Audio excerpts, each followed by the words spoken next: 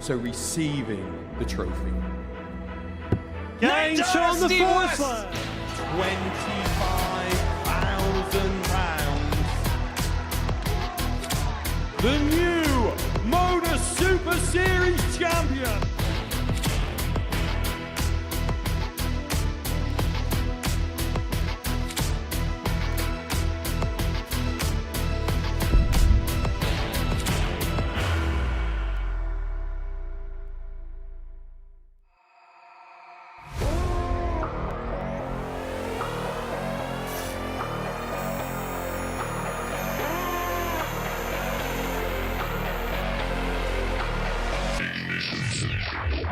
And so is that.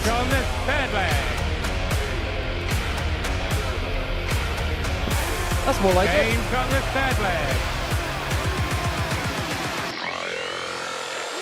Magnificent.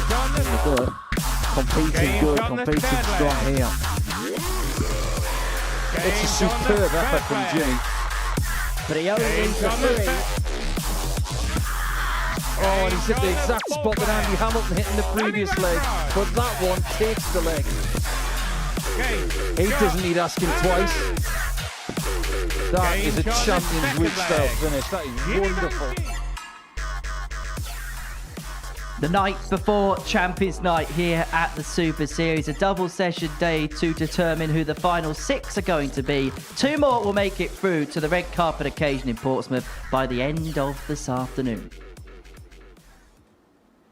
Well, in the NFL, they call the Sunday before the Super Bowl Championship Sunday. You could call today Championship Friday, because by the end of play today, we will know the 6 players that will be playing for that trophy. And it looks like it's going to be a 9th different name on that trophy. Scott Taylor looks like his campaign's going to come to an end, so somebody new will be lifting this come tomorrow night, it seems. Matthew Edgar, Vincent van der Voort are with us once again this afternoon. And look, this is a serious business now, isn't it? We get to Friday, we get to the point where people are going home. Yeah, exactly that. 4 days have come and gone, but it always feels like they've got opportunity. You always feel like you've got another chance. There is no chance today. If you don't get in those top positions, you're going home, which means this is where the big players are going to stand up. The pressure's going to be risen, the adrenaline's going to be flowing. Who's going to react best? Feels a little bit more knockout today, doesn't it, Vincent? Yeah, exactly what Matt says. You don't have a safety net anymore. You have to perform today. Make sure you're in that top spots so you can play tomorrow. It's so important, and well, it's going to be a lot of attention, a lot of pressure, and from the first game on, everything is important now. Well, it's a busy day ahead of us after a busy night last night where Group B got underway, and what a group it was, and some great performances in there. Adam Gavlas and Derek Coulson tied at the top of the table, both with 6 points to their name. Jess Smith and Jurjen van der Velde both picking up a couple of victories, whilst John O'Shea did not get off the mark. Adam Gavlas, Matt, he played well in the week that he won, but it just felt like last night he went up another level, didn't he? He did. He really stepped it up, and he hit the ground running as well, which gives you a lot of confidence. When you go into the first game and it goes almost perfectly like it did, a monstrous average and a great performance, it gives you confidence for the rest of the day. It also makes the other people in the room stand up and be aware of the quality you've got. We know the quality he's got. You know, he's had a tour card, he had a great run at the UK Open, did very well on the youth and the development tour. But when it comes to the night, things can change, can't they? And for Adam Gavlas, he's put himself in a great position going forward into tonight. Set his stall out right from the get-go, didn't he, Vincent? Yeah, he was really good. If you can beat somebody with 106 average, Jurjen had 106 average, didn't get a leg. He was that good, and I think he's playing brilliant. But the only thing you have to wonder now is, can he maintain that form? Because his throw is so difficult. It's so much energy. It costs so much energy, so much concentration. Can he do it today and tomorrow? Well, let's have a look at the numbers from last night's action. And as you can see, Adam Gavlas with the highest running average, but Jurjen van der Velde, Matt, must be a little bit sore today because he played some excellent stuff and yet only picked up a couple of wins. He has, but that's the nature of the beast that Champions Week brings, isn't it? Derek Coulson was a victim to that in Group A. Probably thought he should have won any Group A normally, and you would, just not Week 13, just not Champions Week. Champions Week is all about winning those little tiny moments, because On a normal week, we can separate the players by percentage, and sometimes quite significant percentages. But when we get to Champions Week, it feels like the conversation is just comparing decimal points. And if you don't take those opportunities, those one dart at a doubles, those combination shots, they tend to be the only chances you're going to get. You don't get a second go. Adam Gavlas setting his stall out against Jurjen van der Velde. This 4-0 defeat for Jurjen, the highest ever defeat from somebody to have lost to 0 here at the Super Series. But for Adam, average of 105.47, 4 from 5 on his doubles, and he is going to be a hefty favourite to make it through to Champions Night tomorrow night. Him and Derek Coulson both top of the group with 6 points to their name. But this afternoon we see the culmination of Group C, and it's very tight at the top of the table. 4 players with a realistic chance of making it through. Richard McKe and Scott Taylor cut adrift at the bottom. It's Andy Hamilton and Jimmy Vansky at the top. Shane McGuirk and Danny Van Trijp just a little bit further back. And Andy Hamilton yesterday, Vincent, has to be said, was the player of the day, wasn't he? I think so, yeah. He played amazing. He was really good. We all know how good Andy Hamilton was. We didn't see that form for a long time. But yesterday he looked like him old self. He not only the first match, but he had a 9 average. He was very good throughout the whole day. Maybe the last match was a little bit less, but yeah, you can't knock him for that. However, he's got to get the job done today, and we've seen so far this Champions Week, and there's been a trend from pretty much a lot of the players where one day hasn't necessarily been followed up by another, has there? No, and the danger he's got here is he's got to look over his shoulder a little bit, and he's not got much of a gap. We're talking legs and a couple of points. That can all go in one game. One cycle of fixtures and you could go from top to being out of a qualifying position. So he will be looking over his shoulder a little bit there, but he's just got to concentrate on what he does. But the players that are close to him, Jimmy Vansky, Shane McGuirk, there's some dangerous players there that can hit some big numbers, and I've got plenty of bottle, which is what you're going to need today, a little bit of bottle. What was your thoughts on Jimmy Vansky's day yesterday? I thought he bounced back really good, because he must be very disappointed that he was in Group C. He made it very difficult for himself. But yesterday he started very good, and he's with Andy Hamilton top of the table, so that's really good from him. I think that's impressive that he bounced back that hard, that good, and I think he will qualify today. Well, let's have a look at the odds, see what the bookies think about proceedings today. They do go with Jimmy Vansky as the favourite. But what about Mrs. McGuirk and Van Trijp, Matt? What kind of imprint can they make on today? Well, we've seen what Danny Van Trijp can do, can't we, when we saw him on Saturday night. He can produce in the big game when he needs the big stuff. Shane McGuirk's proven that in regards to his Lakeside run. I think they're probably right to go with Jimmy Vansky as favourite to win the group, but if I had to pick a qualification, I think I'd go with Vansky and McGuirk today. Do you agree with that, or is there somebody else that perhaps takes your fancy, Vincent? I think Danny has a good. Danny Van Trijp has a good chance as well. The 4 of them is going to decide which 2 are going to get through, I think. But it's all on the day now. Andy Hamilton could come out of bed and practice now and thinking, why don't I feel the same as yesterday? And other players can have that as well. The first game will say a lot. This feels huge, doesn't it, Matt? We sometimes see it on a Friday and think, well, this is just another week, but this is something special. You can see the spring in the step of Shane McGuirk on the stage. This is a guy that won the Lakeside back in December, but he knows how important an opportunity this is for him. The whole atmosphere's changed here, hasn't it? You know, when you're sort of mulling around the practice room, the laughing, the joking stopped. It's sort of head down, serious business now, because there is no more opportunities. It literally is now or never. Not only that, the temperature down here on the south coast has gone up, which just changes the atmosphere a little bit. It's like one of those horror movies, you know, it starts raining and it's nighttime. It changes the vibe of the scene you're watching. That's how it's going to feel for these guys today, because the temperature being up is just going to make you feel a little bit more uncomfortable and unsettled, which on a day like this, you want to be as comfortable as possible. How will the heat change things as well, Vincent, today? It is it's an extra opponent. But if you want to be a good dart player, you have to handle the heat, because if you want to become a professional, loads of venues, loads of places, loads of stages will be really, really hot. So might as well practice here then. Vincent, Matt, thank you very much. Let's get into the action then, because come tomorrow night, somebody's going to be getting their hands on that trophy and the £25,000 that comes with it. An opportunity of a lifetime, perhaps, for one. The race for Champions Night is very much on. We're going to see by the end of today who is going to join Graham Usher in Champions Night.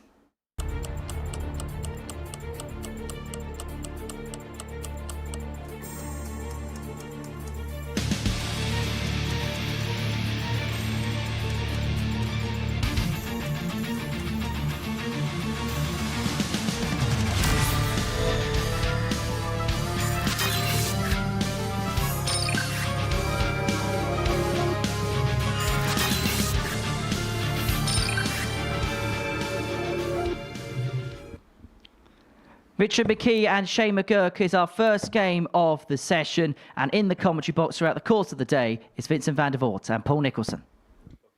Thanks, Henry. This is one of the most eagerly awaited days in the Modus Super Series calendar for sure. Because it's the anticipation, isn't it? It's who will be at the big dance. We only have 3 of them a year. And when it came round to Series 10 and the Champions Night there, it was an occasion. Everybody wants to be part of it, including Richard McKe.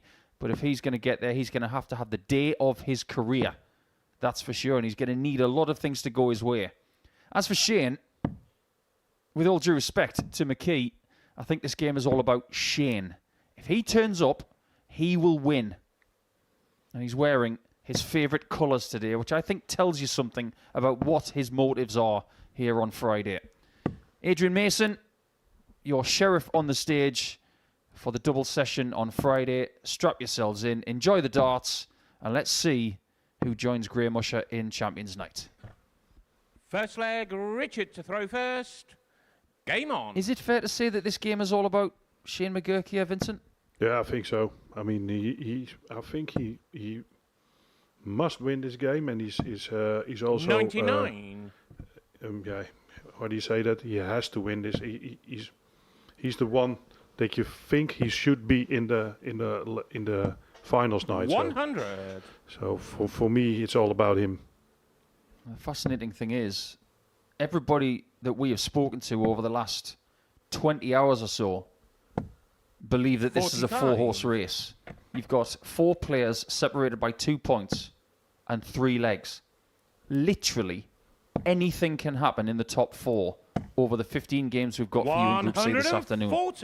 So it's really important to win your matches, but if you lose it by 4-3 or 4-2, the maximum, because then the legs will be in favor of you. And 40. so this is going to be tension on the stage all day. I think one of the biggest aspects of the way the fixtures are laid out is that Shane plays first. 140. But Danny Van Trijp plays twice before Shane comes back. It's about putting your opponents under pressure when you play them, but putting scoreboard pressure Shane requires on the people that you're not playing at the same time. Yeah, there's so many mind games now going on. Some of them feel that the top 2 thinks that they have to defend. The number 3 and 4 think they have to attack. And McKe will think, let him do that. If I win my games, I will get closer to the spots that I want to be in. Game shot in the first double leg. tops don't get any better than Shane that. McGuirk. He's had a bit of a strange week as Shane. Monday, he didn't play well. But throughout the course of the week, he has chipped away and shown glimpses of what he can do. Is it fair to say that yesterday, with an 86 average, it felt like he plateaued a little bit? 100. He just needs to find that extra gear today if he's going to make Saturday. Yeah, I think so. I think 86 is for him is too low. But then again, sometimes you have a good 86 or a bad 86. It's on the moments that you produce your best stuff.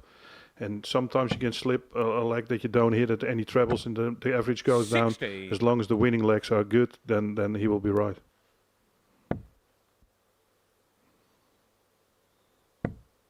Shane did get the victory against McKe in the final game of yesterday.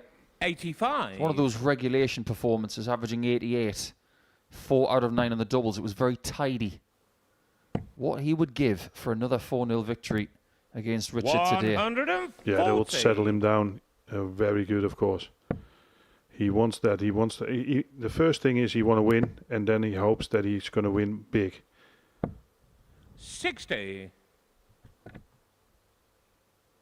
Round 1 games to follow. You've got Hamilton against Danny Van Trijp. And Jimmy Vansky up against Scott Taylor. I wonder 28. what version of him we're going to get today. Yeah, that's very interesting to see. If Andy Hamilton can produce the same stuff, or that he's a little bit off today. I mean, he's not been that consistent 81. for the last couple of years. Not like he used to. So it's very interesting to see where his game is today. Trying to get 133 and succeeding. 133. Richard requires 135. Couldn't have done any better than what he's just done. As for Richard, He fails to get the treble he required. So Shane 49. is trying to repeat Shane what he did in leg requires 1. 40.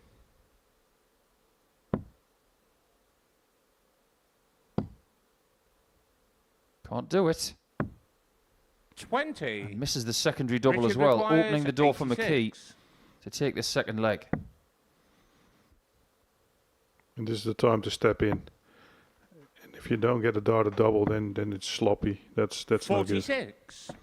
Shane Yeah, requires from that 20. position, you've got to get a dart at the bull at least. Now Shane will feel he's got to be punished for that miss. He didn't look settled on that third dart. That's why he's decided to reset. No And score. he's Richard probably thinking to requires himself, I wish I'd 40. thrown it now.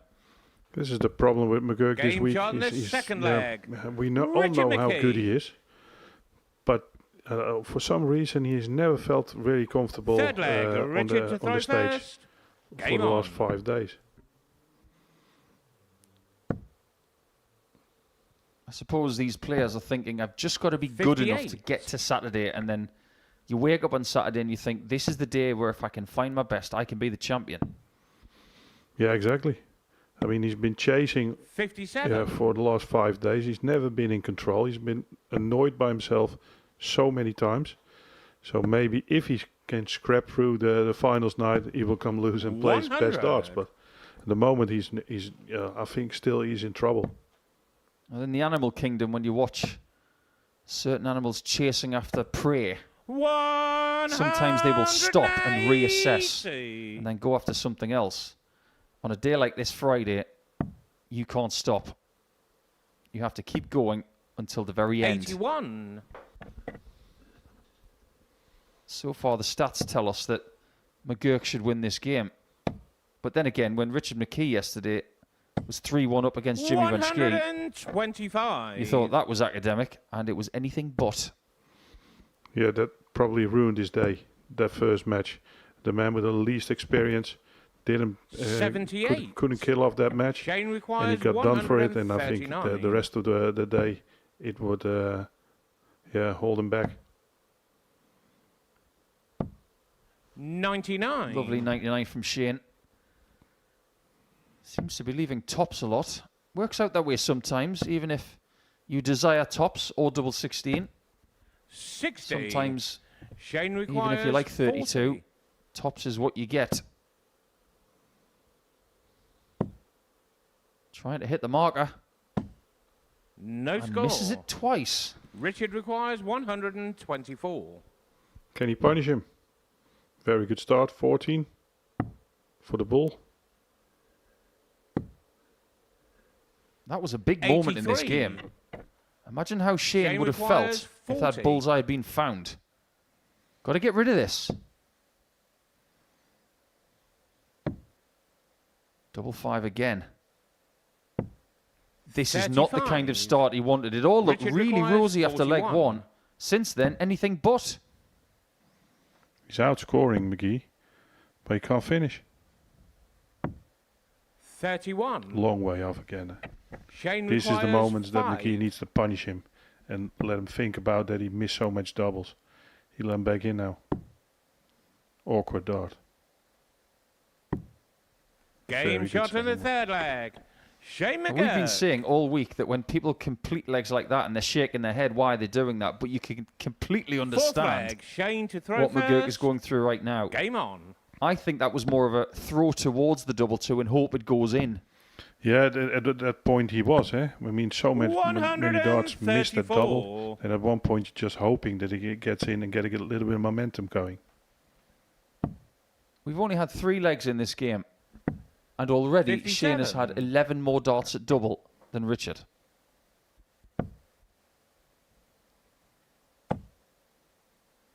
I think it's crucial 97. that Shane doesn't just win this first game, but he also wins the next one because he's got McKe and Taylor first up. And if he can get himself in a really good groove, then he can line up taking out the people that are either above him or around him. Yeah, plus the other ones, they lose then around you. They feel different. You haven't played your best, but you're winning. So that make you feel a little better. yeah, I think the first 2 is a must-win for him. 60. He's definitely Shane outscoring requires McKe. 130. What he could do with is something nice and clean. Maybe a change of plan here. Treble 18 should be the call. That was a really positive effort. 122. Yeah, and a good miss. He went for it and not get it safe or anything. Just get the double 4 in the next shot and try to build the momentum. 122. Shane requires He's 8. done well there to halve his score. Game But Shane's shot got on the other fourth ideas. leg. Best leg of the match Shane there. The most McGuirk. authoritative leg as well. Stamping his foot into the ground and saying, no one's going to take that away Fifth from leg. me. Richard to throw I first. just want to get your opinion Game on. something we raised with Matthew Edgar earlier in the week, Vincent. 60. Did you play anybody in your career that used to have chalk spitting at the board? And how did you feel about it? If it was too much, I thought it was annoying sometimes because the whole board was 45. white. And I think I played in a tournament and I played after Keith Deller. And he always had so much chalk on his hands that the whole board was white. And then 43. I asked the organization to change the board because it puts you off a little bit.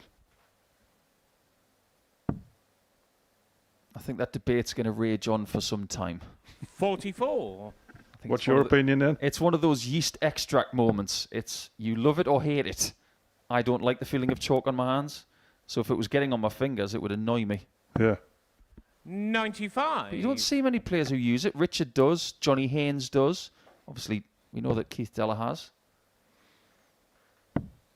Yeah, but the equipment changed so much darts. There's so 46. much more grip on darts, different grips. So yeah, I don't think you need any of the chalk anymore. Just get the right dart for you, and you will be fine.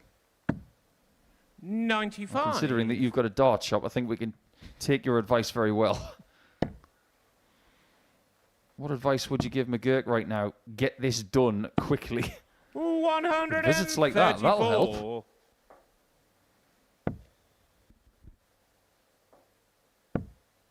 A loss here for McKe, and he is going to be 60. on the chopping block with 2 points as his total and 3 players on 8. That could even be 4 in the next game. He'll be leaving himself with too much to do. 52. Well, that was a nice miss. Richard requires 148. Leaving himself 180. It sounds good. But it is going to be 6 darts for McKe to get this done. 56. But he is displeased. Yeah, you know he had his chances in the beginning of the match, but yeah, McGee is just outscoring him every leg. He's better than him. 140. The reason I said it was a good Richard 12 is requires because when you 92. leave 180, you know you can just line up for tops like that. Oh, that's a beautiful dart. Double 6. 80. That should be the last dart he Shane throws. requires Interesting 40. now. Tops. He hasn't hit that since first leg. Again. I just wonder if that dart slipped out of his fingers there.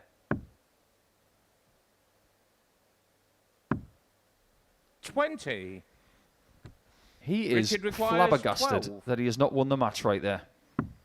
Game shot on the 5th leg. He's still got to win another Richard leg. McKe. You can't ask for much more than having a 2-leg 6th cushion leg. Shane and to 3 throw darts in first. hand to win a match. Game on. No, exactly. And the problem with tops is that you can't avoid it. If you're on 180, you start with 2 trebles. 100. You cannot do anything to leave a double. Yeah, you can make a silly shot like to going for another treble, but you want to leave then with a single, a double, but tops is not working for him. So then you have a problem. 97. Back in the 1980s, I think there were a couple of people who tried to avoid tops at all costs, even going 8 double 16. Eric Clares did that a 100. lot. On 24, 888 and stuff like that, because you always did stuff that you think, why do you do that? 140. I would like to know how old those McKe darts are, because I'm thinking you probably don't have a replica set of those in your shop. I think they look a lot like Robert Thornton's old dogs. Kim Habricks played with the Knult, or what's his name? That's right, yeah. Darts. You don't see them very often anymore. 58. Because they look very grippy, but Shane they're not. requires No, they're not. 167. But for some people, they have the perfect grip, so they never slip out of your hand. So that's everybody has a different dart that suits your hand. 57. And it's very weird what I say now, but it really is. Yeah, this sport is not like golf, where if you're sponsored by a company, they all have the same club head. It's all very individual. 34. Now, what happens Shane here? Do we go the distance, or does 110. McGuirk get this done? He's already missed 3 for the match. Now it's a dart at a different double. 74. Richard Is requires this getting away from 72. Shane? You should go 12 now. Game's on the Well. 6th flag. Things are getting Richard very McKe. interesting, and it's only game 1. Shades of yesterday when McKe was the person who should have won 7th 4 legs to 1 flag, against Richard to try Vansky, first. and Game now on. the shoe is on the other foot. And this is for both players and a very important leg. McKe to get into the competition again, and for McGuirk a must win to stay in touching distance of qualifying. 140. This is how tight this table is. If McGuirk wins this leg, he'll go from 3rd to equal 1st, just by winning a game by 1 leg. 58. He's got to put his foot down here. If he walks away from this game with a loss, Yeah, we'll be he's gonna kicking be himself. devastated. Yeah. That would be a devastating 60. loss. Then you have to wonder if he comes back from that.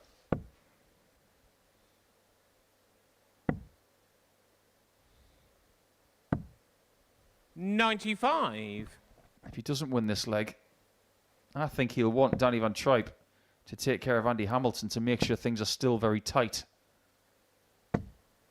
95. The only positives he can take from it is a 4-3 loss. It's not a big loss, but he would kick himself. Yeah, you're absolutely right. The golden rule of Super Series action. 140. Win big, lose tight. Get your 4-0s, but don't lose 4-0. And if you do lose as tight as possible. 60. And he might Richard lose. requires 72. That's the problem. That is a lovely miss. That opens up single to double combination.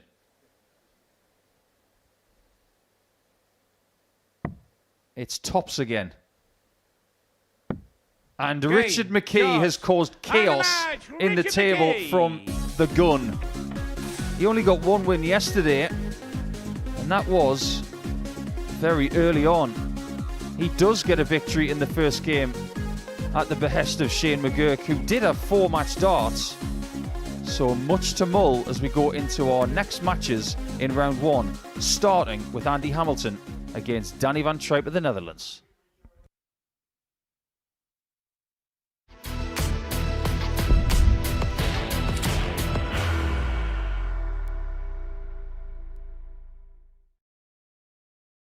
Are you ready to lift that trophy, Darius?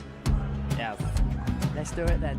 Ladies and gentlemen, your Modus Super Series 9 champion is Lucky D, Darius Lewandowski!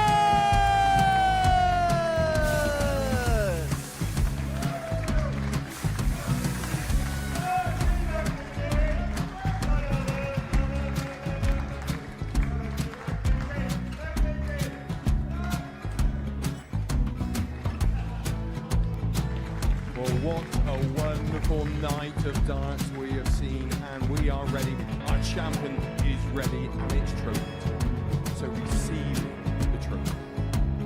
£25,000. The new Modus Super Series champion, the Terminator, Marvin Van Velzen.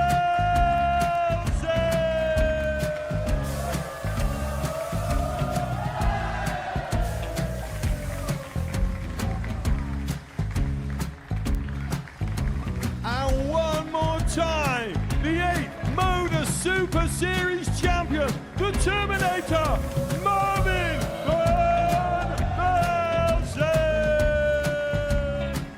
And the new Modus Super Series champion is Andreas Dirty Harrison.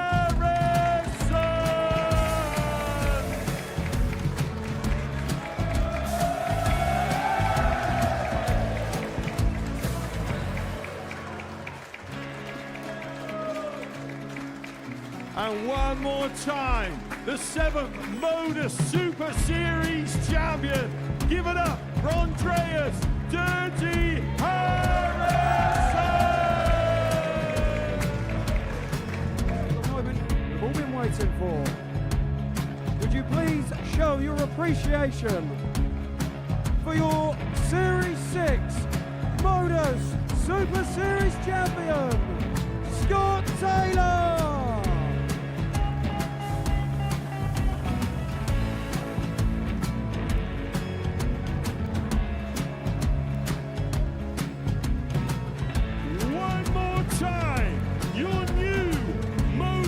Super Series champion. He is Chucky. He is Jim McGuirk. Ladies and gentlemen, your Modus Super Series champion, retaining his title, the Luke Ledlow.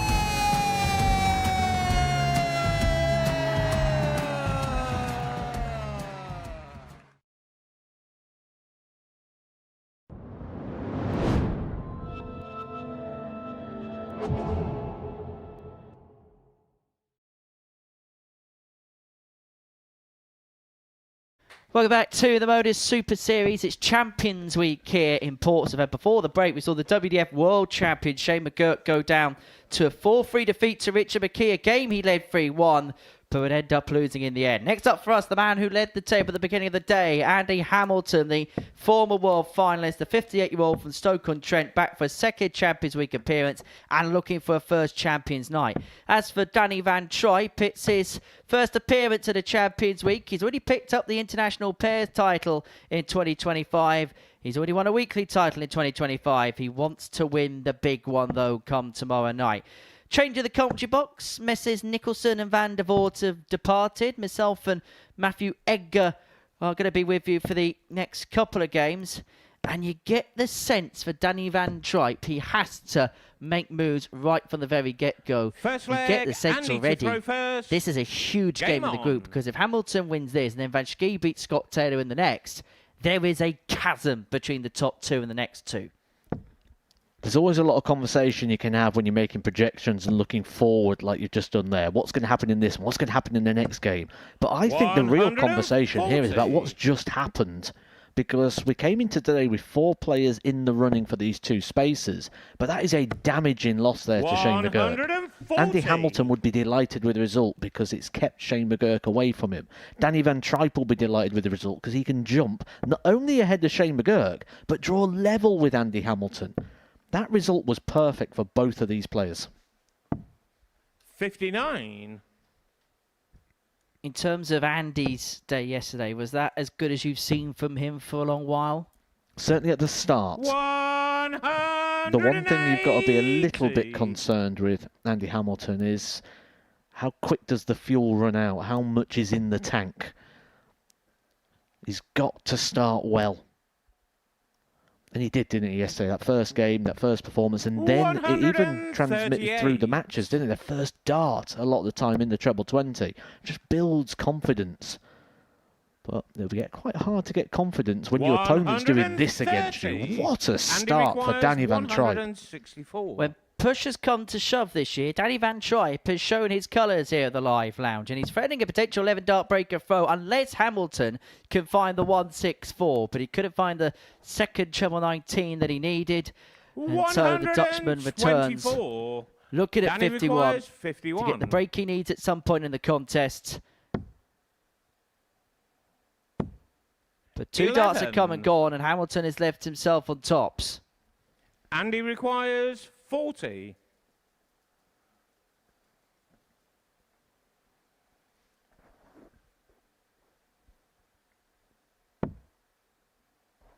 Make that 10s.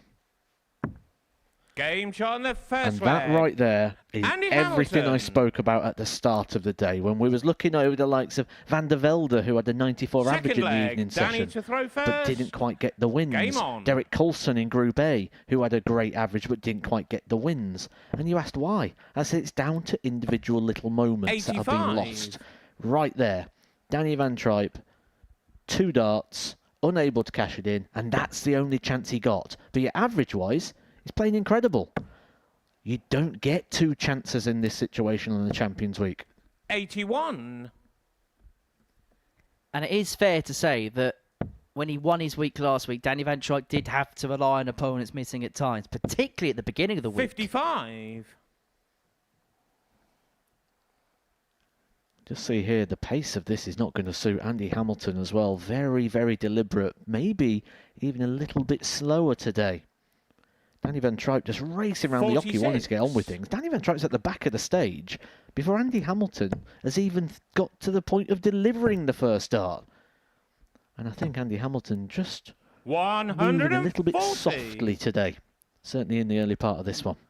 Yeah, Danny Van Trijp looks like he's got the energy of the Duracell bunny once he's had a can of Red Bull today.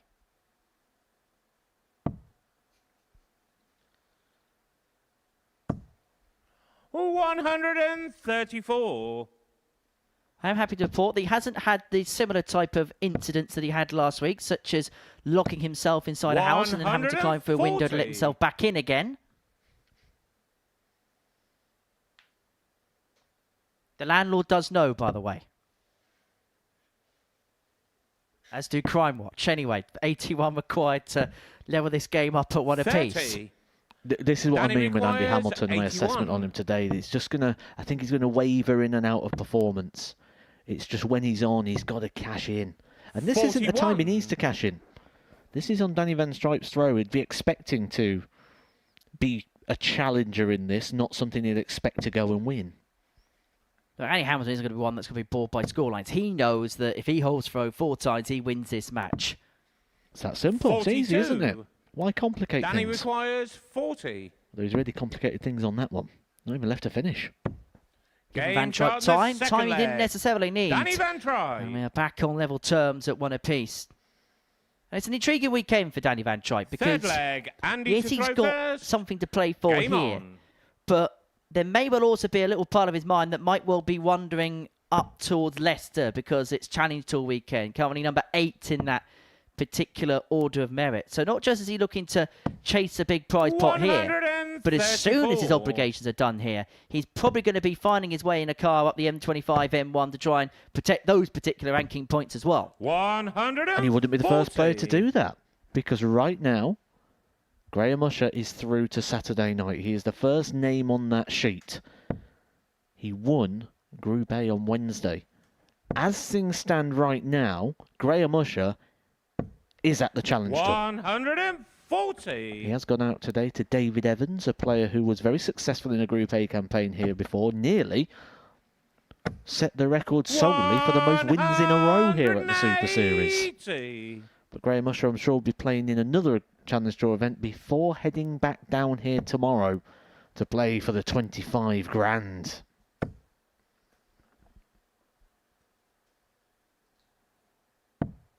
$99. Well, Danny Van Trijp really finding his scoring boots here on the Andy Hamilton throw once again. 45. Andy requires 128. So 1-2-8 for Hamilton to take a 2-1 lead in this contest. Another one of them. Well, then of course for the treble 14. 88. We'll see Van Trijp here to take out Danny the 136. requires Remember, he had a couple of opportunities to break the throw in the opening leg, did the Dutchman. He's not going to get one here. And for the second time on throw in this match, Andy Hamilton has left himself on 100. tops after just a dozen darts Andy thrown. requires 40.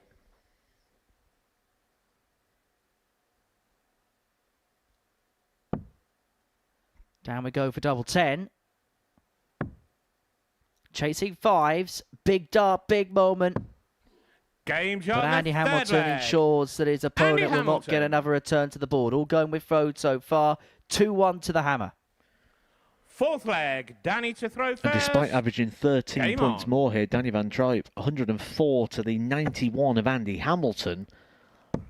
We've got to 100. micromanage here, haven't we? We've got to look at why that is. We've got to look at these little key moments, because this story's coming up a lot on Champions Week, as it will normally do so. Leg 1, 2 darts to break, misses it. Leg 3, the one just there, 181 left. He hits 45. That leaves him a 136. He needs 2 trebles to get a dart at a double. Even just a straight 60 in that situation gives him a much 100. better shot. And it is a week where playing well does not yield success. Just ask Jurjen van der Velde last night, averaging 106 and then getting pummeled 4-0. Henry Deacon, the oracle of Super Series knowledge. How many points do you think is going to qualify 100. through Group C? I think someone could get through on 12. I tend to agree with you. 12 decent legs difference could get the job done, because I just see the top 4 cancelling each other out. I think the big mistake, and I mean this with no disrespect to Richard or Scott, but I think it could be a defeat to one of them two, because they're that far detached at the bottom of the group, which really could be the undoing. And Shane McGuirk's already done that so far today. He's got some real 100. problems here, particularly if Andy and Jimmy win this. He finds himself in the lurch a little bit. Not just has he got to complete the card for the rest of the day, but he's also got to hope somebody, simply put, messes it up. And Scott Taylor, we know, he's a series champion. He can cause plenty of twists and turns for the players. But this, 145. for one of the Danny rarest requires spotted legs you'll see, 101. the 5-ton leg. Something you think you'd see quite a lot, isn't 61. it? 4 tons and the 101 checkout. Andy requires 65. Once upon a time, we'd say that's a good leg. Now it just feels something mediocrely par for the course. This for the breaking 3-1. 2 darts at Tots of Hamilton.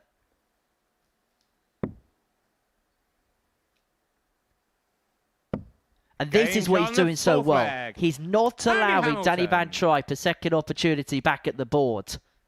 3 from 7 on his doubles, but Fifth leg, something you Andy to talk throw so first. much about Game on. is visit functionality. And whenever he's had an opportunity at the board, he has tended not to come back without there being the leg in his leisure. Andy Hamilton has always been heavily respected as one of the greatest match players. 27. And that's all this is right now, just winning the moments, managing the game. You don't need to win every 100. single moment. Just win the key ones. And right now, all those key exchanges, Danny Van Trijp's come up a little bit shy. You can make an argument that so far this week that has been the story. I know he won his last 3 games yesterday, but 99. just when you felt like things have mattered, he's just been found wanting a little bit. And let's look at this from the 140. perspective now of Jimmy Vansky for a moment, who's going to come up in the next game against Scott Taylor. He's already seen one of his rivals, Shane McGuirk, just behind him, lose. If Andy Hamilton wins, the 2 chasing players, or the nearest chasing players, could both lose, and the gap between the qualification players could really be extended. 180. As Andy Hamilton fires in his first maximum of the game. Well, Van Trijp needs to fill it up, and to his credit, he does. 180. Well, we saw Jurjen van der Velde lose 4-0 with an average of 106. Danny Van Trijp's currently losing 3-1 with said average.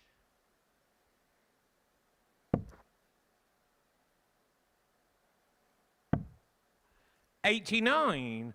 But he has Danny got a requires potential break-back 81. opportunity. He has to break Hamilton twice if he's going to win this game from this point onwards. But he's chased the treble there. And consequently has paid the price. 35 remaining. 49. Will return for double 16. If requires Hamilton cannot take out this 106 to get the job done. And he should get a match start from here. Will get a match start. Double 16. For a huge Game, win for the shot, Hammer. and the And that match, could be a Andy hammer blow to Hamilton. Danny Van Trijp's hopes of making it through to a first Champions night. A warm embrace between the pair at the end of it, but Danny Van Trijp will feel rather solemn after that. And the gap may well be beginning to appear between the top 2 and the 2 thereafter. Defeat for Shane McGuirk in the first. Defeat for Danny Van Trijp in the second, despite averaging just under 104. Andy Hamilton moves on to 10 points. Jimmy Vansky can do the same if he beats Scott Taylor next.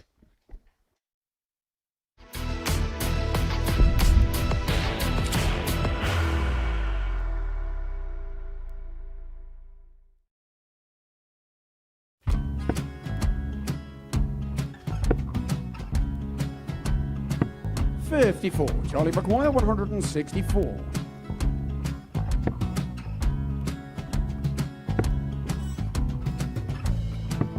$44.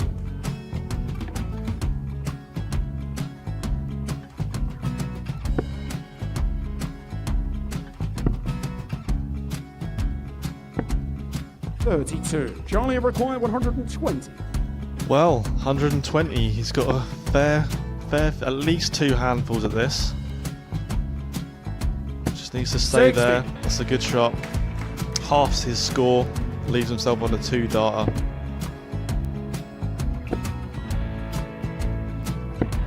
$26. Charlie Time on his McGuire, side 60. to become back-to-back singles champion.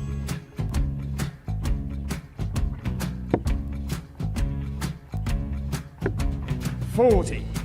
Definitely a couple of nerves in those last 2 darts. But he'll be coming back. The moment he's been in before this situation. Standing at the back of the 81. stage, Charlie approaching the McGuire, Yoki with a 20. chance to win the title.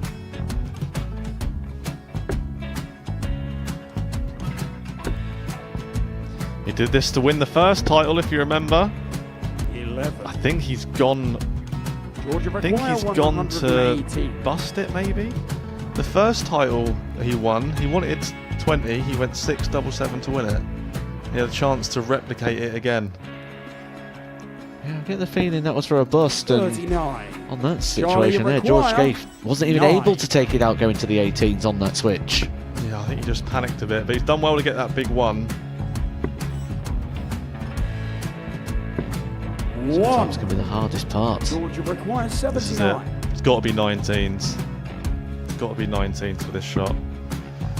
Big 20 and a double. He's got the first one. He's going to get a match dart here.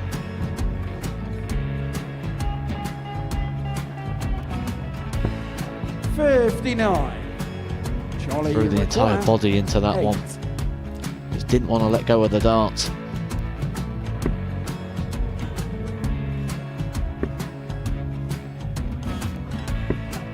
No score. He's given George a chance. Georgia McGuire, 20. I think George has been quite good on double 10 today. So many opportunities for Charlie Murphy. Go Couldn't get the gets job it. done. Got in the match!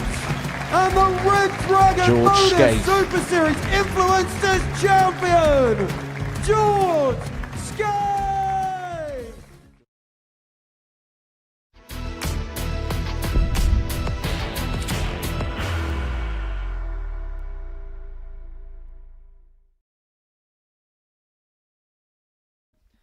Welcome back to the Modus Super Series, where before the break we saw Andy Hamilton get the better of Danny Van Trijp by 4 legs to 1. That despite Van Trijp averaging just a shade under 104 in that contest. It moves the hammer on to 10 points. Jimmy Vansky could do exactly the same if he gets the better of Scott Taylor here, the 31-year-old from Breda in the Netherlands, a former runner-up here. Looking to go one better come tomorrow night. Up against Scott Taylor, the man from Bolton. Well, he was a bit of a wanderer yesterday, wasn't he? And he was stranded to the bottom of the table.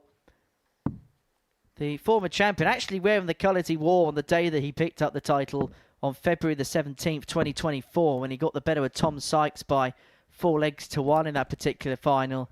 But I'm First sure leg, that those Jimmy to happy throw memories first. are Game perhaps on. the furthest away in his mind right now. As for Jimmy Vansky, wearing his Dutch colours,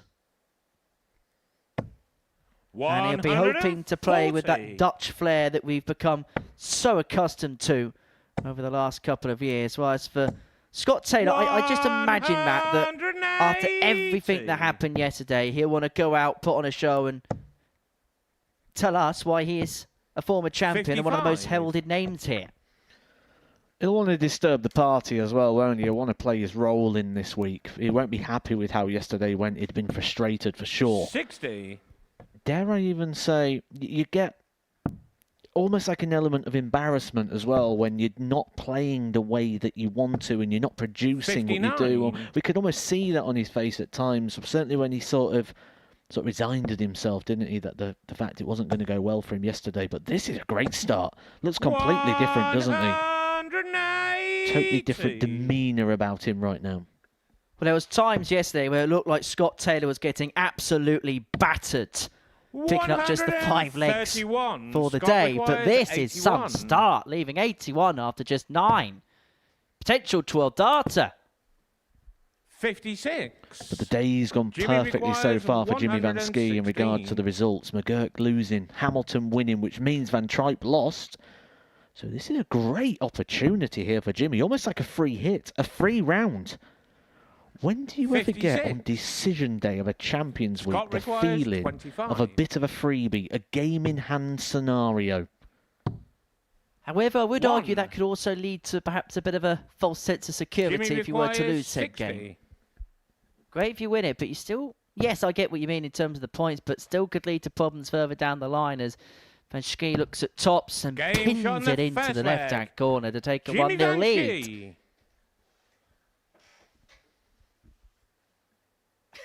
Second leg, Scott to throw Don't first. punch that camera, Scott. It's Game worth on. a couple of quid.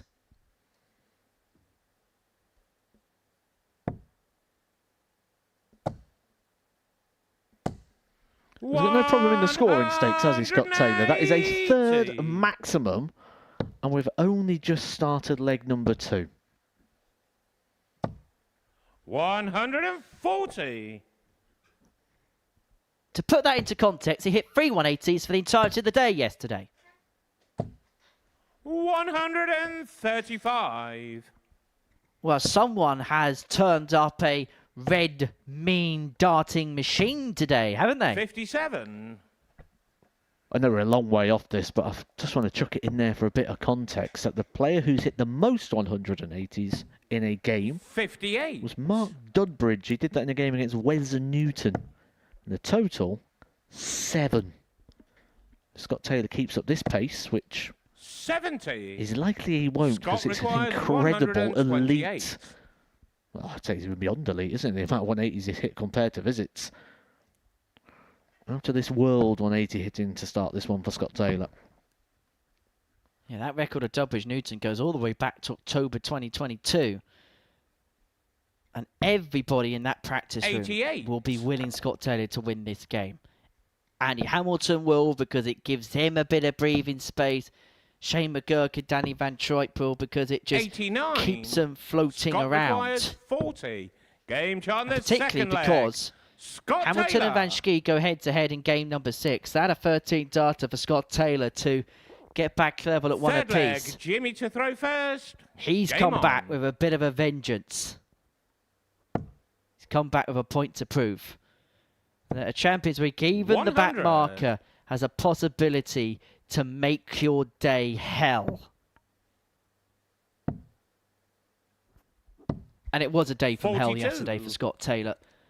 Completely uncharacteristic to everything that we've come to expect from him. Average for the day of 75.62. 58. 3 180s for the session. His highest average yesterday, 81.11.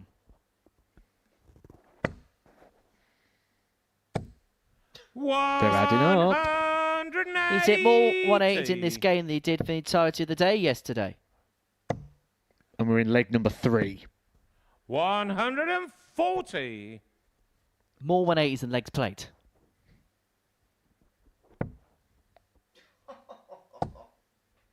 Yeah, just give it the 180. 180. That record's in serious threat here. That's 5 now for Taylor. And you do feel the way this game's 97. going and the way Jimmy Vansky's Scott playing, that requires you're 99. probably going to get quite a lot of legs. Jimmy Vansky looks almost stunned. 59. Because if you remember this game Jimmy yesterday, requires 106. Scott Taylor looked absolutely all over the place, and Jimmy Vansky was trying his best just to keep himself together. But he may well be hit off the canvas by Scott Taylor here if he's not careful. 46. And you get to a point Scott when you're Jimmy, you think requires he's not going to 40. keep missing these chances. He's going to start taking them some point soon. But that time is not 30. now. More frustration. And I think this is probably more frustrating for Scott Taylor than Jimmy it was yesterday. requires Because 60. yesterday, nothing went well for him. Today, scoring, unbelievable. When it comes around to moving around the board or trying to take out the leg, struggling. 20. But he's going to be presented with a chance, and them 2 darts at tops weren't Scott even close requires for 10. Jimmy Vansky.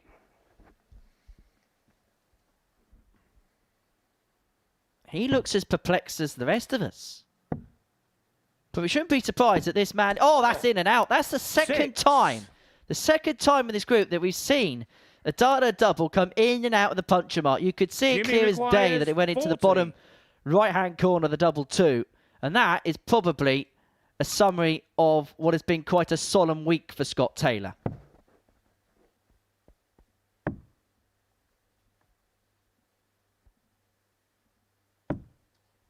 No He's score. getting a reprieve.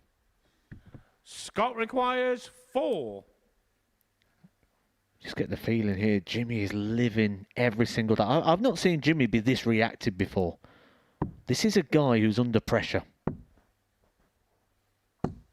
Whereas Scott Game's Taylor's on got the absolutely third nothing leg. to lose, but he's winning this Scott game by 2 legs to Taylor. 1. Is there also a possibility with Jimmy, the fact that he would have seen the Fourth results the leg, way they've Scott gone? to They throw played first. into his hands Game on. perfectly. Can he almost be found guilty of maybe trying to force the issue a little bit too much because he knows 55. what could happen consequently if he wins this match? 100%. He is trying too hard right now. Just needs to be natural. Needs to be fluent. 44. You start trying too hard and then you try and be robotic. You try to make sure of something. You need to throw and propel the dart. You can't 96. place it in the board.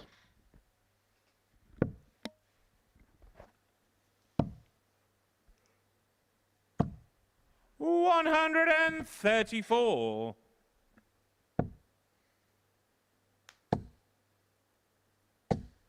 $140. Scott's one of those players that's got to play with a bit of an edge. 35. He's got to channel that aggression, and when he channels it well, he is a dangerous commodity. And you could tell he was getting frustrated, but it felt like it was frustration beyond the point of boiling over. But right now, he is channeling 140. everything perfectly. Jimmy's finding nothing. He's even losing that line a lot, isn't he, on that 78. first dart? The dart kicking Scott across. requires 70. Jimmy's feeling it this morning. Well, Scott went in for a closer inspection, realised it was only in the single, and so 1 dart at tops was Game all he shot in the needed to fourth win leg. that leg. Scott Taylor. Well, I tell you what, there's a plot twist and a half this morning, isn't there? Shane McGuirk losing Fifth his leg, opener to Jimmy Richard to throw McKe. first. Game The on. only person for whom it's going to plan for right now is Andrew Hamilton. And even this game's going to plan for Andy Hamilton, isn't it? Because it just opens that gap 135. and gives him some breathing room. Was one of the outsiders of the group before the dart was thrown, 81. and right now is looking like an odds-on favourite. Well, this morning he must have saw a rug and a genie, and all of his wishes have come true. It's a carpet, Henry. 140. The magic rug.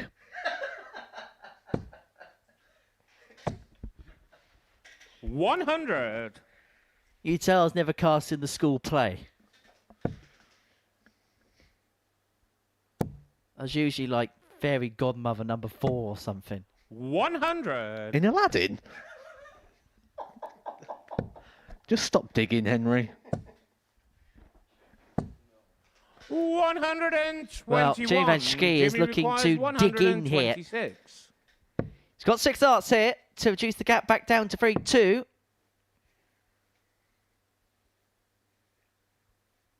And a much-needed leg without much by way of opposition as well. 94. Leaving himself on 32 after a dozen to reduce the gap back down to 1 and to force Scott Taylor to serve it out in the next. 100. Jimmy I requires think he had full clarity of 32. mind there. Scott Taylor would have switched downstairs. Maybe he thinks Jimmy Vansky's going to take this. And he Game's does. on the 5th leg. But there was indication there that a chance Vansky. may arise for Scott Taylor. Jimmy Vansky only 1 from 7 on the outer ring until then. 6th leg. Scott But to maybe a throw little first. insight into where Scott Taylor Game is right on. now. It felt like a bit of a throwaway, that last start.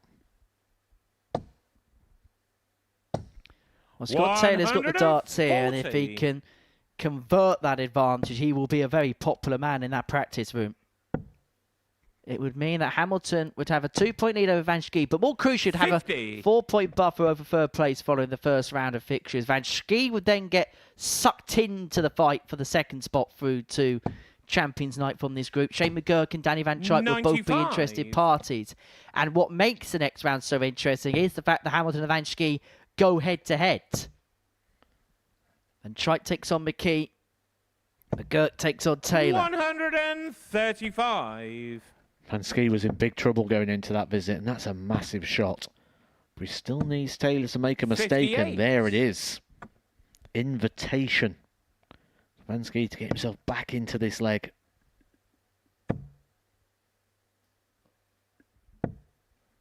Big 85. find with the last just to keep himself interested. But Scott Taylor here, 6 starts from 208 to get what will be a first win of this group, but more crucially, a defeat, which causes Jimmy Vansky all sorts of problems. And did you see that almost 123. nod in resignation there from Jimmy in the background? Well, there's 2 players playing the same game, but for 2 completely different reasons. Scott Taylor just wants to win because he wants to win. Jimmy Vansky needs to win. 96. Scott requires 85. And win is what Scott Taylor may well be about to do. He's got 2 darts at double top, 2 10s. 65. Doesn't go. Well, Jimmy requires when Jimmy Vansky made it through to the grand final of Champions Night, part of his run was reliant on big finishes at crucial moments. And you get the sense this is another one of them. But he's not going to get a secondary dart to at least give himself a poke at the bull. 41. And so Scott Taylor will come back looking at Scott double 10 requires to 20. complete a 4-2 win. The former champion looking to get the better of the former runner-up and derail his hopes of making it through to another Champions Night. Double 5.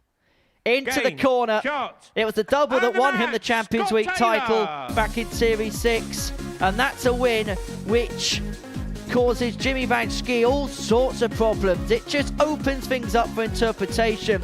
And following the first round of fixtures is Andy Hamilton, who holds all the cards. 4 points clear with third place at the table. And the race for that second place is very much on. After the break, Danny Van Trijp takes on Richard McKe.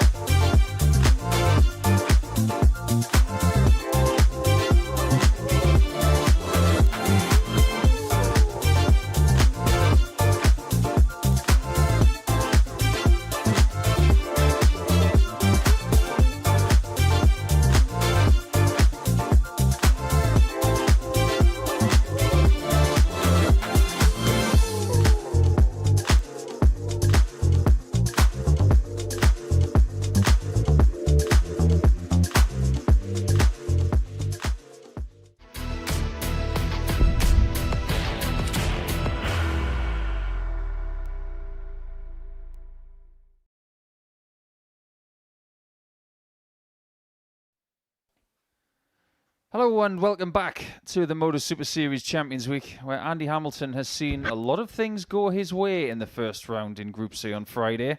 Today is the day that we punch the tickets for the remaining 5 players into the Saturday Spectacular in Series 11. Where Jimmy Vansky and Shane McGuirk have stumbled, as has Danny Van Trijp. So Richard McKe and Scott Taylor have done Andy one heck of a favour, or should I say 2 favours. But as we come into this 4th game, Danny Van Trijp is now very much on the chopping block once again. However, his output against Andy Hamilton was almost 104 as an average. Only got 4 darts at a double. If he can play to the same level, I'm sure he will cause Richard all sorts of problems here. Richard at 4 points in the table. It doesn't look as bad for him right now as it did at the start, because he's only First 4 leg, points Danny behind to throw with first. 4 games to go. Game on. Is there any chance that Richard McKe could pull off the impossible today, Vincent? Yeah, of course. He just needs to keep winning. He knows he doesn't have, like Andy Hamilton, he can lose a game or 2 maybe. 139. But he has to win everything and then see where he's end up. But I think if Van Trijp just plays like he did the first match, he will win this match. 58. Even though he did lose that first game, he looked a lot more relaxed than yesterday. Yeah, you could see yesterday, the first day, again, maybe a little bit of tension after the 100. last week win. Expected maybe a little bit too much from himself. And he needs to settle down. And maybe today he's a lot more calm. He had, of course, he lost to Hamilton with it, but he played well. So he should take the positive out of it. 140. As for Richard, that 4-3 win against McGuirk, I wouldn't be surprised if Shane and Richard didn't share many words for about 10 minutes after that match. 44. Shane will return in the next game against Taylor, and Shane now has the information that Taylor has turned up today. So if anybody's going to make their way through this table, it's not going to be done 95. very easily at all. And you wouldn't expect anything less in Champions Week. No, it's getting closer to each other now. And if Andy Hamilton wins 43. his next match and the match after, you're going to be playing for one spot, but with 4 or 5 players. And yeah, that's very exciting to watch. 100. Andy's next game is at the end of this round. And he's got Jimmy Vansky. 101. Maybe the deck is stacked against Richard requires the tall Dutch players 108. in this group. But there's still enough time on their side.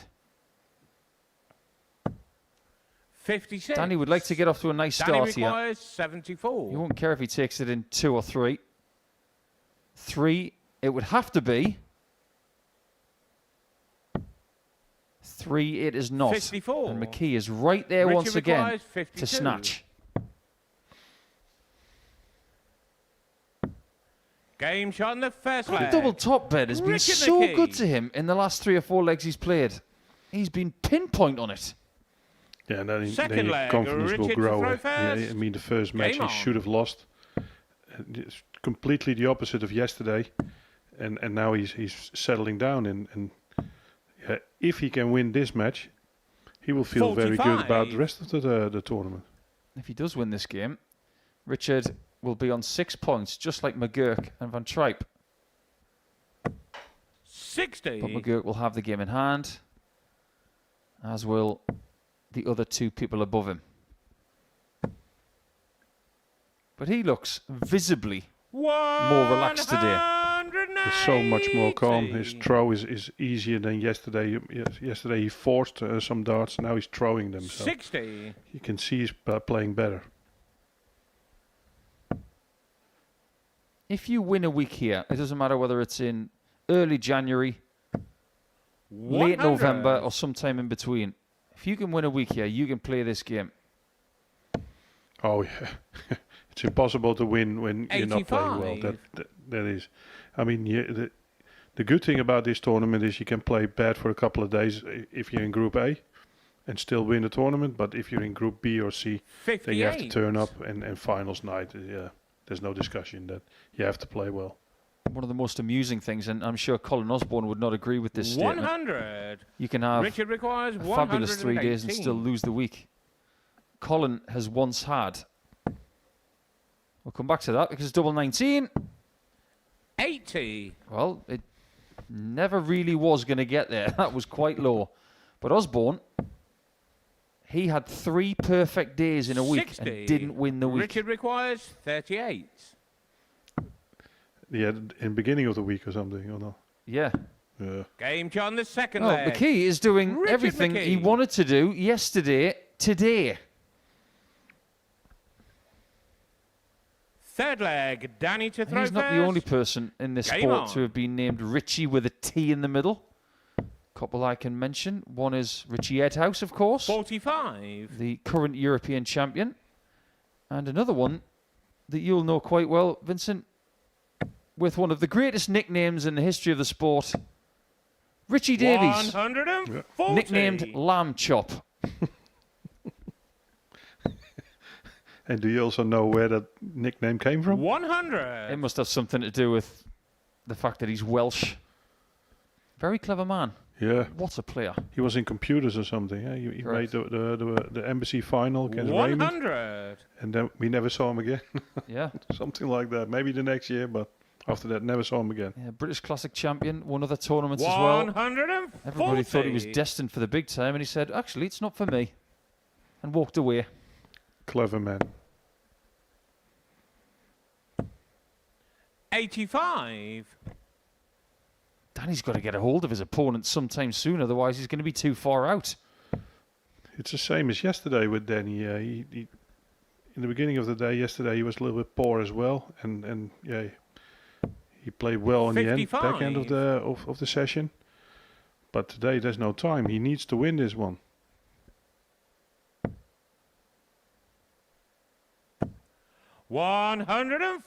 His darts might be going all the way into the board, and we 161. can't see the points anymore, but boy, is he playing well. Look at a shot like this. 119. I think he needed that. Richard requires The way Richard's 36. playing, he can't wait to get to the hockey. Great marker. 18. Can't find it. This is the moment Danny for Danny to requires step in 42. and get back in the match.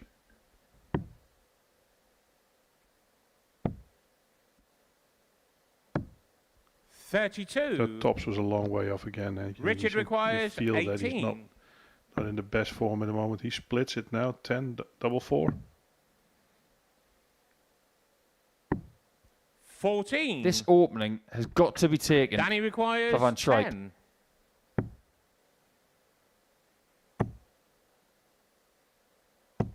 He's found Game it. shot on the third leg. Big sigh of Danny relief. Van Trijp. Could have been a lot worse than 2-1 down. And this just Fourth leg, a Richard couple to of the throw match first. a couple Game of leg on. darts miss could change this whole game. You saw that in the first match of McKe against McGuirk. Missed a couple of 60. match darts, game turned around, and McGuirk lost it. And when they played yesterday, 85. Danny won by 4 legs to 2. What he would give to win the next 3 legs to repeat that trick. 86 average was good enough. His doubling yesterday against Richard was very good. 4 from 6. 43. Yeah, those are numbers you want every time. How many matches you lose in your life that you miss so many doubles and you think, 100. how did I lose that one? We always seem to remember those games a bit more, don't we? Yeah, I do. That's for sure. 84. And every time you win, when you get match darts against you, you seem to forget that one. That is normal. Is there one match that really sticks out for you more than any other when 60. it comes to missed match darts? Yes, one of them that I was really gutted about it. I think it was the UK Open. I lost to Christian Kist. I had so many match darts. I was so much better in that game, and I lost. And I told myself then 60. I will never lose to him again. I was so annoyed about it, and yeah, I haven't lost since. So Oh well, kept my word. kept your promise. 81. And you? UK Open. 2012. Dennis Ovens 140. missed 10 match darts Richard requires over 4 legs. 156. That one still stings to this day, amongst some others, like the World Cup final. 43. And 3 Danny match darts requires against Wes Newton, the 56. European Darts Trophy. That one stung a bit. Who's doing the stinging here? 46. It might be Richard McKe. Richard requires 113. You see, one moment he's averaging 95. He missed a couple of darts on double. Next leg he doesn't score, and now he can hurt Danny van Trijp. That's how quick the game can shot change. in the 4th leg. What an amazing finish. Richard McKe. What a moment.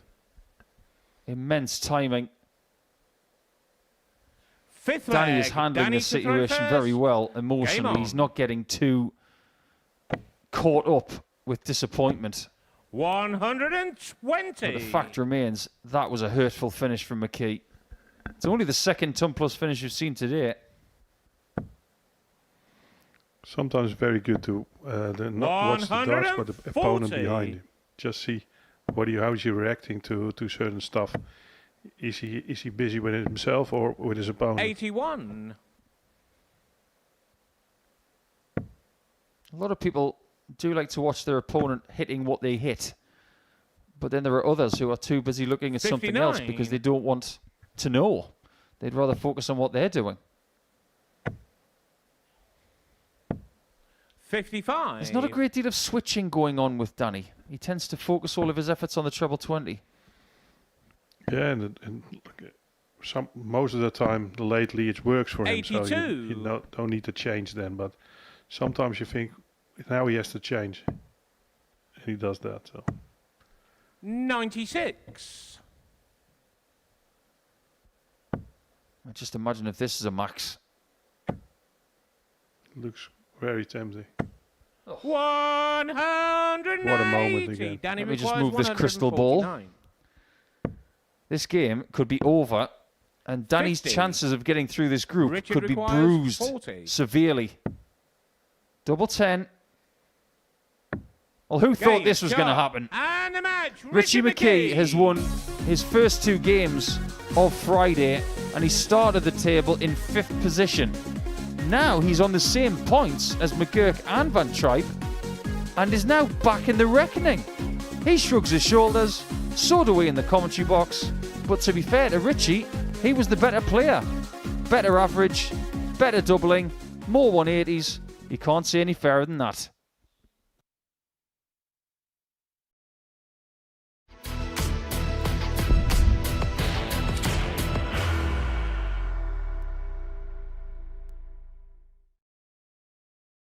Are you ready to lift that trophy, Darius? Yes. Let's do it then. Ladies and gentlemen, your Modus Super Series 9 champion is Lucky D, Darius Lewandowski!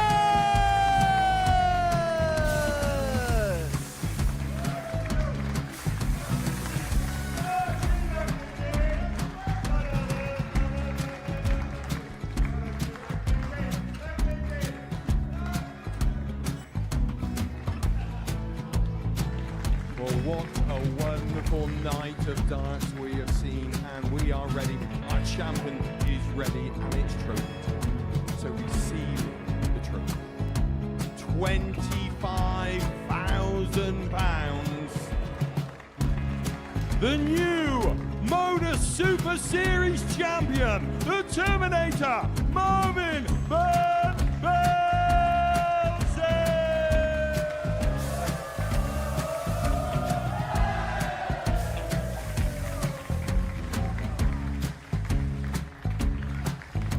And one more time, the 8th Modus Super Series champion, the Terminator, Marvin Van Velzen. And the new Modus Super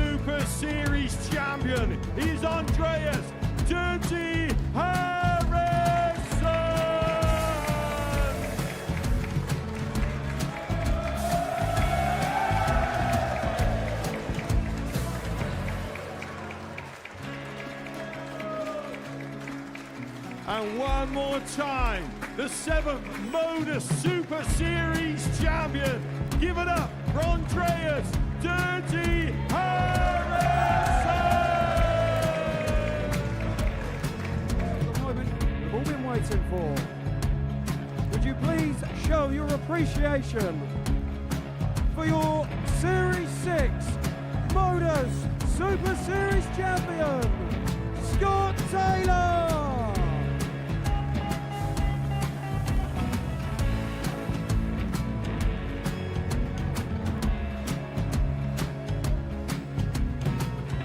One more time, your new Modus Super Series champion. He is Chucky. He is Jim McGuirk. Ladies and gentlemen, your Modus Super Series champion, retaining his title, the Nuke, Luke Ledlow!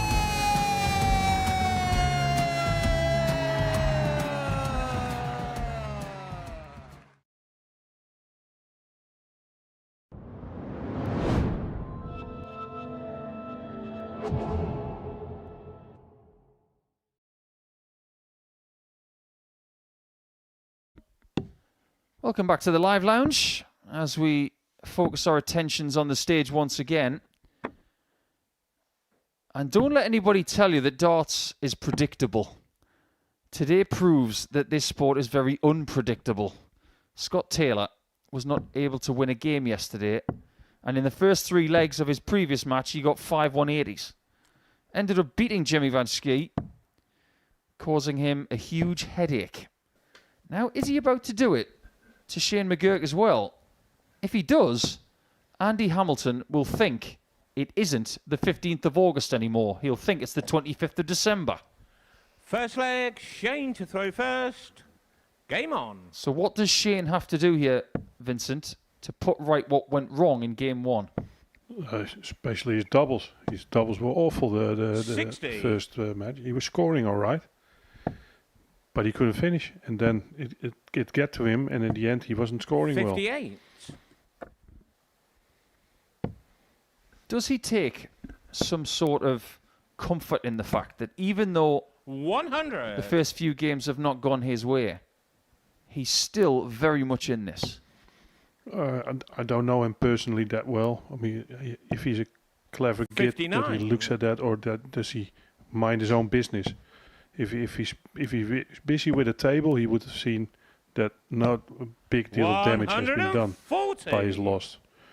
But if he's just somebody who's hanging on and thinks, oh, I lost 2 points and he stayed too long in that 95. negative vibe, then it could hurt him again today. Now, As you can see, Richie is on 6 points 140. with McGuirk. And Van Trijp is in the middle, courtesy of very different scores.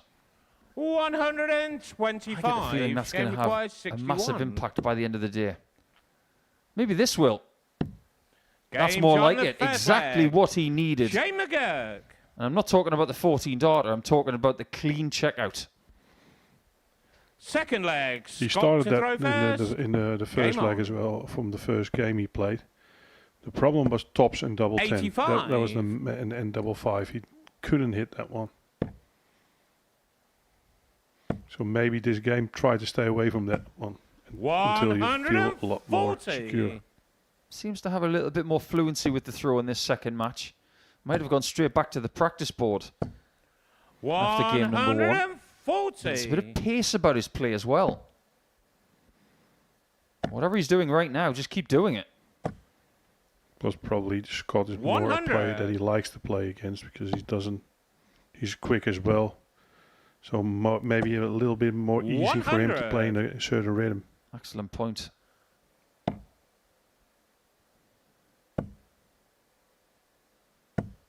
Whether the players say it or not, there's always someone that you enjoy playing because the pace suits you perfectly. He was thinking 180 there. 136. And then he thought, oh, actually, I don't need that. 121. But a very good shot. Put the pressure straight on back on McGuirk. Oh, Game what from the pressure. second leg. Astonishing shot. Shane McGuirk. Shane McGuirk has turned up in game 2. I think he enjoyed that one. Third leg. Shane to throw first. Game on. Darts is bewildering, isn't it? First game, 3 out of 21 on the doubles.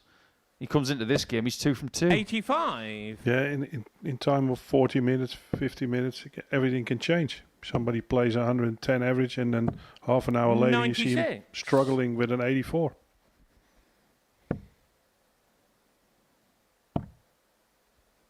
That's how you beat people. 96. Don't give them a shot at a double. That's a very wise lesson. I remember I once played Phil Taylor in Germany at the old Jerry Weber Centre. Oh, Where they yeah. have In tennis Halle. there. Yeah. Great arena in front of 3,500 people. Massive crowd. Phil beat me 9-1. Give me one shot at a double. One. 140. And what McGuirk is doing to Shane Taylor right requires now 140. is explosive. I wonder if that is a good dart for him. 100. I think he's better off sitting on tops than being possibly on double 5. Yeah, maybe, yeah. Yeah, now we can see how if he 82. practices on tops Shane in the requires practice room and how 40. confident he is of hitting this. Game on the third leg. Shane McGuirk. Say no more. This game is quick. 4 minutes and 13 Fourth seconds leg. for 3 Scott legs. to throw first. Game on. And 115 average, yeah. If he goes berserk here, 99. he might even get close to the quickest game we've ever had of 5 minutes 38. Well, I hate to shoehorn this in here. 100. I know he's called Arrow, but I'd actually give him another nickname because it rhymes with his surname. I'd call him Berserk McGuirk. This game is going berserk. 180. Shane is averaging well north of 110. 134. And Scott Taylor hasn't had a dart at a double. He's averaging 106.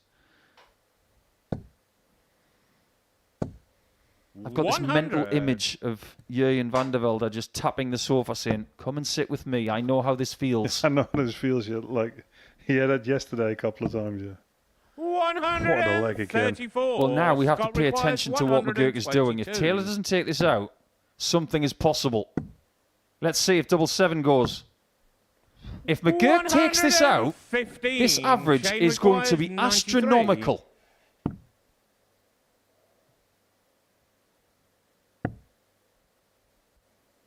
He can't. 53. That Scott could have been as high as Van requires Trijp's on Saturday night. Yeah, and drops 4 points. The average. Game shot. Hasn't the won the fourth game yet. leg. Well, Scott Taylor. I love it when a dart player keeps looking at the double they've just hit. As Fifth if to say, leg. yeah, I'm Shane the to throw boss. first. Game on. And right back at you. What a game. 100. This is befitting any week. yeah, if you see McGuirk play like that, you wanted to see more often of him. Eh? He's been very in control of everything, try to keep as 100. neat as possible. But now you can see he's more energetic on the hockey. His first start has just been electric. 85. He walks faster, he feels more confident. He's in a very good place at the moment. A loss for Scott Taylor, 51. and that would rubber stamp his exit. And unfortunately for Scott, it would be him missing out on Champions Night from a Champions Week for the first time. 140. He is 3 Champions Weeks in to his career and has made it 3 times 96. to the final day. This time, it's not going to happen.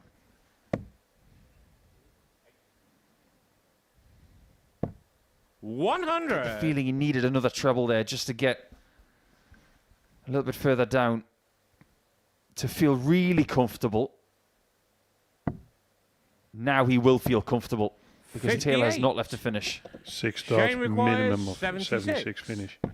Yeah, and he should be all right. Awkward dart. He went for. I don't think that on purpose. Well, That was not part of the plan. That was Game. shot. What a performance from And the Shane match, McGuirk. Shane McGuirk. This is how good he was on doubles in that game. He actually hit more than he needed to.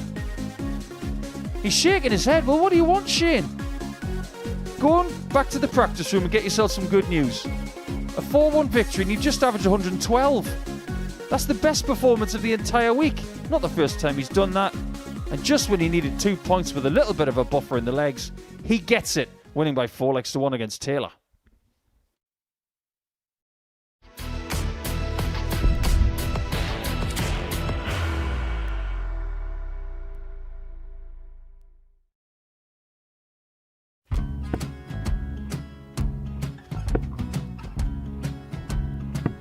$54. Charlie McGuirk, 164.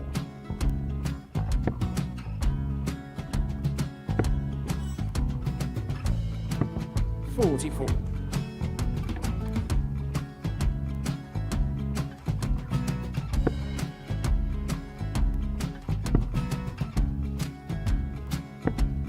$32. Charlie McGuirk, 120. Well, 120. He's got a fair, at least 2 handfuls at this. Just needs to stay 60. there. That's a good shot. Halves his score. Leaves himself on a 2-darter.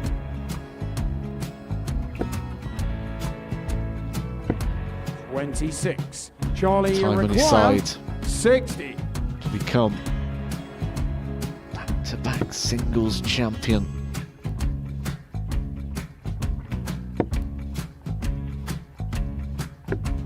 $40. Definitely a couple of nerves in those last 2 darts. But he'll be coming back. It's a moment he's been in before this situation. Standing at the back of the 81. stage, Charlie approaching the McGuirk, Oki with a 20. chance to win the title.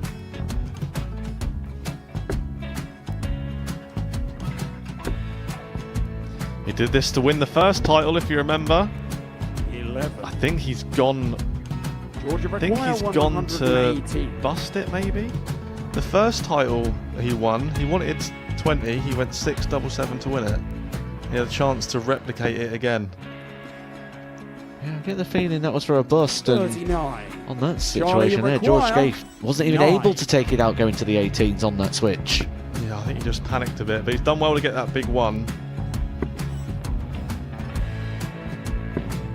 Sometimes can be the hardest part. Georgia McGuirk, This is it. 79. It's got to be 19s. It's got to be 19s for this shot. Big 20 and a double. He's got the first one. He's going to get a match dart here.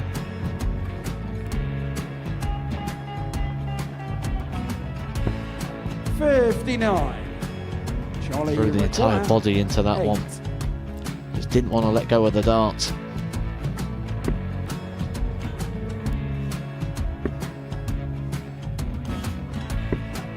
No score. He's given George a chance. Georgia McGuirk, 20. I think George has been quite good on double 10 today. So many opportunities for Charlie Murphy. Go Couldn't get the job it. done. Got out the match! And the Red Dragon George Modus Skate. Super Series Influencers Champion, George Skate!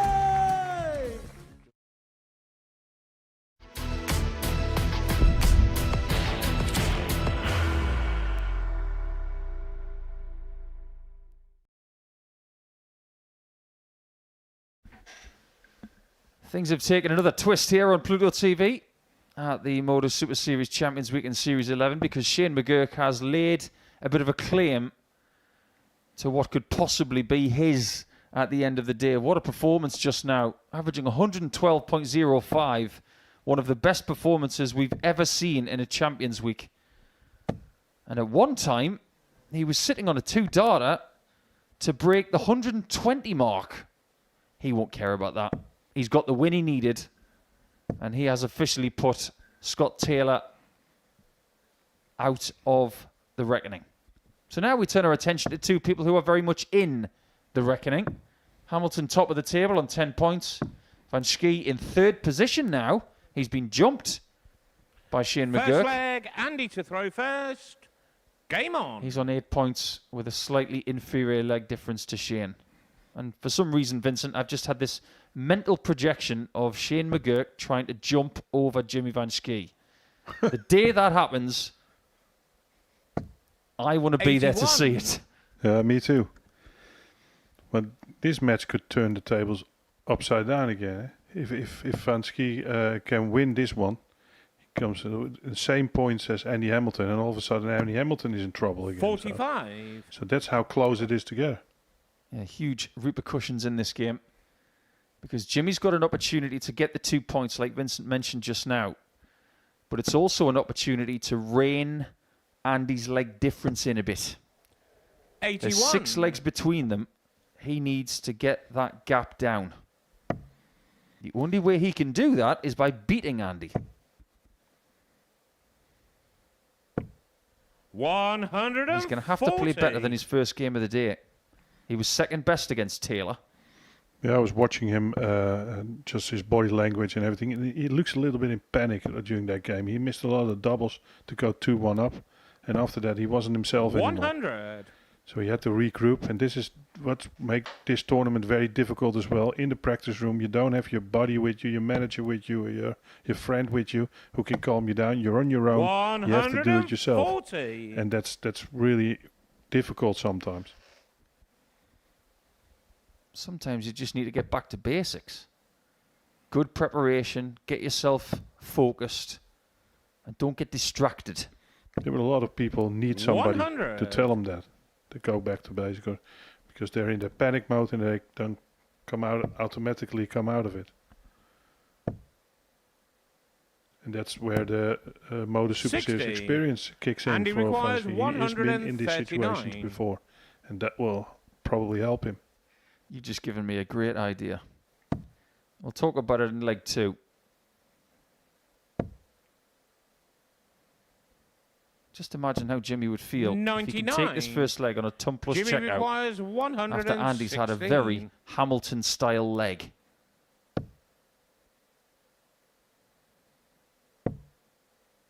Not going to go. So Hamilton comes back. 60. His first Andy game of the day, requires 40. he was 50% on doubles. 50% would definitely work in this situation.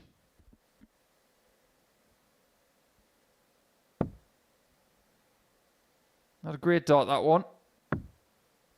Needs a good one now. And gets Game it. John, the first leg. That one hurts the most. Andy Hamilton. You're going in that shot and you're thinking, okay, it's going to be 1-0. I have to hold my own throw the next time. He misses the Second first 2 leg. darts and you're Jimmy getting to throw hope. first. And then all of a Game sudden on. you hear a game shot and you're thinking, oh, no. The idea I was thinking about just now, I don't know how much you are into 60s music, Vincent, but Jimi Hendrix used to have an act called the Jimi 100. Hendrix Experience. Well, if Jimmy's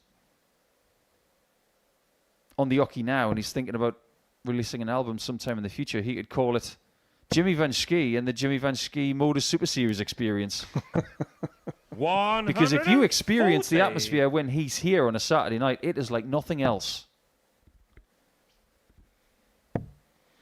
Well, he has to work really hard to get it done this year. 78. There's going to be a lot of disappointed people in Portsmouth if he doesn't make Saturday night. There'll be a lot of ticket holders who won't be as vocal.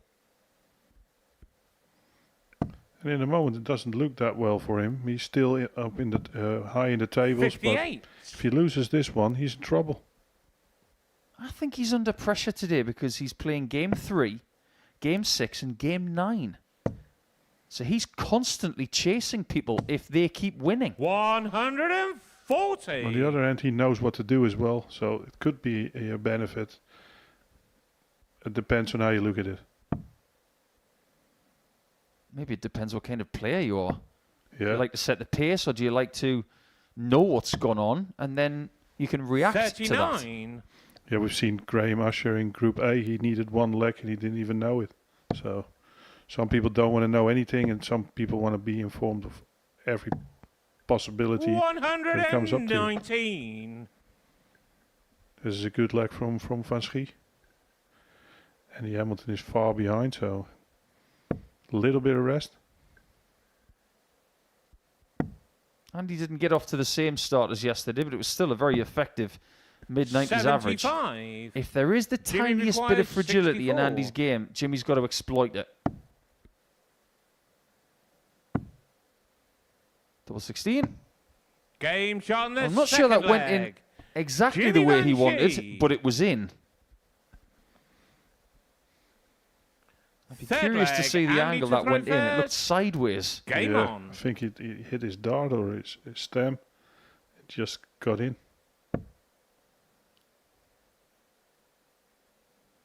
Just looking at Jimmy in the background, he's not watching Hamilton play anymore. He is 60. really trying to zone out up there. And you heard the caller say 60, so he knows this is a moment he can step in.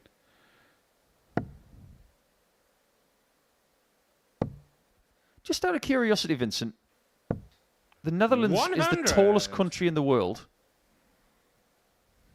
Do you have any idea why? I don't have a clue, really. I didn't even know we were the tallest country in the world. Yeah, it's been well publicized. I'm just curious as to why that would be the case. 44. Yeah, I don't know. I know we're crap at basketball, so, so that didn't help. I thought maybe you were putting something in the cheese. Yeah, maybe that's it. Yeah, you don't know. 100. I think Jimmy was he quite fond of basketball when he was younger?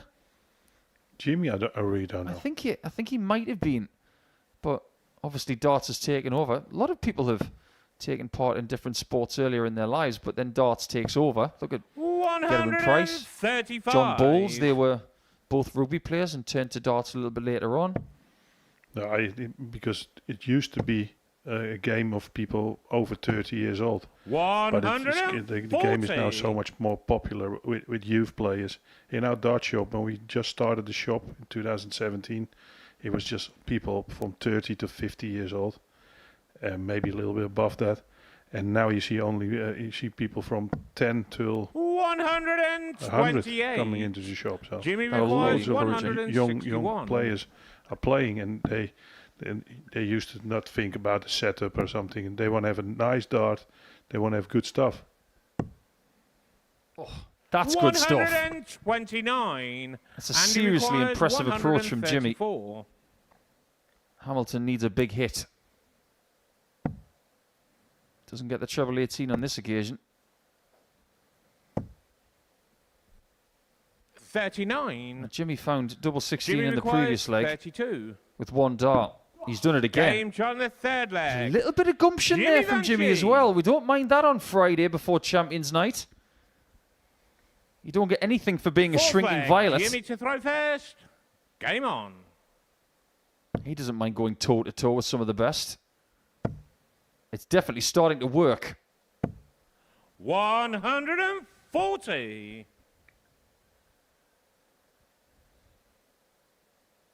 As for Andy's career, no prizes for guessing why he got into the sport. He's from Stoke. Yeah, loads of 81. good players come from that place. Yeah, they only do two things in Stoke. Make toilets and play darts. But they do very, very good pottery. So they make very good toilets. Phil Taylor used to make toilet handles, didn't he? I really don't know. Before he was a dart player back in the 1980s. He worked in a factory or something. Yeah. Yeah. That's why they call that area the Potteries, because it's famous for pottery. You see Phil Taylor, he was first world champion when he was 45. 29, 30 years old. So yeah. Nowadays you see the players are getting younger. But back in the day, when you were 30, you were very young.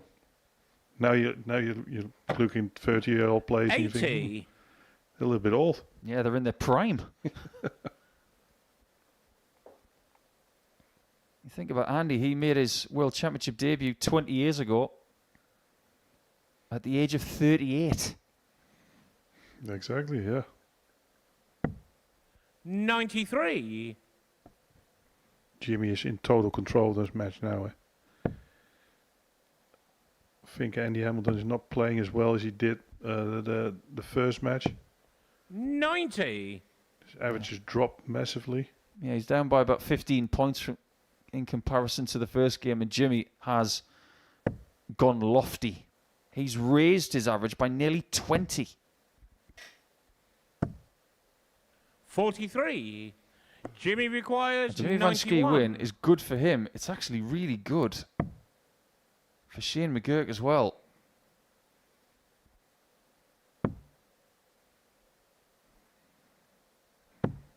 Game And shot that on the win could be fourth one leg leg. away.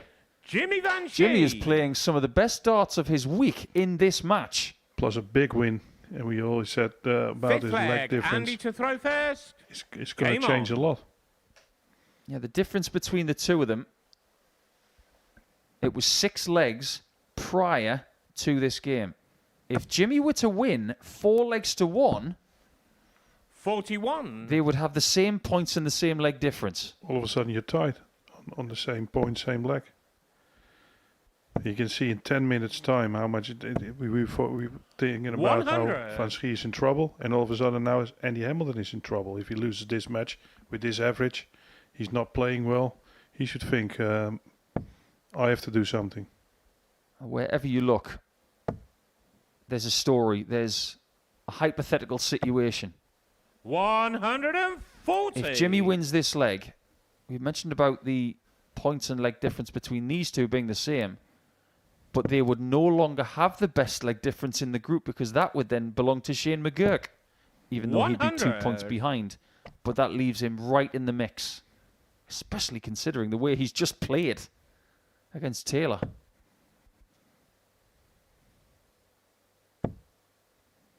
Nobody said winning was easy. And you're not going to get through to 50. Saturday night just by having one good performance. You're going to have to do it multiple times.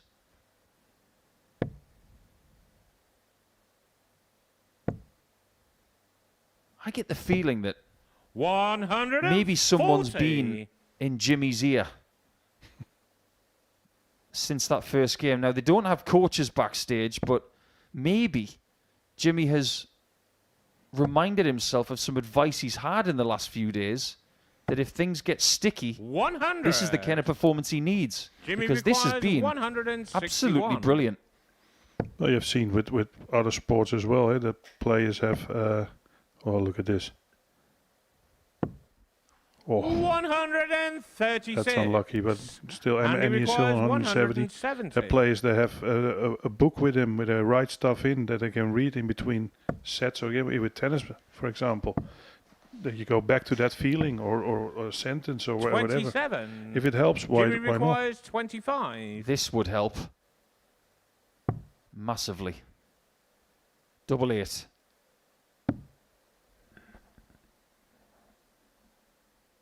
He's not under a massive amount of pressure. 21. Maybe it could have been different if he Andy was. requires 143. I think this is one of the hardest finishes on the dartboard. You can't go for the same department twice to leave a double. But you can get it with that. Second part of it, unsuccessful. 77. Weird What- last dart. Yeah, that was the white Jimmy flag raised. He requires believes that Jimmy's going to 4. hit this. Although this is a difficult double for Jimmy. So his darts are standing up, so he's really moving around the hockey to get past it now. What a Game, great shot from Jimmy And Vansky. the match. We've Jimmy got Vansky. chaos in Group C. Strap yourselves in for what we've got over the next few hours because things are getting super interesting. Jimmy gets the exact win he wanted. He loves it because he is now, with that 98-ish average, towards the top of the table. He actually is top of the table. Hamilton goes to second and McGuirk is in third, and they're all very tight together.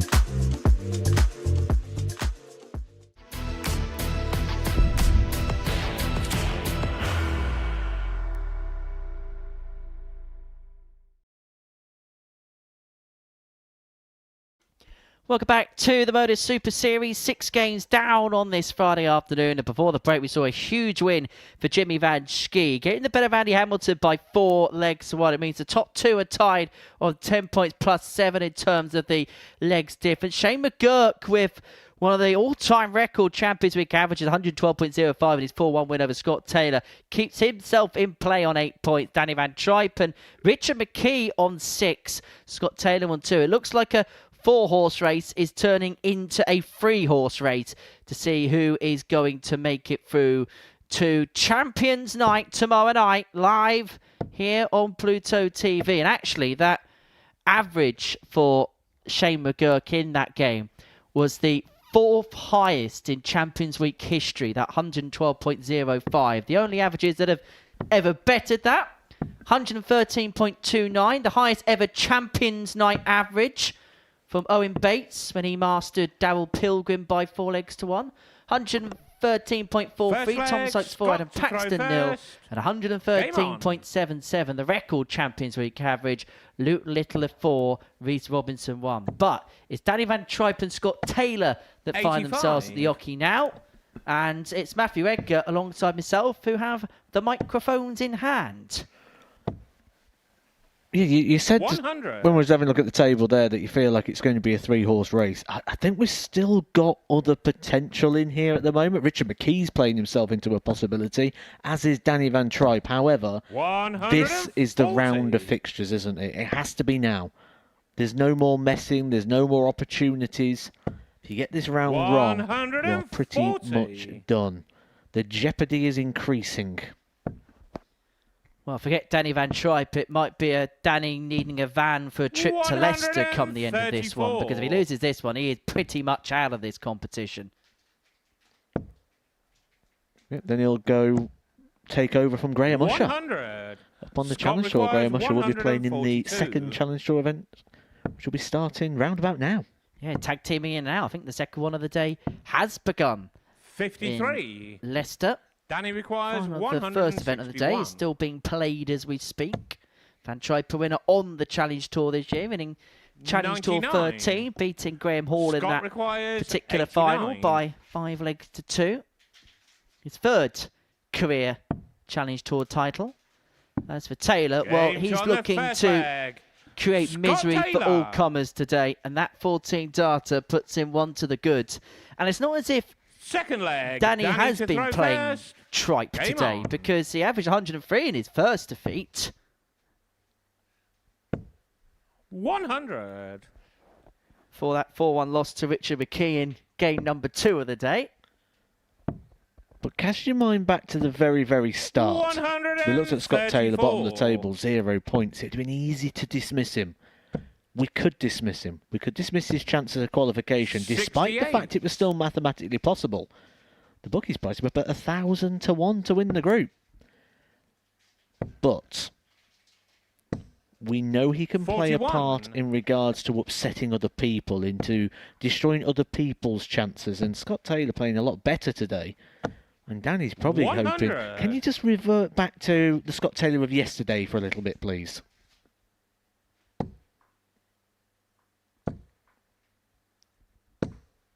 $81. Well, Danny has got the insurance policy that come the end of this week, he's guaranteed 3 more appearances in this building as a minimum for the calendar year. He'll be playing the pairs of Vansky in a couple of weeks' time. He's got his 89. regulation appearance, which is going to take place in the autumn of Series 12.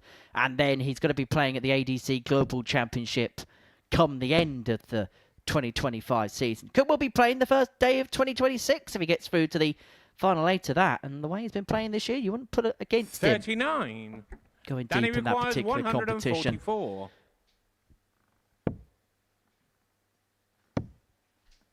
$104. He's himself on tops, though, to level this particular contest up at 1 apiece. 33. Danny requires 40. Game shot in the And back second on leg. turns, we are in this Danny Van contest. Trijp. 1-1.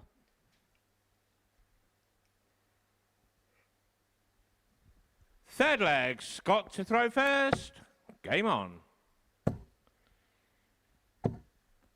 125. Just further to my league table permutations. Jimmy Vansky takes on Shane McGuirk. That's first versus third. Before 60. that, we see Richard McKe, who has been very good today, hasn't he? He's really settled into the action. He's fifth position, taking on second in Andy Hamilton. A win there could play him back into play, especially if Scott Taylor can do a bit of a favour here. But Scott Taylor's 180 hitting today has been exceptional.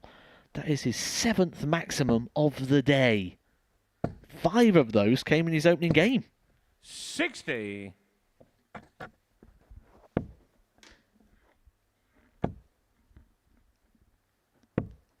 100. Scott requires Well, plenty of time from this 136 for Scott to move and sell 2-1 to the good in this contest. He's going to leave himself 96 on tops after 12 to go 2-1 up, playing much better today than he was at points yesterday. Good pace about this game, isn't there? Both players will really be enjoying the flow and the rhythm of which they're allowed to get into here. Double 10. 30. Does not go, but there was a need for it to go right there. He's really struggled on his checkouts pretty much all week, hasn't he, Scott Taylor? Scott requires 10. Many times has found himself in situations like this double 5 where he's chased it around. 6. The chase continues. Danny requires 44. Now for Danny Van Trijp, the chase is on. Double 10. Game shot in the And third for Scott leg. Taylor, the chase Danny is Van over Trijp. in leg 3. 4th leg. Danny to throw first. Game on. 100.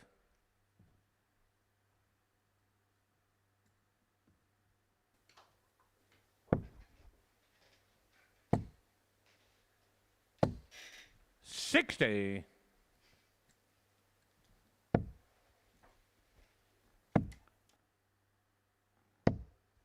135.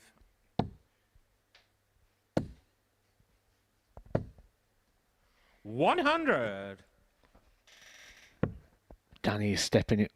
Well, he was stepping it up to a very wayward dart, but yeah, he's stepping it up in regards to the consistency and the big power scoring here. Starting to make a bit of a move that will really keep his hopes alive. He's seemingly doing exactly what he did yesterday. Slow to start, and then suddenly he awakes at around about 3 o'clock in the afternoon. 100.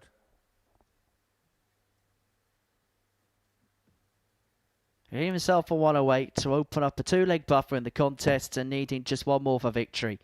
And Scott Taylor is 30. just beginning to Danny requires hit a bit of a 108. wall here. It's been a much improved day, but things are just beginning to lapse a little bit again for the former champ. And Danny Van Trijp 52. has to tread all over it. 56 left to move 3-1 to the good and then 1 away from victory. 100. Danny requires 56. There'll still be an outside chance, but he will give himself a chance nonetheless if he Game wins shot on this the fixture. 4th leg. And he's 1 away Danny Van from doing Trijp. exactly that. 5th leg. Scott to throw first. Game on. The stage isn't big enough for the both of us.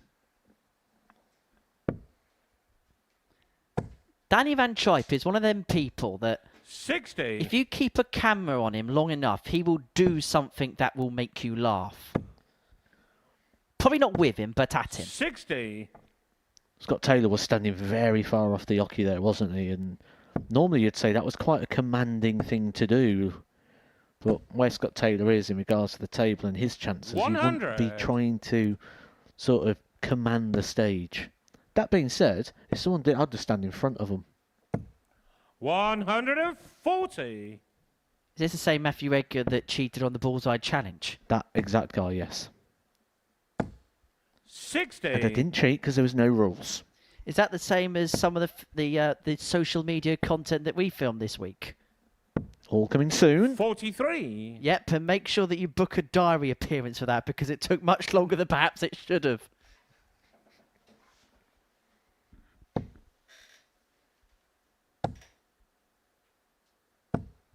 140. 140, halves the score effectively for Scott. And Trijp, you sense needs another hit. 100. One leaves him on a finish, Scott but Taylor in requires command of this leg. 141. And not just does Van Trijp need to win, he also needs to find some legs as well. He's in a rather precarious position in terms of the legs difference now, as 89. well as the points. Danny requires Well, this would be some way to get the job done, but he's not going to find the 158. 58. And so Taylor Scott returned to requires 52 to reduce the gap back down to 3-2. Game shot on the fifth leg. No mistake on tops that Scott time. Taylor. And even the underarm throw misses. Perhaps a summary of his week. For Trijp with the darts, though, Danny to throw get this first. particular game in his on. ledger.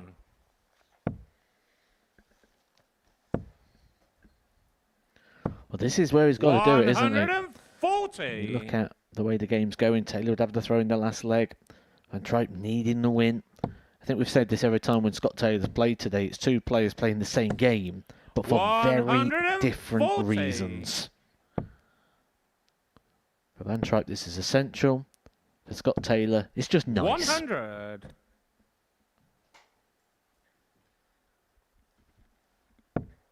I'm not sure Scott's finding anything about this nice. 45.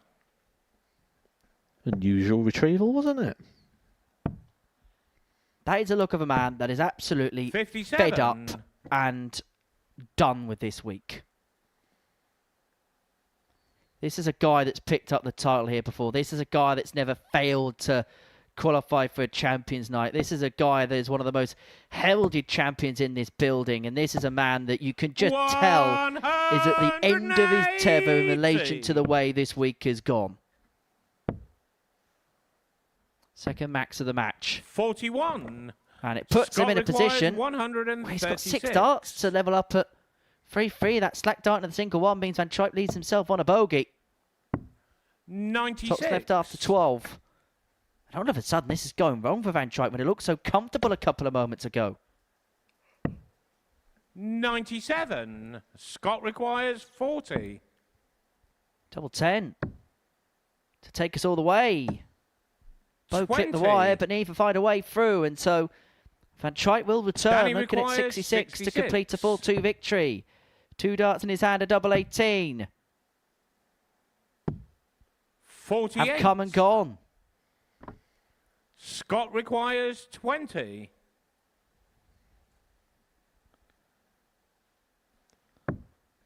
Game shot on the sixth flag. Well, Scott how Taylor. important is that going to be when we review things at the end of the day? It's one of those moments where Seventh you really flag. think Scott it's to throw noteworthy first. and it's going to be part Game of the big on. story. Well, Danny Van Trijp should have been off this stage a 4-1 winner, had darts to win it 4-2, 80, but is being taken 83. to the last 43. 43. by Danny Van Trijp. By Scott Taylor, shall I say. But Van Trijp kicking off a max and trying to dig himself out of the hole that he's put himself in. Maybe I need to cross that note straight back out here. 100. He's broken the throw just in the opening exchanges. 140. But one thing we said last week, Matt, was Danny Van Trijp's timing was on point. Is he going to see that trait possibly wrangle himself out of a tight 140. spot and a difficult spot here? Well, he's got the advantage. He's wrestled away the throw. Oh, and that's 60. fortunate. The fact that stayed straight and gone in the single 20 is massive.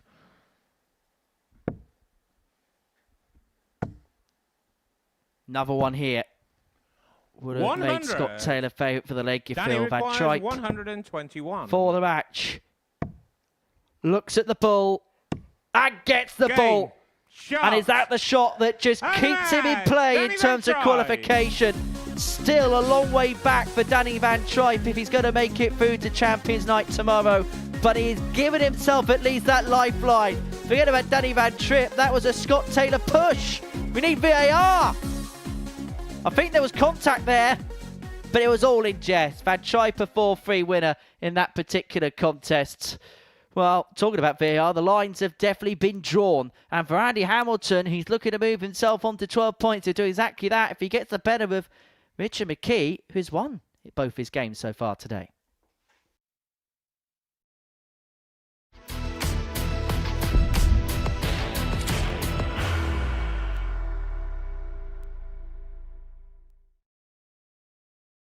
Are you ready to lift that trophy, Darius? Yes. Let's do it then.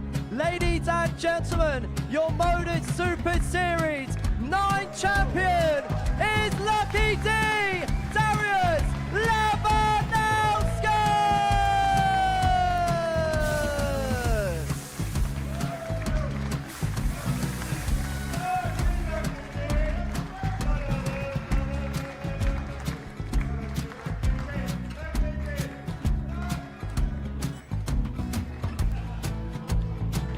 Well, what a wonderful night of darts we have seen, and we are ready. Our champion is ready, and it's trophy. So receive the trophy. £25,000. The new Modus Super Series champion, the Terminator, Marvin Van Velzen.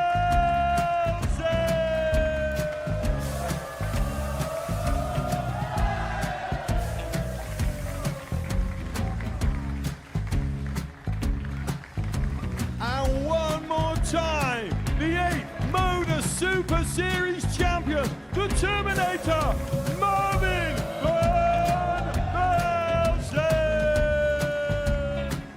And the new Modus Super Series champion is Andreas Dirty Harrison.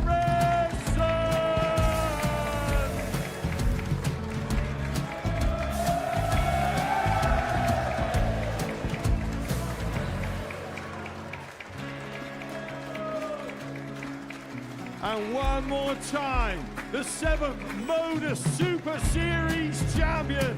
Give it up for Andreas Dirty Harrison!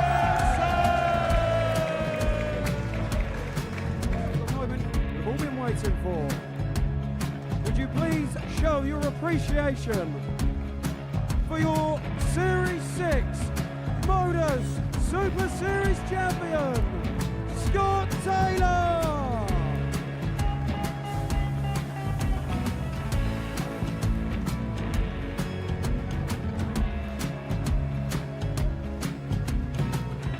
One more time, your new Modus Super Series champion. He is Chucky. He is Jim McGuirk. Ladies and gentlemen, your Modus Super Series champion, retaining his title, the Luke Lidlow!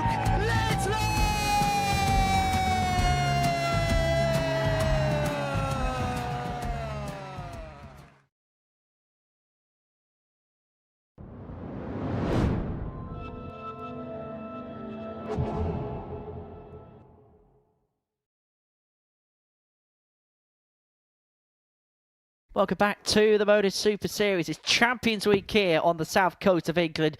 Portsmouth the destination. It's resplendent on this beautiful Friday afternoon. Temperatures touching around about the 27-degree mark today. And the action on the hockey is red hot. Before the break, Danny Van Trijp sealed a 4-3 win over Scott Taylor, hitting a 1-2-1 checkout in the final leg to go on and win that match. Not the first time we've seen a crucial 1-2-1 checkout at a Champions Week. Game number 8, the middle game of the day, is a meeting between Richie McKe and Andy Hamilton. Andy can move on to 12 points at the top of the table once again with a victory here against Richard McKe, who so far today has won both of his matches and have dealt big blows to the campaigns of both Shane McGuirk First and leg, Danny Van Richard to throw Trijp so far first. today. Game on. Can he create a hammer blow, Matt, for the hammer himself? Well, I think in our sort of synopsis of the day and our 100. assessments, we always thought or felt that Andy Hamilton was maybe the more vulnerable of the players at the top of the table, maybe someone who was open to or prone to that drop in performance somewhere.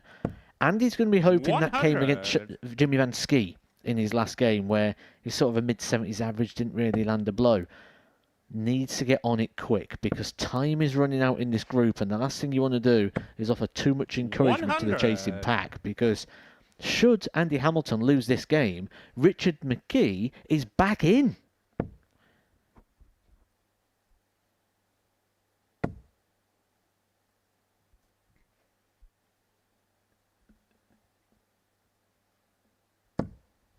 $180.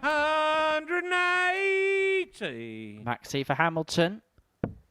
And the other thing, what Andy doesn't want to do is get himself sucked back into play. Was it a good performance? Was it against Jimmy Vansky last time out? Average in the mid-70s after what looked like a very promising start against Danny Van Trijp in his opener. Having beaten a man who'd averaged 104 in that particular contest. And this is the key, isn't it, with this particular format? When something doesn't quite go to plan, you've got to get yourself back on the horse as quickly as possible. Richard's last score was 140.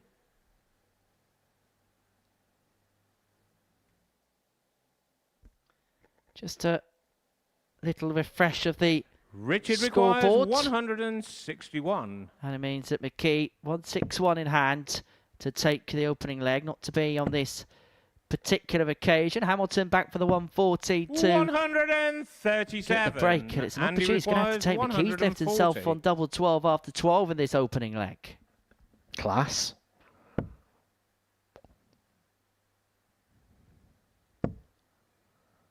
And what a difference a day makes. Richard McKe yesterday, start of the day, was going well until he made that slip up, missed the match opportunity, ended up losing the game, never recovered. He's coming today. He looks confident. He looks good. He looks fresh. Game shot in the first leg. I would dare say McKe. yesterday, chasing a shot like that, he would never have hit that last starting hand. Second Different player. leg, Andy to throw first. Yesterday, look, we're always fair in our assessment of players and fair in the way things went. But it also means that when things go so right, we have to heap the praise his way. Whatever happened overnight, maybe he's watched some of the games back, maybe 40. he's taken a little bit of encouragement from home. Whatever he's done, he has put it to best use today. And maybe it was just a case of the opening day. This was something completely brand new to him, playing in this kind of environment against this kind of clientele. Had to get used to it, and now he's used to it. Now he knows he's in this field. Now he knows he can be competitive in this field. He has maybe played with the shackles off a little bit and with the shoulders maybe not as tense as they were yesterday. Sometimes you can just overestimate what's about to happen. And he may have left yesterday and gone, that's just exactly the same as normal. What was I building that up in my mind for? And I can tell you a really good chat, actually, that I had with Luke Humphreys, our current world #1, because we was both sort of getting into the World 45. Championship for the first time around about the same sort of time. And we was in a lot of the same sessions together as well in the sort of early days of his career. And when we sort of had these conversations about what it was like, we expected it to be, oh, here's all this nerves, here's all this adrenaline, here's all this excitement. And actually it turned out to be quite flat, because you expect that to happen. And what you realise is you've got to bring that energy to it. The energy isn't there. And you're not walking into this cauldron of an environment, this nerve environment. That has to come from within. So if you want to find that adrenaline, you need to find it within you, not hoping the venue or the place does that. And maybe that was Richard McKe as well. Just always going, right, stay calm. Try and keep myself calm. And sometimes you can be too calm. 64. You can be too comfortable, which ultimately just shoots you straight into that stress and panic. Maybe he's taking Scott Mitchell's firm bit of advice. Just treat it like another 60. game of darts. So we've got to do it's all it is, isn't it? It doesn't matter where you play your darts.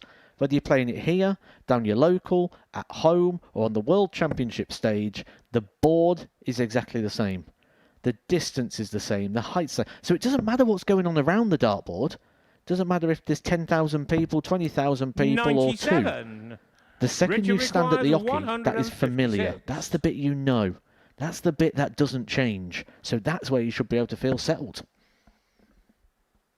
Well, McKee's going to find the 156. Hamilton looking at 105 to square this game up at one apiece. 24. Andy requires 105. A little bit of a drop off in this leg from the Northern Irishman, who joins His compatriot Neil Duff as a Champions Week combatant. Also had other players from that nation play at Champions Week. The very first Northern Irish player to play at Champions Week. Richard Gavin requires Carlin 132. beat Josh Payne to win his week. Series 1, Week 10. 82. Andy requires 48. Hamilton here looking at 48 to square the scores up at one apiece. Double 16. Now looking at 2 8s. Doesn't go, and so McKe has a 32. chance to double his advantage here. Richard requires 50. Golden opportunity for him. And everybody else in and around him in that practice room will be spurring this Game tops shot on. on the second leg. And Richard will in their own McKe. way be cheering that tops that he's just hit. 2-0 to the good. Third leg, Richard to throw first. Game on. The danger zone here, though, for Andy Hamilton. He won his first 4 matches. Then he lost 1. Then he won 1, then lost 1. It's starting to get a little bit inconsistent in regards to getting those points. Time's running out. If he loses this, he's in big trouble in regards to opening the door for Van Trijp, for McGuirk. 100. But potentially McKe. Can I talk about Shane McGuirk, Matt? If you really want to. You've got a microphone. I'm going to talk about Shane McGuirk with the microphone I've got. Because you look at his next couple of games, he's got Jimmy Vansky up next, Andy Hamilton the match after that. He has got a great opportunity to dictate his own destiny and to dictate his own Champions Week fate. He wins both them games. He is in an incredibly good position to qualify through when he plays Danny Van Trijp in his last game. And the fact that that's the last game, and if he's in play, he'll know exactly the situation, he'll know exactly the scenario, if he's still got a chance of making it through. And I think Shane McGuirk's the type of player that would want those fixtures now, would want to dictate his own destiny, wouldn't want to be looking at what Jimmy and Andy are doing. The fact that he's playing them means that he can affect his own outcome. 100%. Last thing you want to be doing is preparing for your game, keeping an eye on the TV. 100. Because it's not in your hands. Right now it is for Shane McGuirk. Dreamy position. The other good thing is by producing the darts now and producing the goods, you don't really have anything to defend. As we're finding here with Andy Hamilton. Raced into 8 points out of 8 and now finding himself getting into a bit of drama. And I think the worrying thing for Andy is the level has dipped. Not just is he losing games, but 100. that 90 average, which was kind of a safe haven for him, wasn't it? Yesterday. It's dropping below that. It was an average of 52. 76 in his previous game. Right now, averaging 84. And yesterday, me and Vince were in commentary again. We were talking about that first dart, which today is just dropping below where he'd want 57. on just a few too many occasions.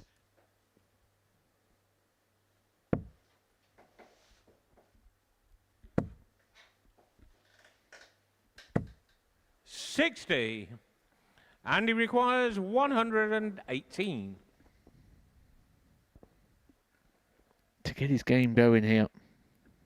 To give him a bit of a spark. It's tops.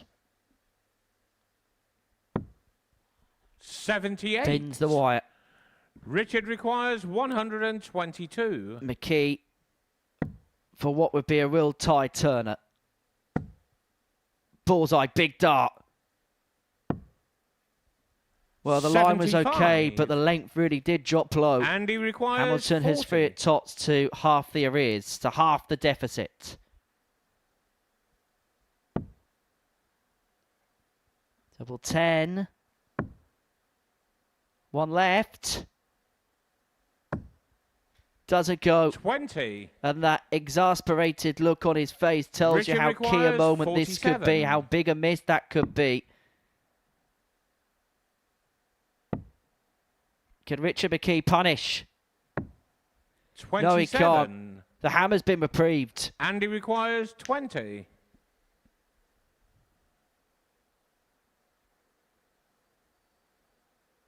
Opportunities like this usually come in short supply at a Champions Week.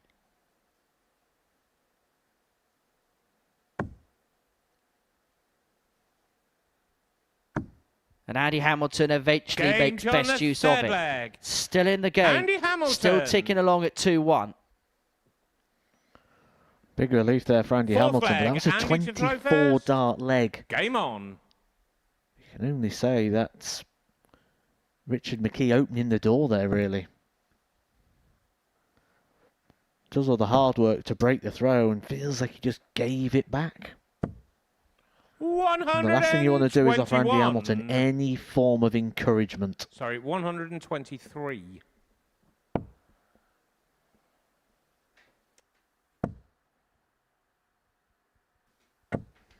$140.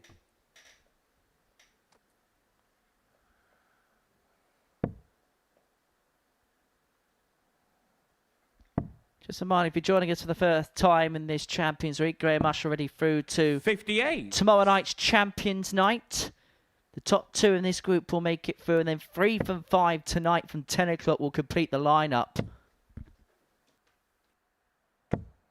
125.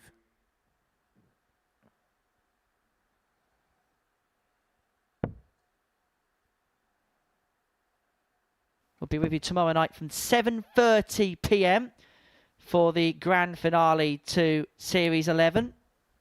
100. An extended build-up with myself, Matthew Edgar, Paul Nicholson, and our guest pundit for the week, Vincent van der Voort, who's been a great addition, has to be said, to the Super Series 100. roster. Great to get his insights into the Champions Week action. And of course, you can get in touch with us, your thoughts and observations at MSS Darts. 50. So as our social media Richard feeds. requires 136. As McKe looks at 136 to open up a 2-leg gap again in this contest. Led 2-0. Had darts to go 3-0 up. 58. Andy requires 170. Should get another one. But that's under the proviso that Hamilton doesn't take out the big fish. Another. Bullseye. Gave that a good scare, didn't he? He did, but he might be in for a scare of his own right now. Richard McKe should be expecting at least a dart at the double here. Oh, he's going to get 2.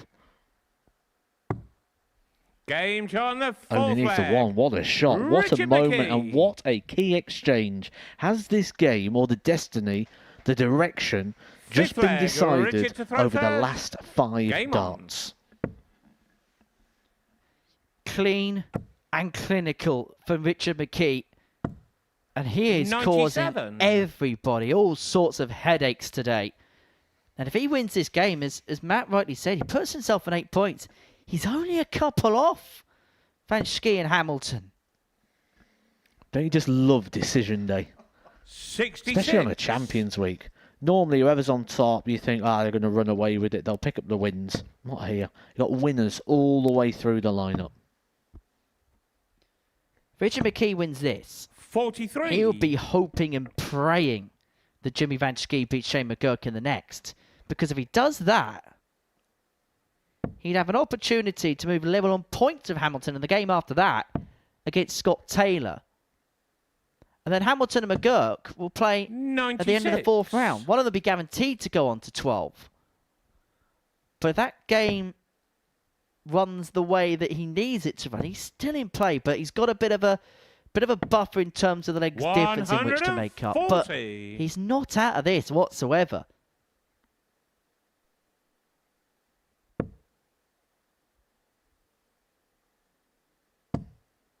There's something about a Champions Week when the lights turn gold in this building that just hits differently.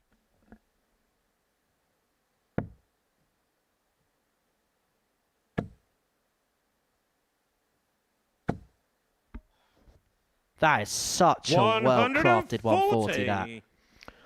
Forces Andy Hamilton to reply. Troublous visit here. Could be curtains for the hammer. and could really dent his chances of qualifying, but he finds the treble. Oh, what a visit, what a recovery. 2 fantastic visits there for the players, but Richard McKe will get first poke. May only be the ball. The bullet is. Hasn't 48. really found his radar on that particular target. 70. And it's given Hamilton one last Hail Mary effort. Double 8.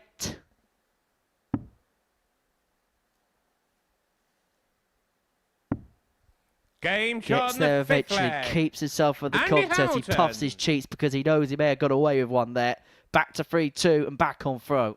Pure relief Andy to throw there first. for Andy Hamilton. Game on. But whenever Andy Hamilton's had these moments where he gets a bit of relief, he gets a bit of a respite, he normally comes out swinging then with the next few visits. Normally makes him aggressive Andy.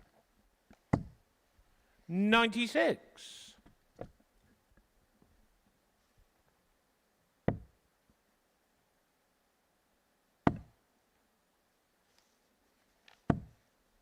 $119.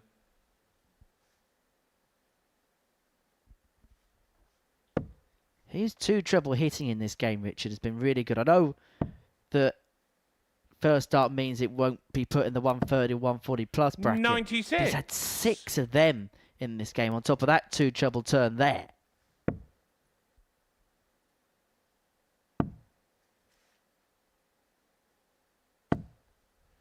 $81.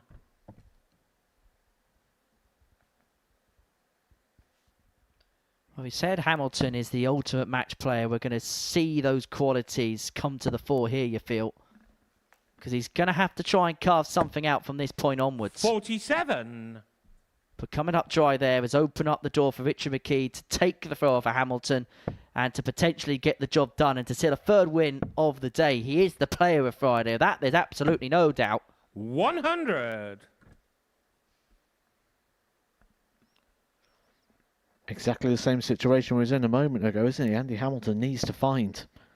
And on that occasion, he found 2 big power trebles. Maybe he's going to find 3. It's inviting. It's open for more. Just needed to find the bottom part of the bed. He does. Andy Hamilton, what a visit. What a time to get his 2nd maximum of the game. Just changes the whole vibe of the leg. Well, we said a few moments ago, Andy Hamilton's going to have to find those match play qualities. He's done exactly that there. His 2nd max of the match, time to perfection, and this to take us all the way to a last leg decider. 1 dart in his hand, a double top, 62. drops low, and he's got to hope that McKe has not got a big one up his sleeve. Treble 14 doesn't go. It would have given him a dart at top to win the match. 94. Hamilton, 3 in hand at double 10 to take us all the way. 20.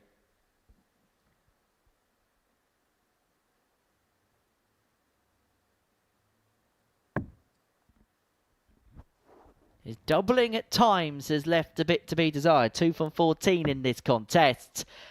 And that slip into the 15 meant he had nothing in play for the last dart. Richard requires And he may 48. well be sucked back into play in terms of the qualifying mix here. Because Richard McKe has 2 darts at double 16, 1 at double 8. And that would have been for 32. win number 3 of the day. And he requires 2. Last chance saloon for the hammer. A couple of missed starts missed there for Richard McKe. He's not watching on at the moment. But he'll love what he hears. Another opportunity to keep this winning run going. Game. Double shot, 8 is found, and that puts Richard McKe on to 8 points and only puts him a couple off of Andy Hamilton, who is now looking rather precarious in that 2nd position in the table, looking rather vulnerable as the hammer, who won each of his opening 4 games in this group. But now, the ball is in the court of Jimmy Vansky. He beat Shane McGuirk after the break. He'll be 4 points clear of Shane McGuirk with just 4 points left to play for. But if McGuirk wins this, then he'll go to the top of the table.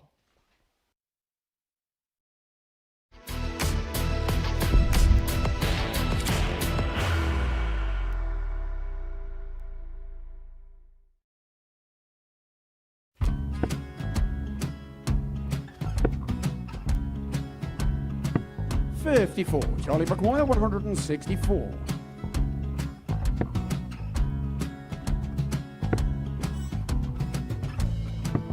44.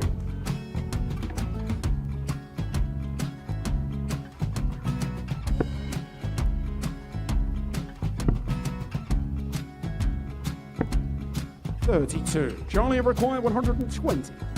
Well, 120. He's got a fair, at least 2 handfuls at this. Just needs to stay 60. there. That's a good shot. Halves his score.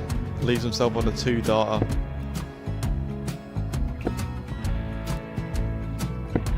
$26. Charlie Time on his required side 60. to become back-to-back singles champion.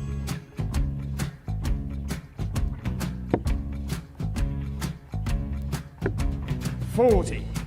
Definitely a couple of nerves in those last 2 darts. But he'll be coming back. It's a moment he's been in before this situation. Standing at the back of the 81. stage, Charlie approaching the required Yoki with a 20. chance to win the title.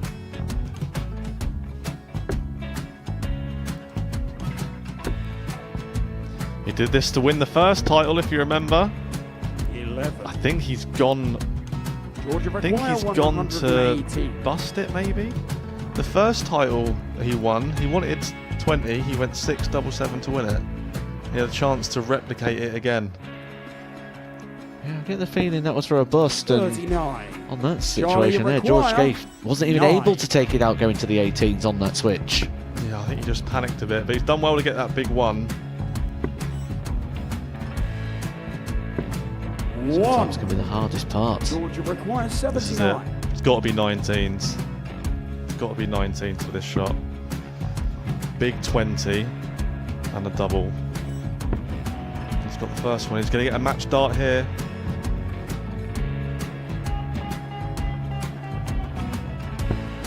$59. Charlie Threw the entire requires body into that 8. one. Just didn't want to let go of the dart.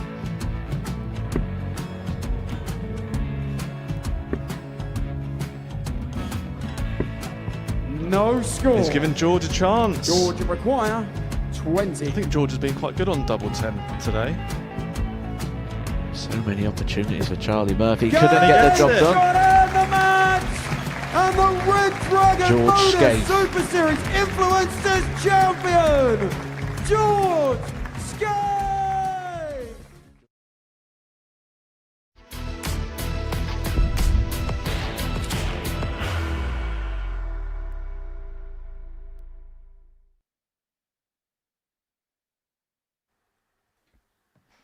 Welcome back to the Modus Super Series. We've got one more game in round number 3 on decision day here in Champions Week. And if you like a lot of chaos on your biscuit, please join our club. Because Jimmy Vansky is about to have his game in hand, as is Shane McGuirk, with our table looking about as tight as we could possibly hope for. We have 2 players on 10 points First in the leg, table. Jimmy Jimmy is to one throw of them. He's first. currently top of the Game table on. with a game in hand. If you'd have offered him this at the start of play, he would have said, yes, please.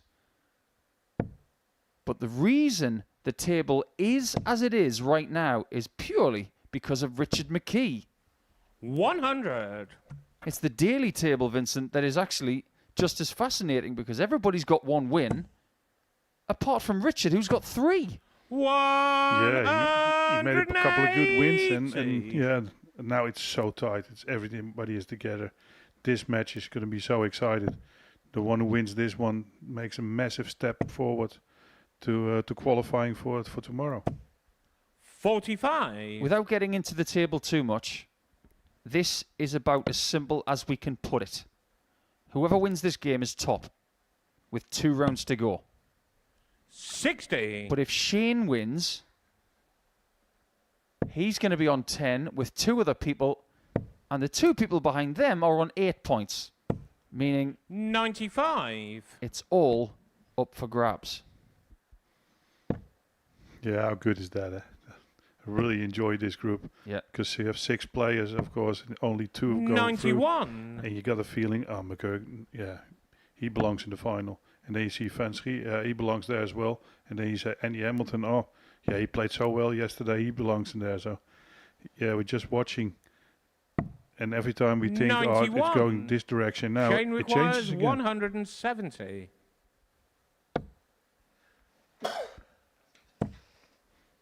Look at McGuirk again. He's playing a lot better now. The first match against McKe, Jimmy he should have requires won. But he bounced back with a brilliant performance against Scott Taylor. And he's playing really well now. He's again missing a 12-darter. Coming back for 25. 58. Shane He requires could have taken the 170 out. 25. But he does get a chance to clean up. Game Which he shot in the does. first leg. Shane Now, McGuirk. earlier on today, we were referencing the fact that McGuirk was up against Second leg. McKe Shane to throw first. and Game Taylor, on. and his final 3 matches would be against the people around him in the table. This is where his best form of the week has 140. got to show up. Because if it doesn't, he's not going to make it.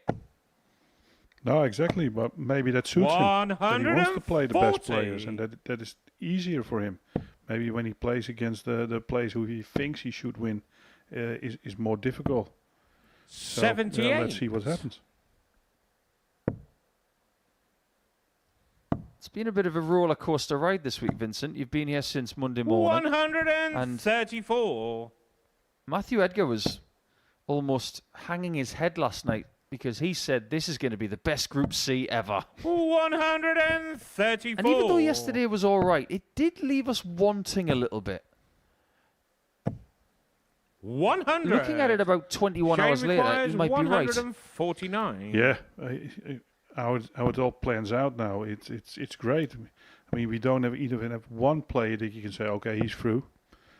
80. They can all go out. Jimmy In one, requires one or two matches, 127. everything can changes so much. We got even McGee is still in the mix.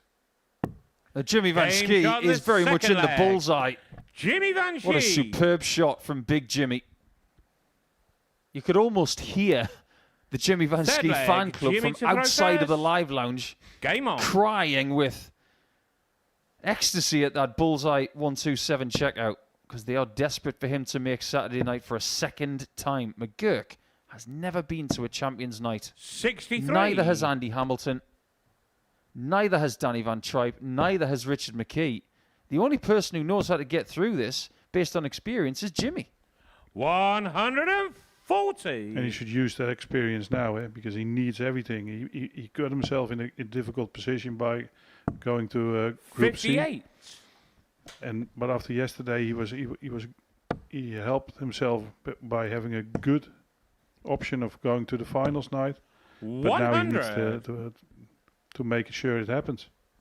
The last time that Jimmy did qualify for Champions Night, he did through Group C. And he had 12 points. 190. I don't think 12 points is going to be enough this time. He's going to have to get to 14. He was aided and abetted by Derek Coulson on that occasion, who had 91. 16 points. And one of the best leg difference totals we've ever seen in a Champions League Group C. He's got to help himself here.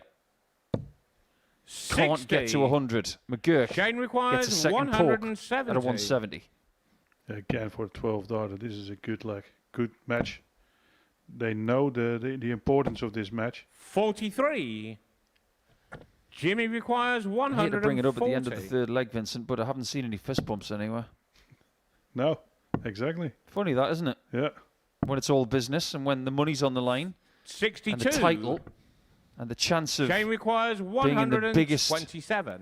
night we can offer, friendliness goes out the window. Yeah, exactly. That is exactly how it should be. Game shot on the third what leg. a shot. Shane McGuirk. Again with a break. Well, Paul Hinks is one Fourth of leg. Shane the refereeing throw first. staff in this Game place. on. He's famous for calling 127 in game.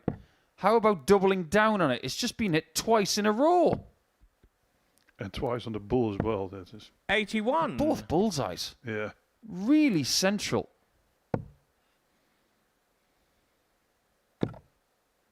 Get away from that one.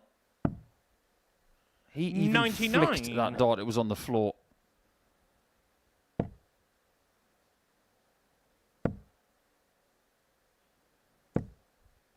$140. It is very possible that both of these guys could get through.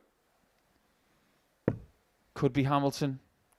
Could be Van Trijp. Still. 134. Yeah, he's somebody who you keep to forget, eh? The Van Trijp. He's just, because he starts every session with 2 losses, you forget him, and then all of a sudden he's there again. So if he wins his next couple of matches, he could go through as well. I think he really wants Shane to win this game. He wants to stop Vansky from getting to 12 points in this match.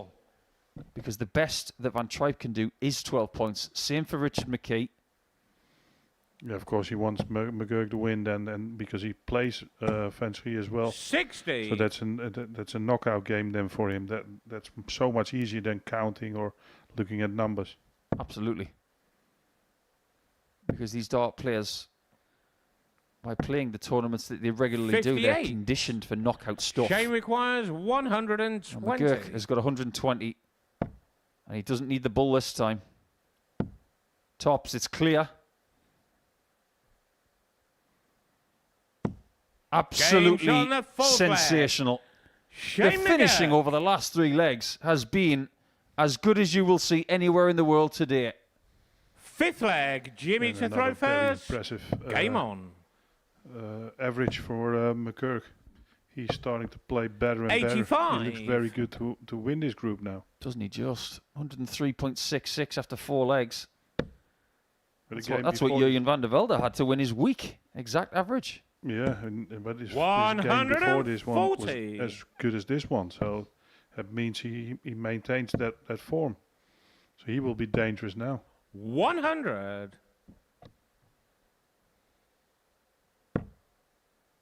He seems to be taking a rather large chunk out of Vansky's leg difference as well here. 100. If he were to walk away with this leg, things would change again. Vansky would go to +4. McGuirk would go to +11. Yeah, that is a massive difference. Plus in the form where McGuirk is in 57. now, you can't see him losing matches that easy anymore. I know we've got games to go. I'm just trying to paint the picture here. 136. But let's say that Vansky does stumble on tops, and he does lose this leg in the match. He'll actually go from tops to 3rd. 180. Jimmy that's how requires close 40. it is altogether. He can't miss. He can't miss. And he doesn't miss. Jimmy My McKe. word, that was a knife-edge double 10.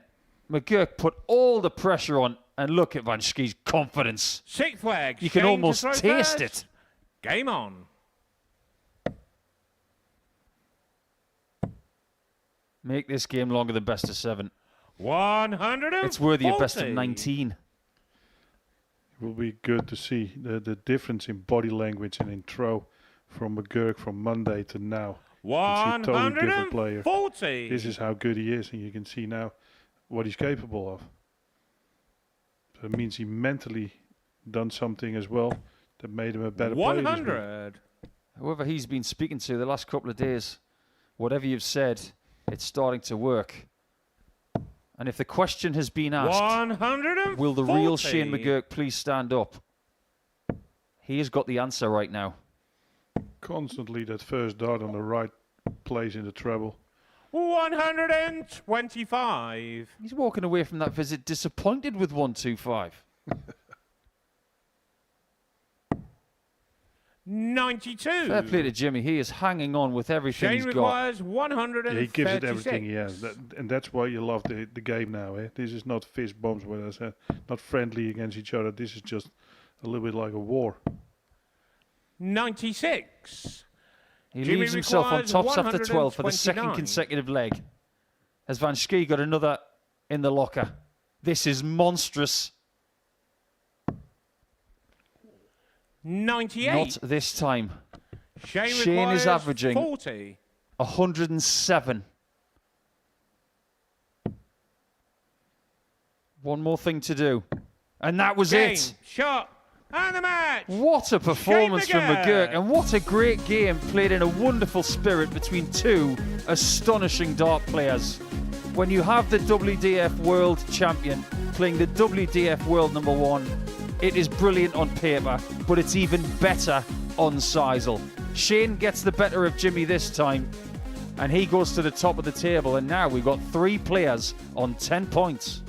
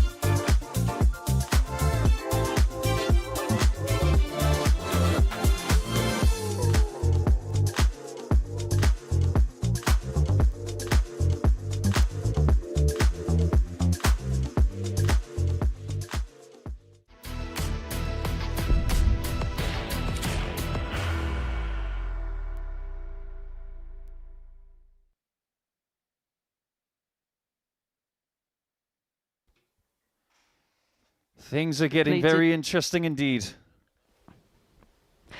We had a guest appearance from Paul Nicholson there. And before the break, Kim and Vincent were on commentary for Shane McGuirk's 4-2 win against Jimmy Vansky. We'll hear from Nico and Vincent in just a second.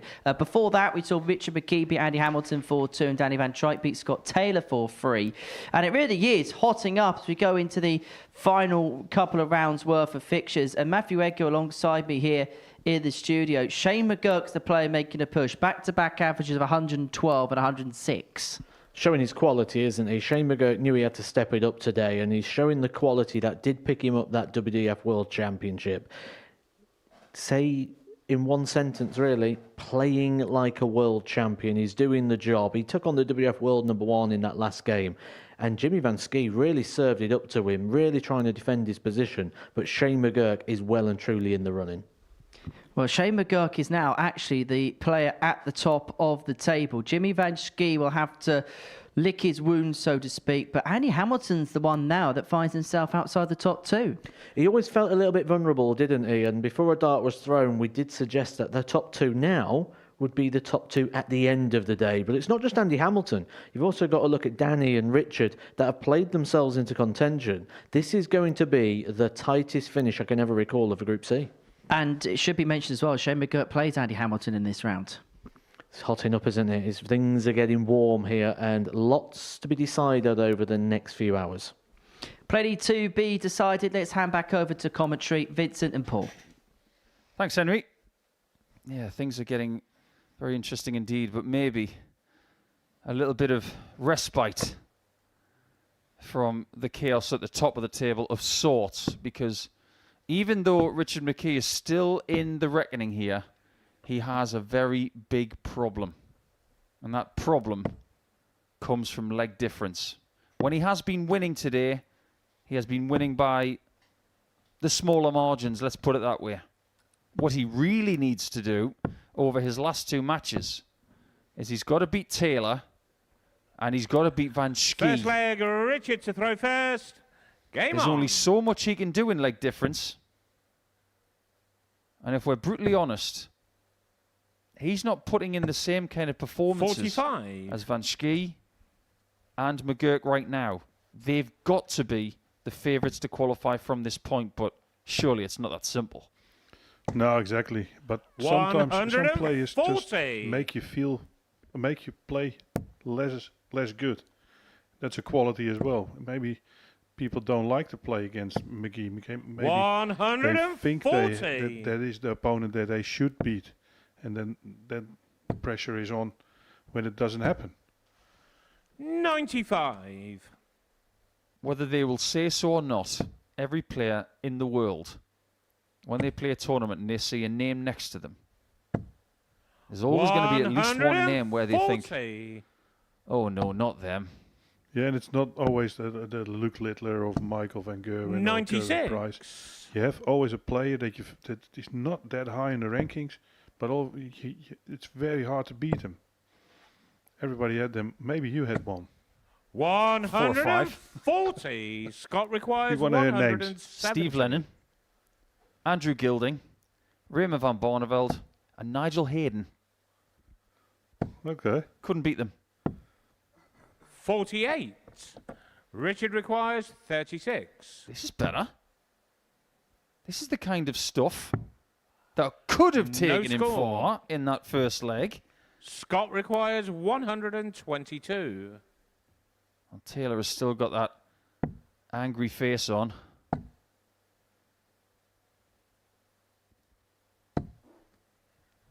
He's going to be upset about that effort. Richard requires 36. Maybe hitting double 14 was a bit of a blessing for Richie. Game John. Took him back to the primary double, and he takes it this time. Richard McKe. Second leg, Scott to throw first. I'm sure when Scott came here on Sunday, he was thinking, in 7 days, am I going to be going back to Lancashire with another title? Sometimes it's difficult when you build up the expectation to yourself. 95. You go home and you feel like you failed. Yeah, definitely. But I don't know how it's going on. What's going on in his head, because he's not been playing a lot. 100. Did he come with a lot of expectations, or did we have a lot of expectations about him? We said he will grow during the week, but to be fair, he didn't. 140. He stayed at the same level. Sometimes he's really good, and he has some very poor matches. So he didn't play better in Group A, or now he's 100. Even now he's not doing anything more than he did on Monday. I think it's fair to say that we will see Scott Taylor in Series 12. 58. But I think we've reached the point now where we don't necessarily judge him on the form of Series 6, which by the time we get to Series 12, it will be nearly 2 years 80. Since that victory. So his record here is incredible. But what is Scott doing now? That's the question we're going to ask when 60. he returns. Yeah, what is he going to play in the meantime? Is he practicing? Is he getting himself in local tournaments in form? Or what's he going to do? Because at one point you're losing 92. the touch with everybody else. Scott and requires 148. it's very hard to come back then. 90. Persevering on the 18s. Richard requires 129. With some success at the end. Gets to the bull. 104. And gets really close to it. Scott requires 58. Starting to see today why McKe did make it through to Champions Week at the first attempt. Game John, That's more like second Taylor. leg. Scott Taylor. No messing around on tops this time. Third leg, Richard It's to also throw for McGee first. very difficult Game to on. play somebody who's already out, because you don't know what you're going to expect. Is he going to loosen up and play a very good match, or is he 100. just throwing him away and he don't care about what's happened? It's a very different game than when you're playing a knockout and the winner goes through. 41. I think if you want to know how Scott Taylor's feeling, you just have to look at his face.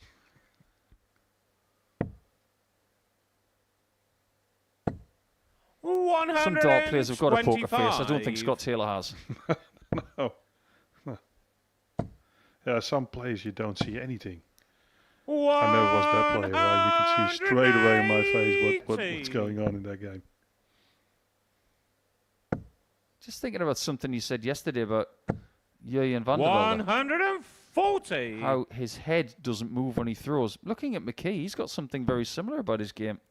Very steady.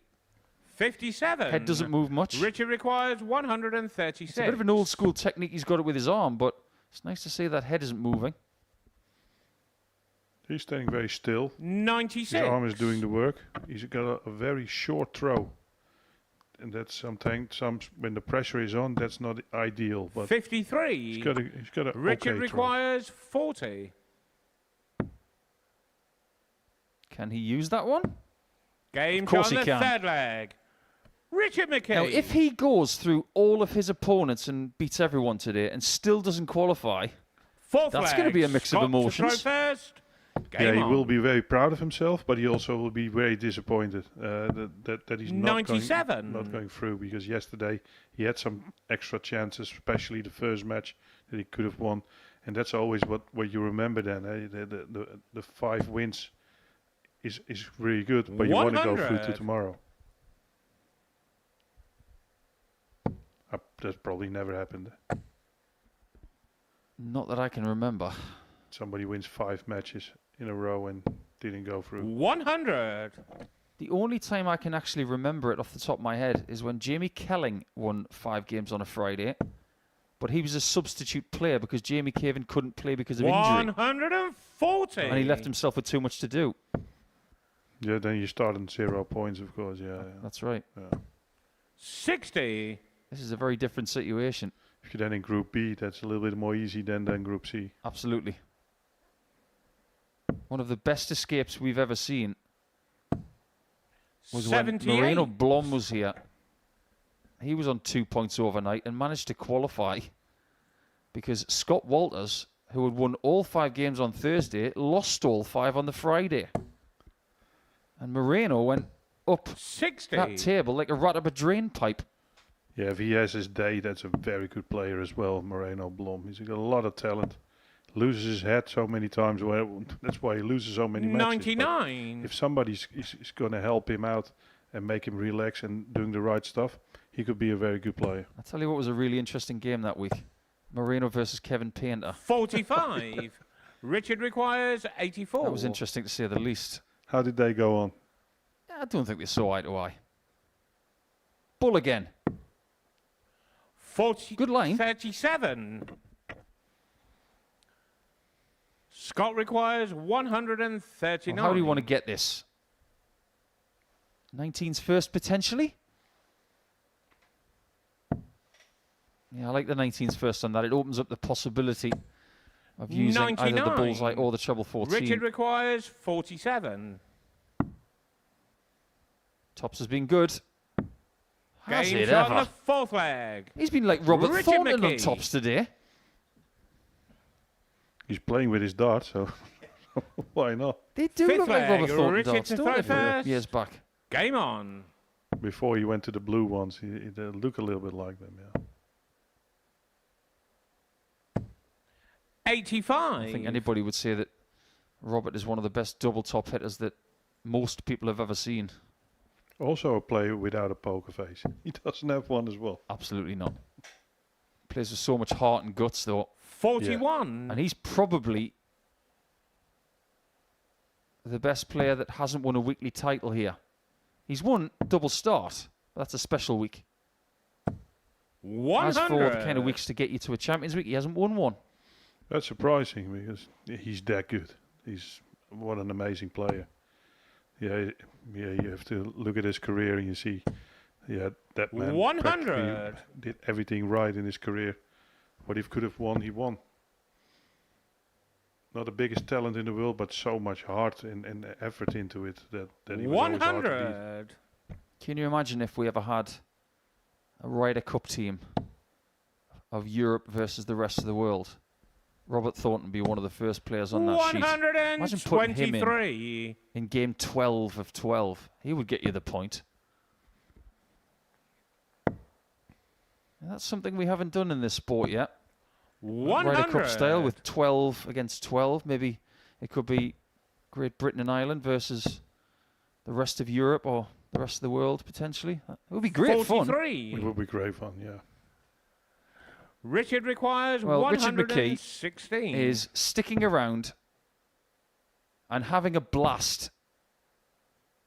Even when he woke up this morning, he could not have 42. envisaged this happening. If he wins this leg, it's going to be the first time that he's been in the top 4. 100. But he'd be on the same points as the top 3. 74. Plus he wins big. 20 for bull. Oh. That was greedy. Yeah.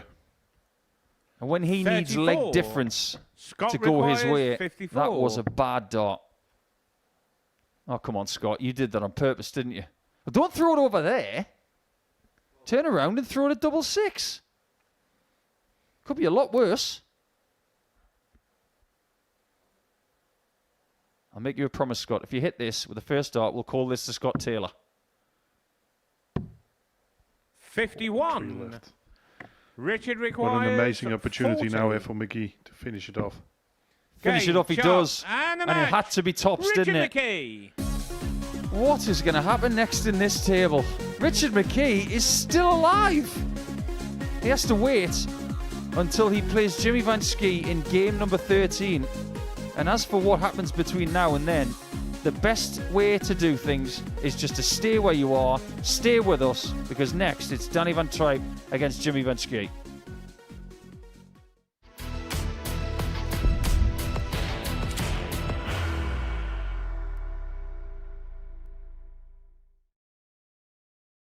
Are you ready to lift that trophy, Darius? Yes. Let's do it then.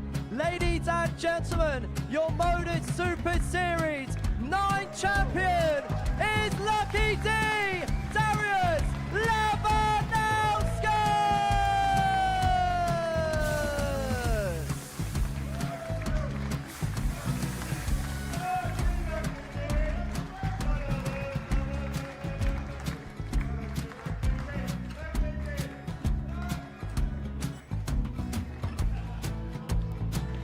Well, what a wonderful night of darts we have seen, and we are ready.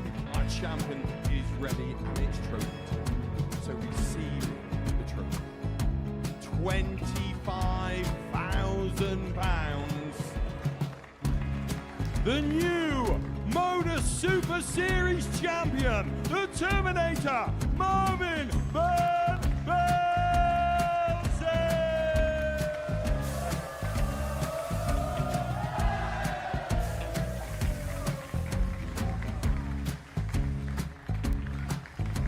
And one more time, the 8th Modus Super Series champion, the Terminator, Marvin Van Velzen.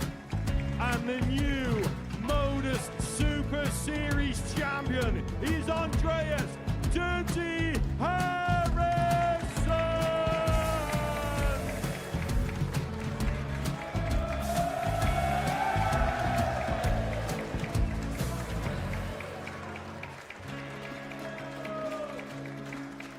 And one more time, the 7th Modus Super Series champion. Give it up for Andreas Dirty Harrison!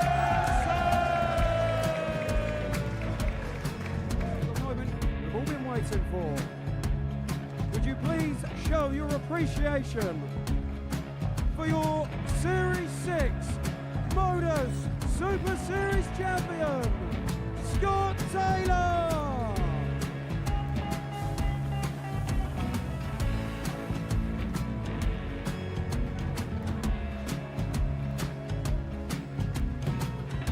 One more time, your new Modus Super Series champion. He is Chucky. He is Jim McGuirk. Ladies and gentlemen, your Modus Super Series champion, retaining his title, the Nuke, Luke Lidlow!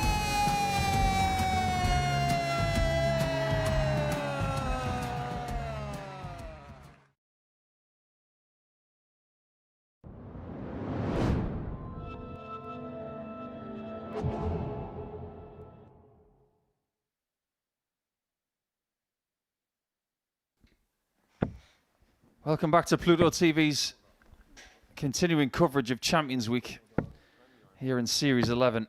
And things really have been exciting, and that's a bit of an understatement, throughout the course of this afternoon.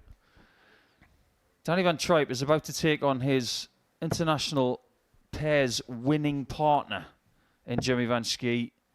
And if Danny does not win this game, he's not going to Champions Night. He currently sits in 5th position First leg, Danny to throw with first. 5 games to go. Game on. And the only thing we know is that Scott Taylor is not making Champions Night again. Everybody else 100. is still in this. But this is where things get really decisive. If Jimmy wins, he goes to 12 points. He'll be close 100. to qualifying. But if Danny loses, he is out. 100. It will be a very interesting last couple of matches, but first things first. They have to think about only about winning first, but it's going to be a very difficult, mentally a very difficult game as well. They know each other so well. They play pairs together. They're going with a Dutch team together. 60. And they're so close in the rankings now that you should put that aside and just thinking about winning. 100.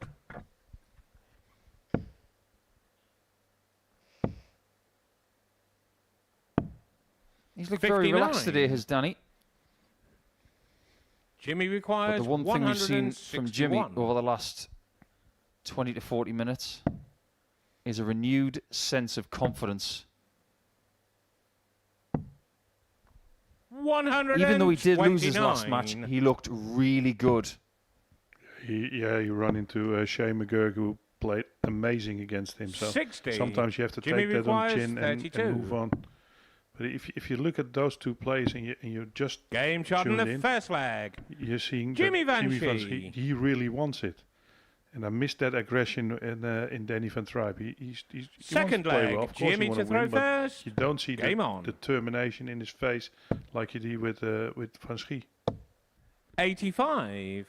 Recently at the women's match play, when Lisa Ashton was picking up the title in the best women's match play final we've ever witnessed, 140. the phrase was coined, missing piece of the puzzle. Obviously, Ashton's got other things she wants to do. She's talked about getting another World 100. Championship to get to 5 with Eric Bristow and Raymond van Barneveld. And also she wants to win a match at Ali Pali. 140. She might get a chance. But as far as the missing piece of the puzzle in Portsmouth, 93. Jimmy has a very large missing piece of the puzzle, and that could be done in the next 81. 31 hours. Yeah, something like that. But you can see on Jimmy, he's a man with a mission. He's there. He, from the moment I saw him on Monday, he was talking about Saturday. He said, I want to go 130. He lost to Marvin van Vels in the final. And he said, every time I see him lifting that trophy, it should have been me. So 37. it's still in the back of his mind. Danny So requires he's somebody 140. with a plan, with a mission. He wants to do well. And I like that in a player, that 100. he's coming here for one purpose, and that's winning. Would be rather an impressive month of action if he were to win the title Danny this week. requires 40. He's already won 2 titles recently. He hasn't won Game that leg though. on the second Danny leg. has. Danny Van The Trijp. closer this game is, the better the situation is in the table. Third leg, Danny to throw first. Game on. Shane McGuirk is sitting pretty at the minute on the top 100. with 10 points and a leg difference of +10. Jimmy, a few legs behind on +5. Exactly the same as Andy Hamilton. 60. Richard McKe with that 4-1 victory just now has, believe it or not, 180 great 180 from Van Trijp there, but when I wrote this down at the end of the last match, I had a little giggle. Richard 40. McKe has actually got a positive leg difference for the first time now since the very start of the group. Oh, yeah, yeah. Because it's been negative ever since the first game. 95. Yeah, that's true, yeah. But that must feel great for him, eh? 43. He came here, the Danny least requires experience, nobody was talking about him. 126. And after the first day, he was practically written off. And now all of a sudden he's in the 58. mix. So that must be a very good feeling for him. Just because something is close to being written off doesn't mean it's 140. completely Danny shot. requires 68. The pace is being found right here. 28. Danny's starting to speed up here, which might suit both players. 58. And just in case, Danny requires leaves 40. 160. Game shot on the There's no in third case leg. involved. Danny Van 2-1 Van Trijp. Trijp. All of a sudden, he's striding around the stage. Yeah, all of a sudden he Fourth found a leg, good rhythm. Jimmy and to throw first. maybe the familiar Game player on. helps him get past that. I heard you play a local tournament in here, that they played the final together 100. on Wednesday or something. Yeah, Danny won that one. That seems like a long time ago. It was only a couple of days ago.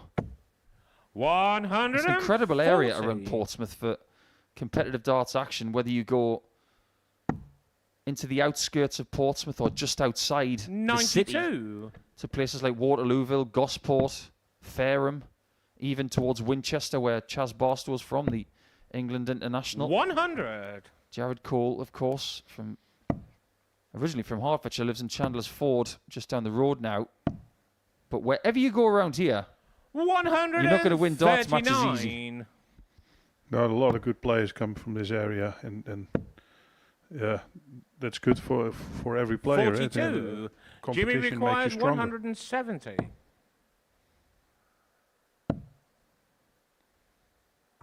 earlier in the week, he was getting 134. disappointed with that first start and shaking his head. None of that is happening anymore. Laser focus has returned. 100. about winning now, eh? Jimmy requires 36. Puts himself on his favorite double. He hasn't been very successful with his favorite double, Game shot on the fourth but leg. it's 2-all. Jimmy Vansky. Wow, that only just hit the double 9. You know when you throw a dart Fifth and leg. you think, Danny to throw first. I don't know if it's Game in on. when it's in the air. That's how Jimmy was feeling. You almost hold your breath for that 95. microsecond and pray that it's got enough air.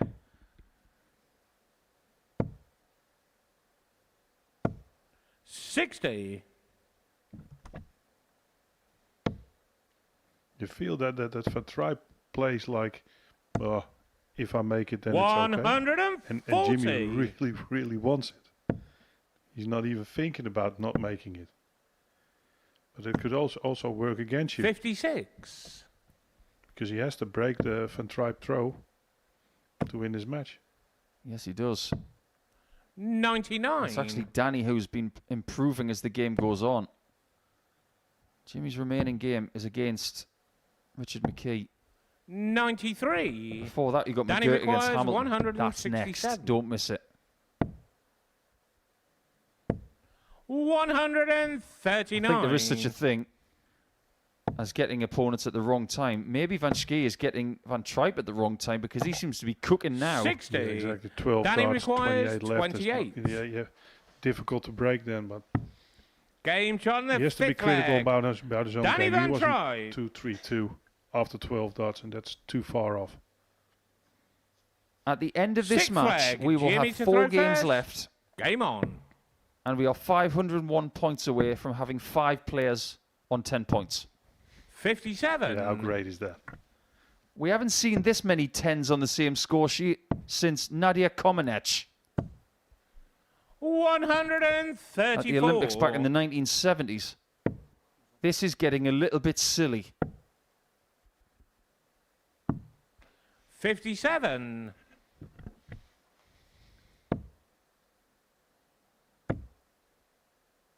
As we go down the table, 60. everybody's on 10 points. There it is, Van Trijp, 5th, but he can still qualify. Yeah. But that's provisional. That's based on him winning this game. 60. Vansky is struggling at the moment. He's feeling the pressure. 140. And it does feel weird when in a game that you really want to win, it's actually someone who has been an ally that is hurting you. Danny requires This is friendly fire. 157. Van Trijp has been so good in the last 3.5 legs. 82.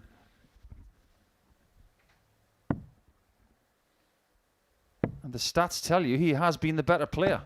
He's averaging about 10 87. points better than Danny Jimmy. requires 85. Yeah, for Jimmy, it's one of his worst games, and this is not a good timing to play a bad game.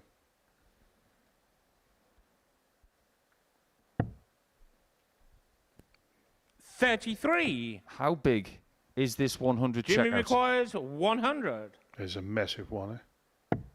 Oh, Good yeah. start. Tops. It is so Game shot on good the sixth That's leg. and so needed. Jimmy Vansky. How much pressure is on him, and he hit that 100 finish. That is really Seventh quality. leg. Danny to throw first. You see Game it on his on. face how nervous he is. He really, really wants this win. I think if you were to put a speech bubble next to him, like in a 100. cartoon, right there he was saying, thank goodness for that. But he's still got to break Danny Van Trijp. Yeah, exactly. And Van Trijp is scoring better than him the whole game. So, yeah, he needs to come up with something special. 100.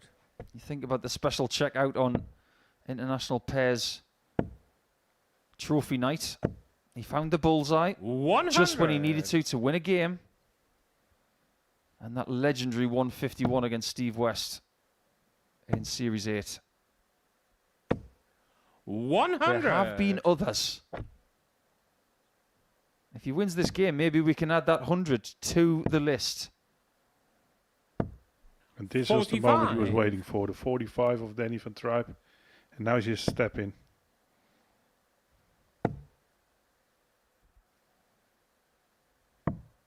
Intelligent switch. 57. It was the right thing to do, even though he didn't get the treble. 100. You a little bit feel now he needs 2 trebles, minimum. Is he going to stay up there? He's decided not to. Oh, long way off. 96. At least he got one of them. Danny He might requires need mistakes from Danny to 156. get this match won. That had every chance. I admire what he just did. That was actually a very 125. smart play. Jimmy requires He wants 148. to make sure he got 2 darts for the match if Vansky didn't hit 148. Hold on to your hats. Not again. Jimmy Vansky Game, strikes. What a And the time to match, find Jimmy another heroic Vansky. shot. My word. He's just knocked Danny Van Trijp out of Champions Week and given himself an incredible injection to possibly make a second Champions Night. That is shot of the week by a mile. But he's still not safe. He really had to hang on, but 2 ton plus checkouts towards the end give him a 4-3 win that we will always remember.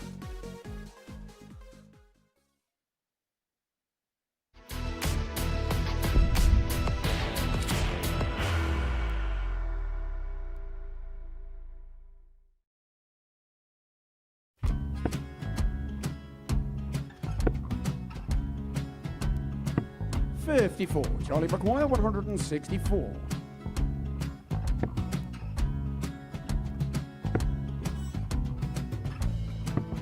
$44.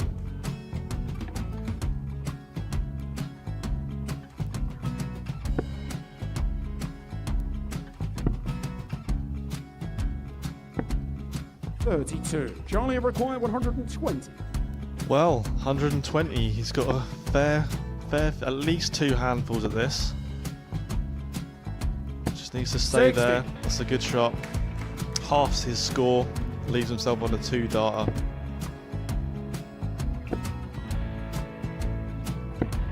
$26. Charlie Time on his McGuirk, side 60.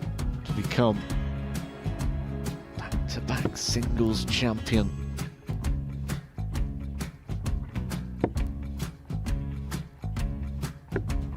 $40. Definitely a couple of nerves in those last 2 darts. But he'll be coming back. It's a moment he's been in before this situation. Standing at the back of the 81. stage, Charlie approaching the McGuirk, Oki with a 20. chance to win the title.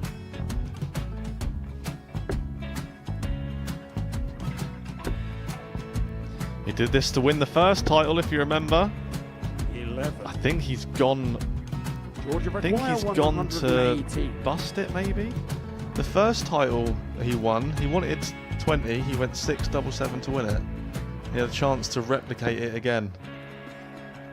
Yeah, I get the feeling that was for a bust, and 39. on that situation there, George McGuirk, McKe wasn't even 9. able to take it out going to the 18s on that switch. Yeah, I think he just panicked a bit, but he's done well to get that big one.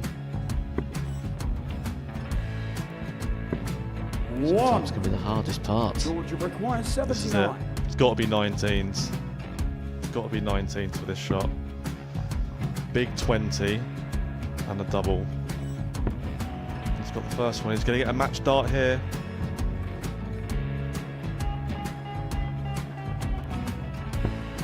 $59. Charlie Threw the entire McGuirk, body into that 8. one. Just didn't want to let go of the dart.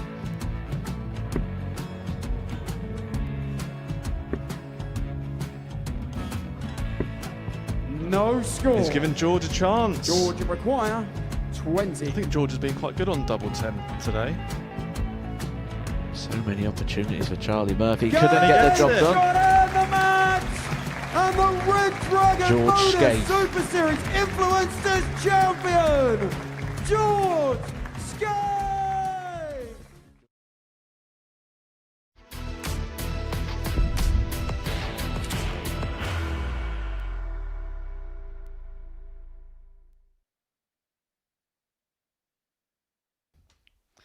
Jimmy Vansky really is the coolest man in the cauldron, isn't he?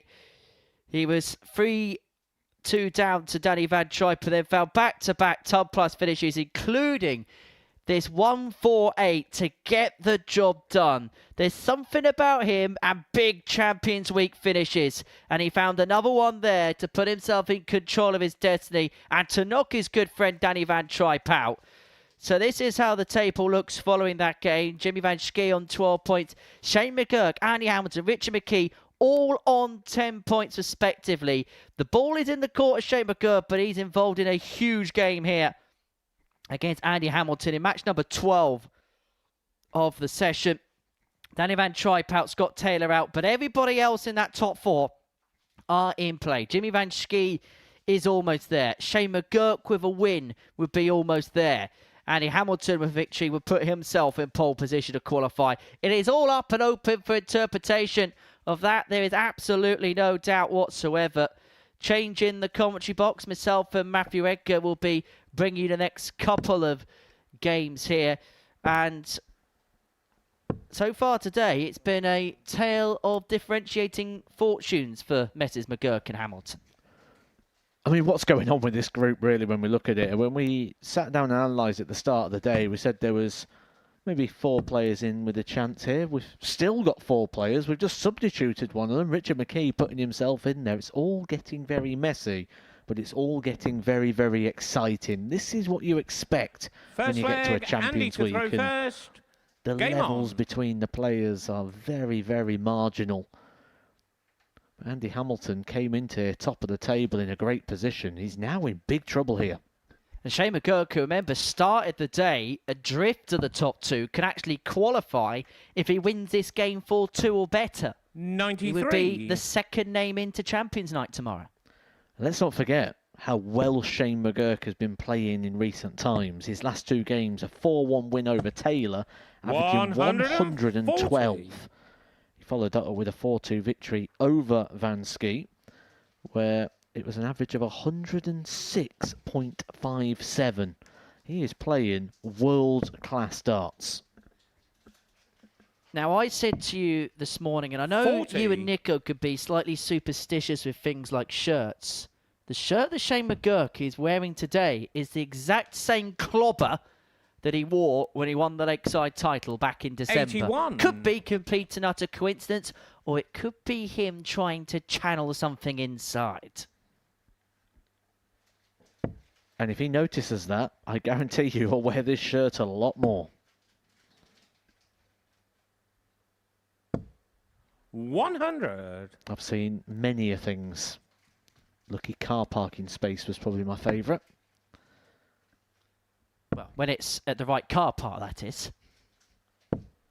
95. It's never a good thing to have a lucky something, though, that is going to depreciate over time. Like a shirt, for example. You can only wash it so many times, can't you? So anything lucky that you had as a superstition in your career? Not that it really worked, but did you anyway? 58. Nope. Maybe I should have.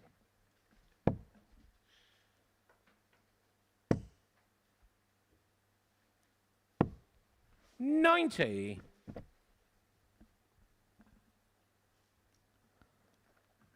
Hamilton once again in trouble here. Start of the day, top of the table, now outside the top 2. Needs a big, big performance. He could have his throw broken here in the opening leg. Choices for McGuirk. 100. Shane requires 95. The man who's put in the highest level of performance today, playing the type of darts that's befitting of the titles that he's been winning over the course of the last 6-9 months or 39. so. But he's going to have to hope that Hamilton hasn't got another biggie up his sleeve. And a 106 to get the better of Danny Van Trijp in his opening game. He's not going to find a 110 to open this particular 56. contest up. And so McGuirk back for 56 for the break. 56. Double top. Puts Gauge McGuirk on in the control of first this leg. contest. Gets the break Shane right from the McGuirk. get-go. This is the look of two Second men leg, Shane to in throw first. completely different Game on. mind spaces right now. Shane McGuirk looks absolutely locked in, fully focused on the battle ahead. And there's just beginning to look like 30. there's signs of Andy Hamilton just looking around, just searching for something. Well, Andy Hamilton's probably thinking he's letting this slip away. That's probably the difference here. He'll be aware of the table, the pressures that brings. Not just the game of which he's 96. playing, then having his throw broken, knowing how well Shane McGuirk's playing at the moment. Shane McGuirk's probably just thinking, bosh. Well, Andy Hamilton may be thinking that things 100. are sliding away and fading away, but it's Shane McGuirk who's found an oasis of excellence over the course of the last couple of games.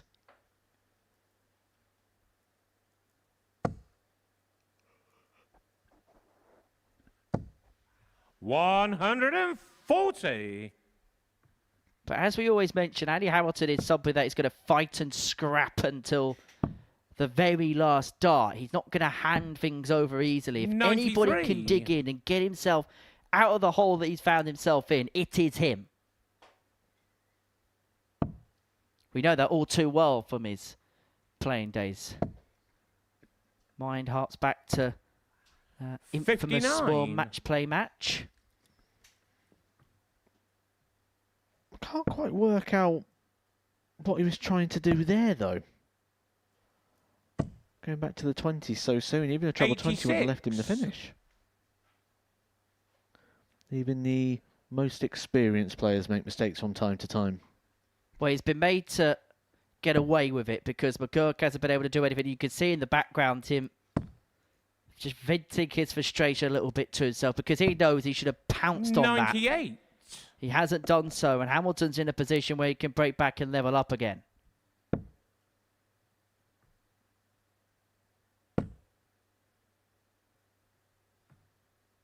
And suddenly the mentality changed from McGuirk because, yes, he's pulled off great 65. performances back-to-back, And he but he was requires doing it as the chaser. 108. All of a sudden, he is back in control of his own destiny, and suddenly that weight of expectation is piled back on his shoulders.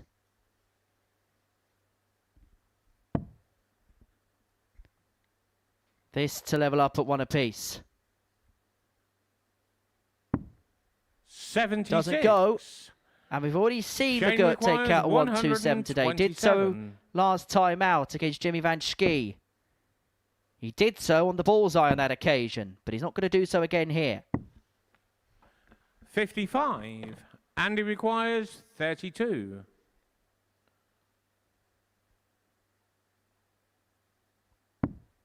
Game shot on the second leg. I think that's what Andy Hamilton needed as well. Not just to win the leg, but to do it without drama on the finish. Just taking out the first start. Don't Third have to leg, run through Andy it. to throw first. Last start in hand. Game on. So that just builds up the anxiety. And right now, I think where Andy Hamilton is, he just needs a lot of things to go right. And they're starting to go right. It's that first dart that's just beginning to hit again. 100. We were saying earlier on, a lot of darts were dropping low in that treble bed, which is absolutely no use to him. But is he just beginning to find the radar 46. again? Is it just beginning to click just in the nick of time? Oh, and the first sign of Shane McGuirk frustration that we haven't seen since early on in the week. We certainly haven't seen it in his last couple of games, have we? They have been 134. exceptional. But this is the business end of the tournament now, isn't it? There is no more extra lives. There is no more time or opportunities. 100. It's just do or go. And all of a sudden, Andy Hamilton's putting his foot on the throttle again. Beginning to find a burst, beginning to find a patch as purple as his shirt. Well, he did most of the damage yesterday, didn't he? Made the job a lot smaller today, so he was afforded a slip or two. 125. But those lives have already been used. Maybe now we come back to Andy Hamilton needing to produce. We're starting to see the Andy 45. Hamilton of yesterday, Andy certainly in the early requires part of the 62. session. Meanwhile, Shane McGuirk is averaging 32 points less than his previous game.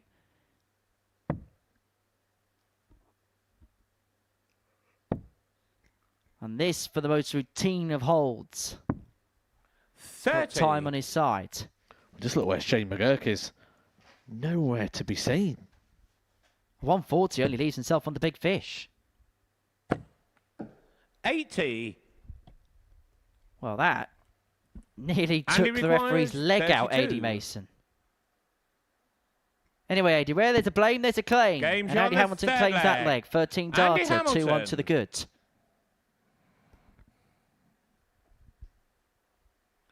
Fourth leg. Shane to throw first. And all of a sudden, Game on. it's Shane McGuirk who's the one that's got to dig in here. And all of a sudden, it's he who's dropping low. And that's why he's chasing down the board. 96.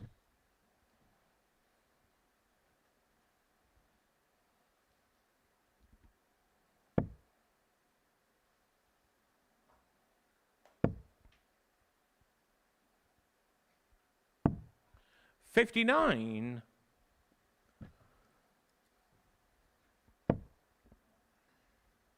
It may well be after all the tension, all the drama, as you started.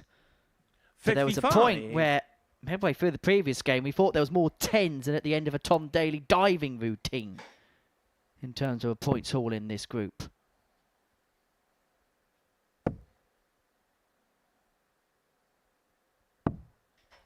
$59. Final round of fixtures. Vansky takes on McKe. Richard wins that one. And he wins it by a scoreline. He can actually leapfrog Vansky in the table. 100. Andy Hamilton finishes off against Scott Taylor, and then McGuirk will take on Van Trijp to finish the group. Remember, only Taylor and Van Trijp from this point cannot qualify. And if you think it's dramatic here, we've got 99. another dramatic group for you later on tonight from 10 o'clock. Group B will come to its culmination. Chris Murphy will step into the hot seat a little bit later on. 140. But Shane McGuirk is just beginning to step it up. Much better leg to level this game up at 2-2.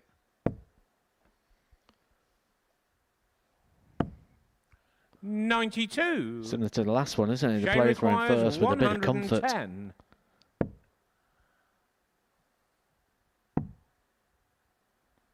Double 16 to level Game us up shot at on the full 2-2. flag. Shane McGuirk. He needed a spark, and that could be it for Shane McGuirk. It was just beginning Fifth to leg. slide Andy away to throw from first. the Irishman, but he Game on. may have just got himself back on terms, get himself back on an equal kilder, and back into this. Back into this race for a Champions Night place.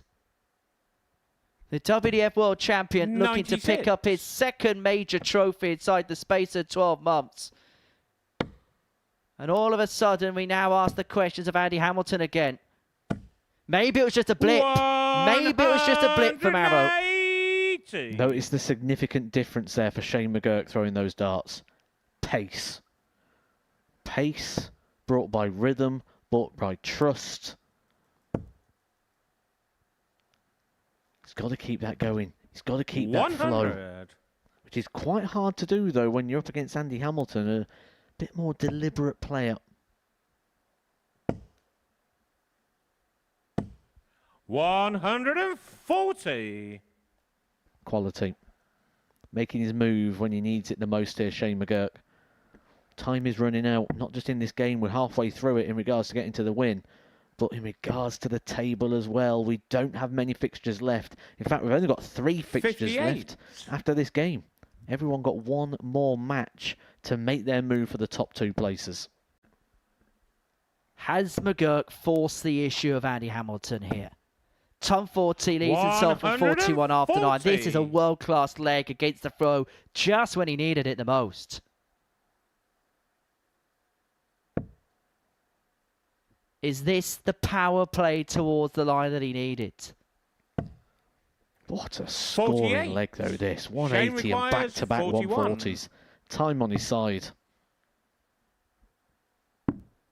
Game shot on the 5th leg. Possibly the best Shane dart McGuirk. leg of the week there. Not in regards to the numbers. We have seen a 10-dart leg. However, in regards to the 6th leg. context, Shane to throw like first. the last game, Game the on. 148 for Jimmy Vansky, not the biggest in regards to the numbers, but biggest in regards to the context of how important it was to right here, right now. And what Shane McGuirk is doing 139. is producing once again when the chips are down. We said since winning the WDF World Championship, he has become a better player. This time a year ago, would he have been able to respond in this spot? 100. I don't think so. Just levels, isn't it? Jumping through the levels, going through the gears. He's putting up the challenge, the former world finalist. 140. And remember, 4-2 is good enough. 4-2 is good enough to qualify him through. He's 222 points away, the WDF World Champion, for qualifying to a Champions Night in his second Champions Week 96. appearance.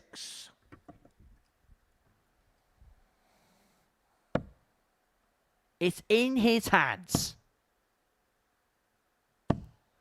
96. And the WDF World Champion producing that World Champion quality when he needs it.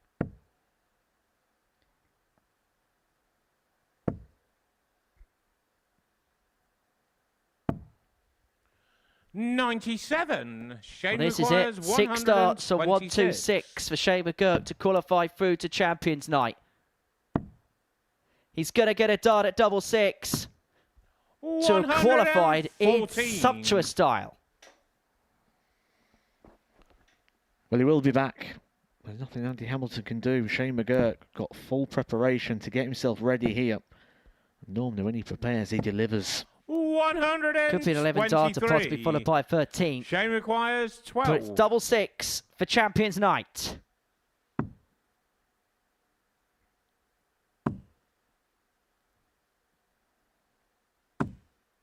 But that's four darts. That's 4 darts to do it. And if Hamilton takes out this 85, he can't automatically 85. qualify here. Did not expect to see Shane McGuirk miss that opportunity. The eyes are closed. He's just waiting to hear what is called. Well, this is a huge moment. Shane McGuirk has missed 4 darts to qualify for Champions Night, and Andy Hamilton has levelled this game up at 3-3. And I think Shane McGuirk knew the consequence in terms of the permutations. You could see with the bow of his head that an opportunity has come to pass. Will still take to the hockey in the final game against Danny Van Trijp, where he'll have it in his hands still to be able to book his qualification place. However, this leg now has major significance. 123. Well, forget this group being a helter-skelter of emotions. This match has been a helter-skelter of emotions. 100. The ebbs and flows in this contest. Looked like Hamilton was in control. McGuirk wrestled it back. He's missed 4 darts to qualify. And now Andy Hamilton has the darts in his hand to win this game and to put McGuirk's back against the wall. 134. And I go back to something I said at the start of the day. There's going to be a point where nerves kick in and adrenaline kicks in. And it's how you just because you're nervous or you've got adrenaline pumping through your body doesn't mean you don't produce good darts. Some people thrive on it. And right now, these two are thriving. They might not be enjoying it.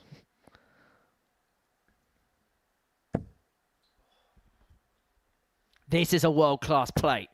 A world-class play and a world-class leg when it matters. 64 left after 9. McGuirk has to respond. He probably has to respond with a max. Definitely needs another one. Leaves himself on the big fish. The little fish. If Hamilton cannot take out the 64. Double 8 for an 11 darter to get the job done.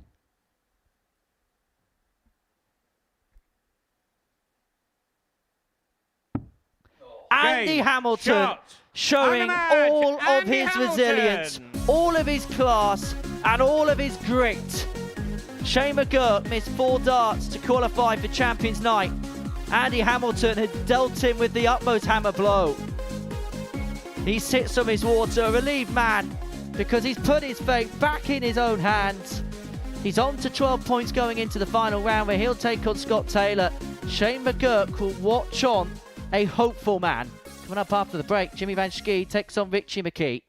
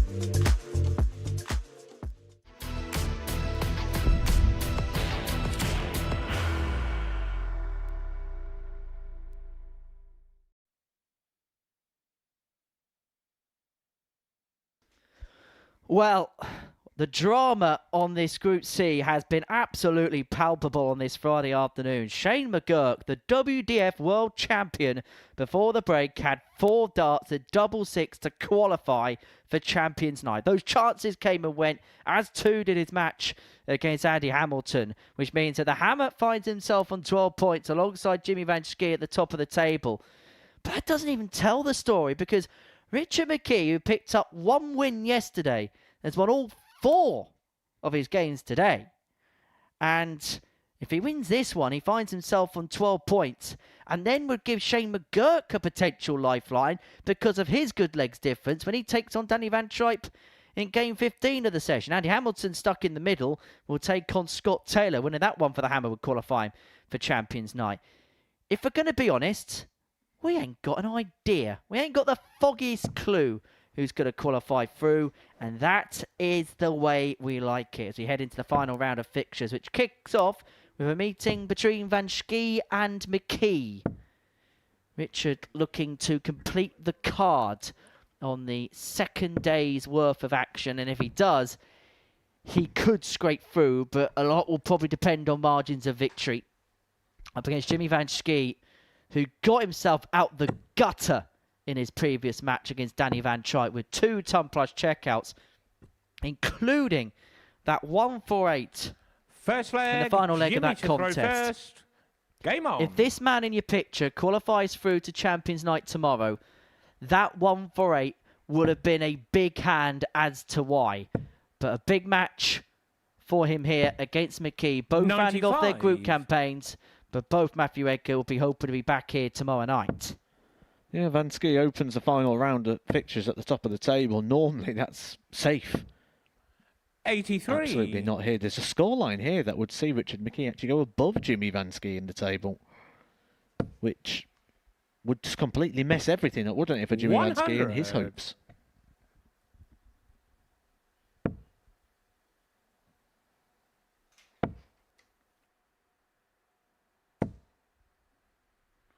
$140.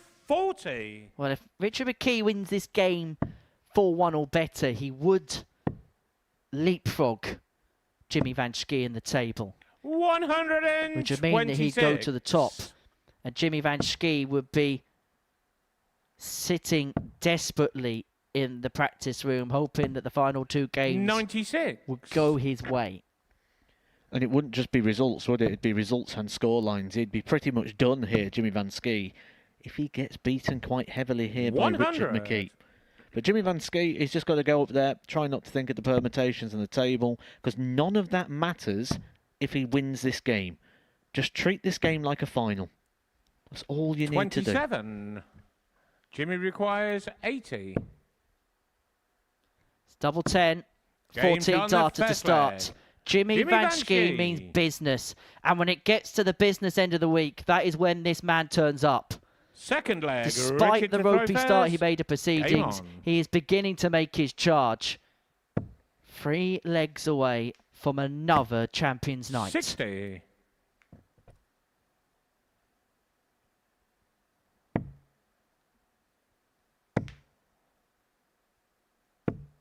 $95. And if he does qualify, Matt, don't expect this place to be quiet tomorrow. Well, certainly not on a Champions Night. We see how popular Jimmy Vansky is on a regulation week. Imagine what it's going to be like for Jimmy Vansky's chance to put himself along some very famous 58. names who have won a series here at the Super Series. Yeah, you might need to turn your earpieces up tomorrow night when we do some links on stage, because it's going to be loud. And actually, 82. there is a new feature here at the Live Lounge, the Wall of Fame. If you are here tomorrow night, you'll be able to see it for the first time. All the series 100. champions have got their picture on the wall in the building. And if you are here tomorrow night, you'll be able to see it, alongside a question mark as to who name number 11 is going to be. 140.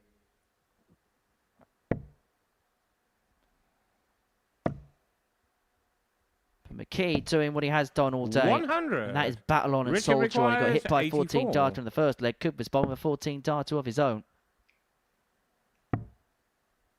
He's looking at the ball. 59. There's that number again for Jimmy Vansky. requires 148.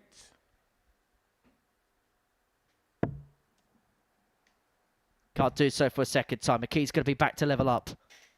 54. Well, it's such a rare shot, isn't it, when you've got those two treble to double 25. combos.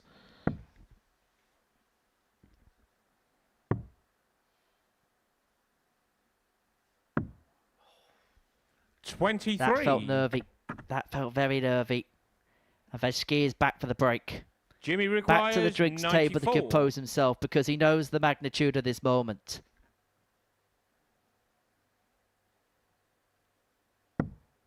Two at tops.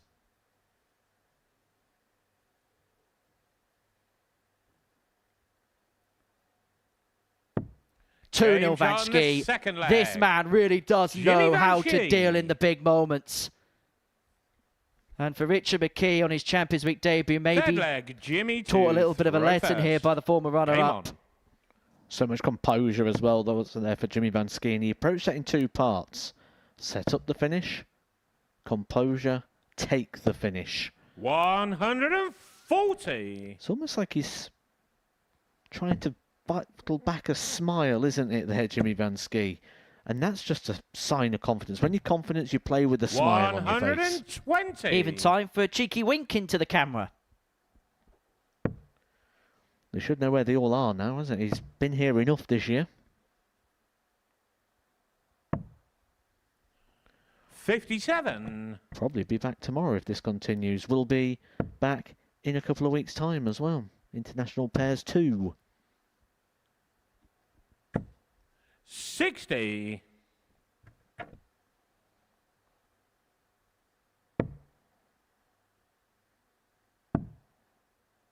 You said yesterday that the time is ticking for Jimmy Vansky to win a Champions League title because you fully expected to be on the tour in 2026.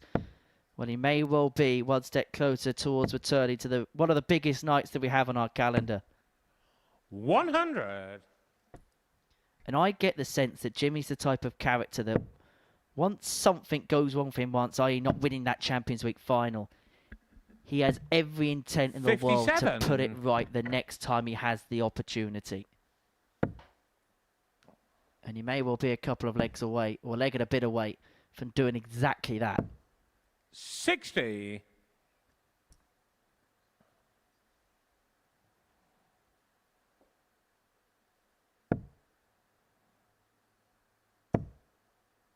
McKee's playing okay, but Vansky's just finding that bit more, isn't he? 140. Richard requires 161. Oh, he's excellent here, isn't he, Vansky? Running around about the mid-90s average.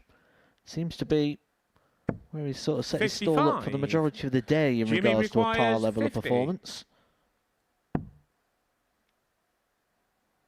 You just don't expect him to miss much.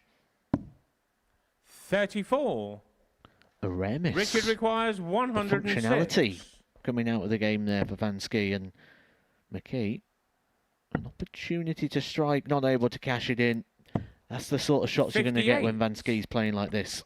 Jimmy requires And that 16. could be a big opportunity miss. There's a free zip. He's never going to miss twice. Jimmy Vansky is a leg away from returning to Champions Night. Fourth leg. 501 points away Game on. from the red ball and the red carpet being laid out 100. to the Blue City's favourite son.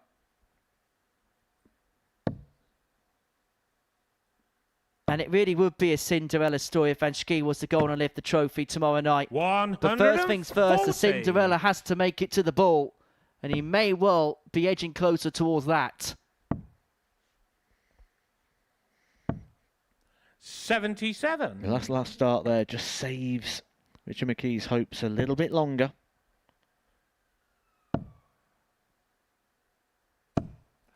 43.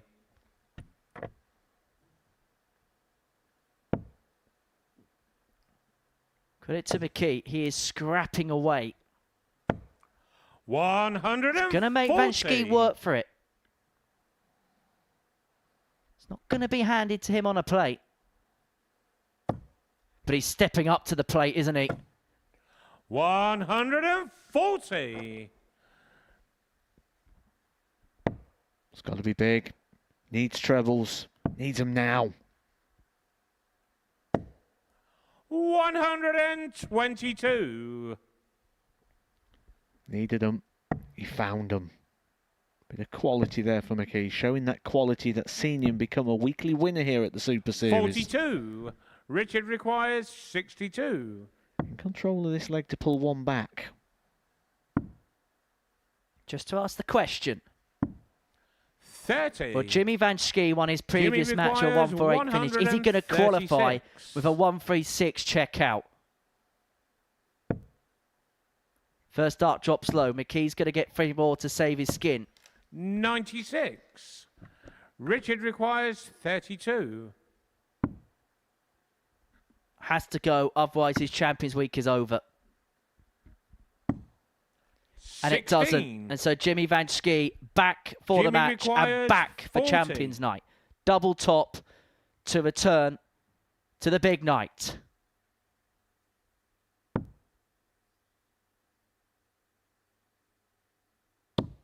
It's going Game, to be party shot. time in Portsmouth And the tomorrow match, night. Jimmy Vansky. Because Jimmy Vansky, the biggest crowd favourite at the Live Lounge, has qualified for Champions Night again. And he has a point to prove. The former runner-up looking to go one better to pick up the trophy and the £25,000 jackpot that goes with it. For Richard McKe, what a learning experience it's been to even play at a Champions Week. He was valiant in his fight today, but it was a slow start on Thursday that undid for him in the end. Jimmy Vansky joins Graham Usher into Champions Night. Andy Hamilton could join the pair if he beats Scott Taylor after the break.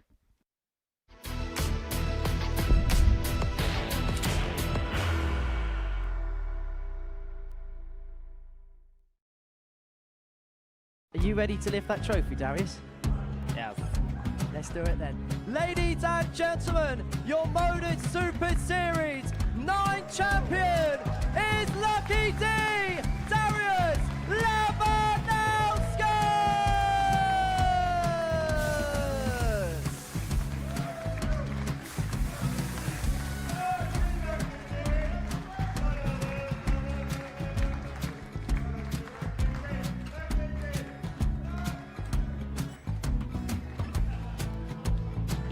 Well, what a wonderful night of darts we have seen, and we are ready. Our champion is ready, and it's trophy. So receive the trophy. £25,000. The new Modus Super Series champion, the Terminator, Marvin Van Velzen.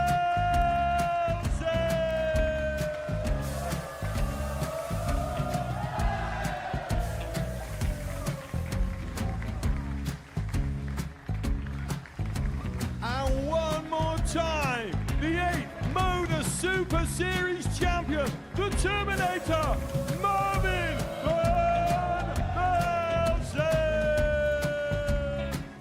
And the new Modus Super Series champion is Andreas Dirty Harrison.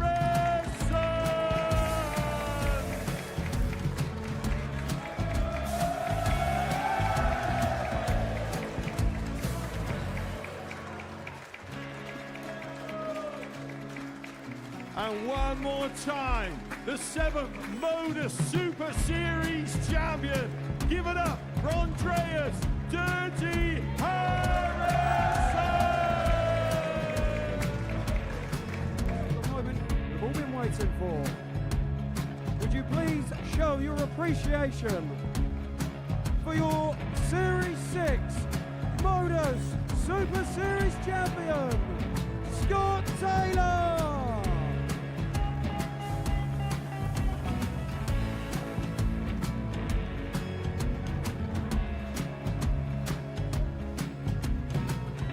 One more time, your new Modus Super Series champion.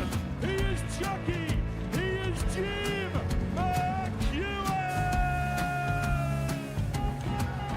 Ladies and gentlemen, your Modus Super Series champion, retaining his title, the new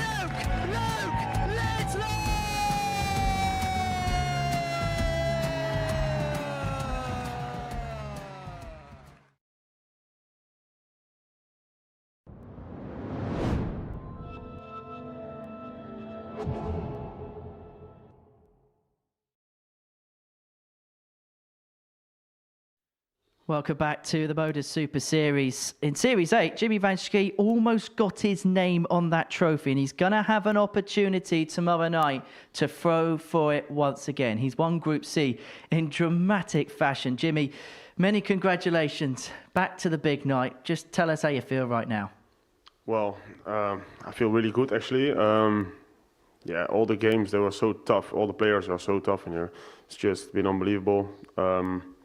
The big average I had against me, I don't know what I have to do. I had to throw 110 average to beat those guys. I'm just so happy that I won the group. I tried my hardest and it worked. Can I ask about the week as a whole? Because I can imagine on Wednesday you'd have been disappointed with the way Group A went. What was the reset between the end of that and then coming into Group C on Thursday?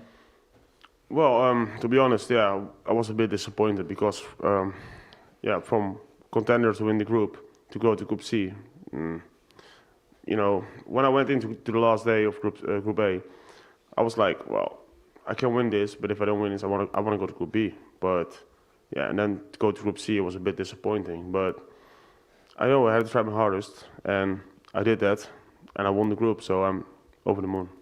Let's talk about today then, because when it came to the big moments, let's talk about the 1 for 8 first and foremost. Was that your group? Was that qualifying through the Champions League? Did you feel like maybe that was reliant on hitting that? I don't know. I know I needed to hit that to make myself more comfortable for the next game. That's yeah.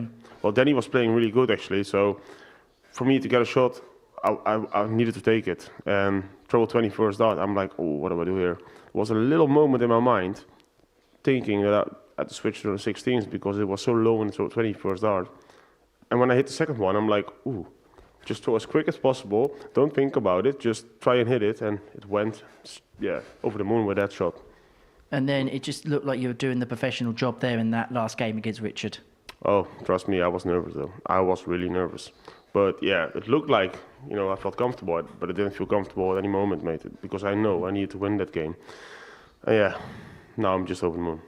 Into tomorrow night once again, and I know that when we've spoken in the past about the previous Champions Night, you've got unfinished business, haven't you? Yes, sir.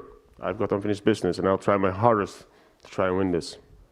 What would it mean if you're able to go one better tomorrow night? The world. 100%. It would mean the world to me if I would win this. How many of the Jimmy Vansky armies are going to be tomorrow night? I don't know the right number, but it's going to be a lot. So it's going to be loud as well. It's going to be good. I'm looking forward to this. You love this, don't you? I love this, really. Well, Jimmy, many, many congratulations. We'll see you again in another Champions Night tomorrow evening. Jimmy Vansky has won the group, and he's going to have plenty of friends with him at the live lounge tomorrow evening. He's won the group. We still don't know who the other player through is going to be. Andy Hamilton can qualify himself through if he wins this game here against Scott Taylor. If not, then Shane McGuirk will be out to bat in the final match of the session. So that is the state of play in terms of the table. Jimmy Vansky cannot be topped at the top of the group. Andy Hamilton has it in his hands, but defeat would open up the door for Shane McGuirk. And we will see Andy Hamilton out first. He's warming up just behind us here against Scott Taylor. It's match number 14 of the session. Many congratulations to Jimmy Vansky for qualifying through to tomorrow night, but let's see who's going to join him. It's Hamilton against Taylor in the company of Vincent van der Voort and Paul Nicholson. Thanks, Henry, and congratulations to Jimmy Vansky for making it to a second Champions Night. We seem to have a bit of a pattern emerging here this week because Graham Usher made the final of Series 1. He didn't get the trophy. Series 8, Jimmy Vansky made the final, didn't get the trophy, and they are the first two names into the hat for Saturday night in Series 11. And now we have to see who joins Jimmy. It's as simple as this. If Andy wins, he goes to his first Champions Night. If he does not win, Shane McGuirk has his chance. First. So Shane needs a big favour from Scott Taylor. Yeah, that sums it up. Everything 100. Is on Scott Taylor now for Shane McGuirk. And he must feel gutted because he was so close. He should have won that match against Andy Hamilton, and now all of a sudden he's in big trouble. Yeah, he really is. He had 4 darts at double 6. 180. Scott Taylor is pausing right now because he's thinking, don't you do this to me again. Not like yesterday when you averaged 109 against me. Has Andy got a vendetta against Scott Taylor? It looks that way. 60. I don't know how they personally go on, but it looks like he hates him. Yeah, I think they're okay. I think they get on fine. But Andy is looking at Scott Taylor the way that Alex Ferguson used to look at Liverpool. 85.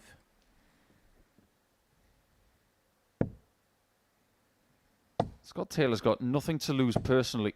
180. But if he keeps doing that and he gets the result, he might bank a favour from the WDF World Champion. Yeah, how will he feel at this moment? You're practicing for your last match. You're sitting 46. there. You have to concentrate on Scott your own match, but you also have to watch this one 161. because it may not be worth anything. So it's so different. That is so difficult to watch 61. now. I think the right thing to do right now for Shane is get the earplugs in, get on the board, just do some light loosening up. Every now and again, look at the monitor and see what's happening, and just keep moving. Don't sit down and stew on this. 56. But that's so difficult because you Scott want to watch requires every shot 100. because you know now Scott Taylor is in a very good position to get 1-0 up. Isn't he just? 1-0 is Game his. shot on the first leg. If Hamilton Scott thought this was Taylor. going to be a bit of a stroll into Champions Night, it was never going to be that way. But Second he's leg. so Andy to seasoned throw first. and so Game experienced. He knows that everything you get in a positive sense in this sport is not simple. Well, you saw in the match against Sean McGuirk, he's not panicking quickly. He knows with all his experience what he should do to 81. win matches, and he knows he has to stay calm and just put in good scores and put him under pressure. And of course, because of the week has gone 100. for Scott Taylor, it's very, very likely that he's going to get chances. Do you think Jimmy had a bit of a point when he was speaking to Henry just now about how people were raising their game against him? 61. He was a little bit unfortunate, but so is, I mean, almost every player would think that way. I mean, last night, Jurien van der Velde would think the same thing. Played amazing, but 41. didn't win his matches, and he lost with 106 average.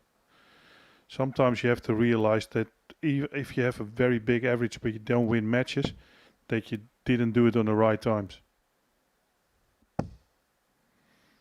Timing is everything. Give yourself a chance at the right time and take it, and that's exactly what Jimmy did today. That first start from Taylor has been very, very good in this match so far. That's ominous. But you can see he's 100. never happy with that because that's the phase where he's in. He's going to be lost in the group, so he doesn't see anything positive. Even a treble 20 is not good enough anymore. That's good enough. 180. Yeah, some people in the world, you could give them £1 million for Christmas and they'd say, where's the money clip? Yeah, exactly. I mean, 95. Andy logical requires as well 56. because you expected so much from yourself the whole week, and you didn't deliver. So even if he plays now 3, 4, 5 legs in a row, brilliant, he will think, oh, why now? So it's no pleasing him at the moment. I'm not going to lambast Scott Taylor for leaving 165 because his previous dart was a treble 20. It was actually the dart before that left him a bit stranded.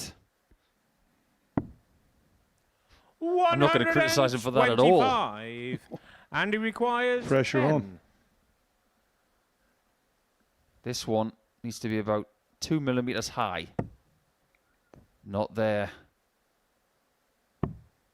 This one needs to go in. 8. Good news for Shane McGuirk. Scott requires 40. 3 darts for Scott Taylor to go 2-0 up. Not even close. And it had to be Game shot dart on the 3. second leg. That's the dagger Scott that is Taylor. being twisted And Hamilton has got his back against the wall again.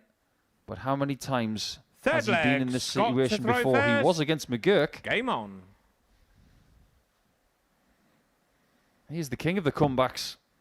That game he had with Whitlock at the match play. The game he had with Whitlock 100. at the Worlds. And you know one thing, he's not somebody who gives up. Never, ever gives up. So you have to come and take the win, or else he will be there and beat you.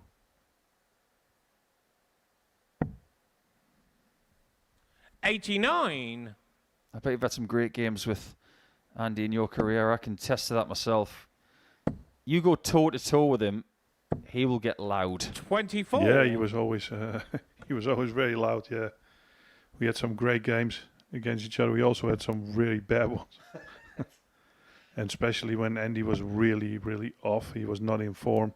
I remember playing him in the Players Championship final first 41. round, and he was just he was nowhere near his best. And then even then you feel a little bit sorry for him, but after the match, not during.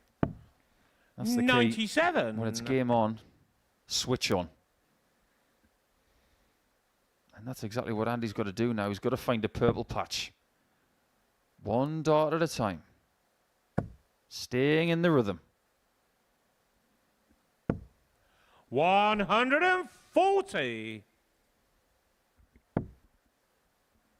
Averages are almost identical to this point. But they mean very, very little.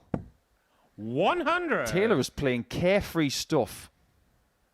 And he really doesn't care about the permutations of this game. He just wants to win a match to say a fond farewell to Series 11.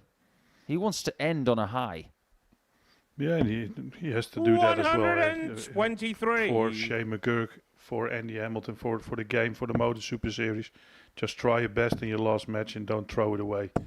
Because we are watching this. We want the best Andy players requires into tomorrow, not 108. one who's got lucky to get him in the last match where he didn't care.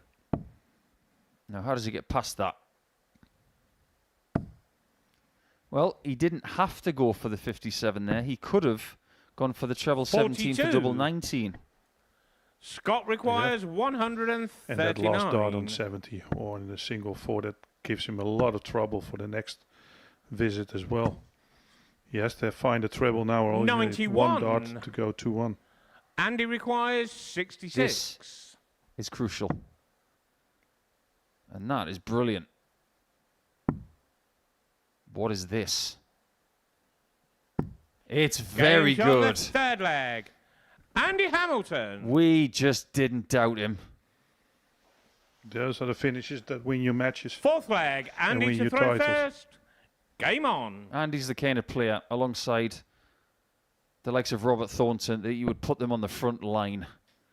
If Julius Caesar needed dart players to go into the Colosseum, you'd think of Hamilton and Thornton and some others. 100. You can imagine darts being at the Colosseum about 2,000 years ago. That'd be fun. 45. Be a bit drafty. Yeah, that would be would be fun to watch. Yeah, I can imagine Commodus and Caesar and 54. Marcus Aurelius having conversations. Well, we want to put darts in this, but we need a roof. I wonder if they would complain as much as we do right now. All the dart players 100. complain about everything. Probably. If you do that back then. Oh, this hockey's a bit sandy. I don't like that guy over there heckling me. 41. The demeanour of Scott Taylor is so different to what it's been like at times this week. 45. I think he's reached the point of acceptance where he knows he's going home after this game. So all of the pressures that have been sitting on either shoulder or both shoulders all week, that has disappeared. 58. But he can probably feel the pressure that Andy's under. Yeah, he's so different. He's just trying to get some form in, And Andy is trying so hard to win this match because he knows exactly what that he needs to 58. win to go through to tomorrow. The last time Andy was in Champions Week, he was in Group B and he was 5th out of 5 players. But he had 8 points. He was really close to getting through. 81. He wasn't this close.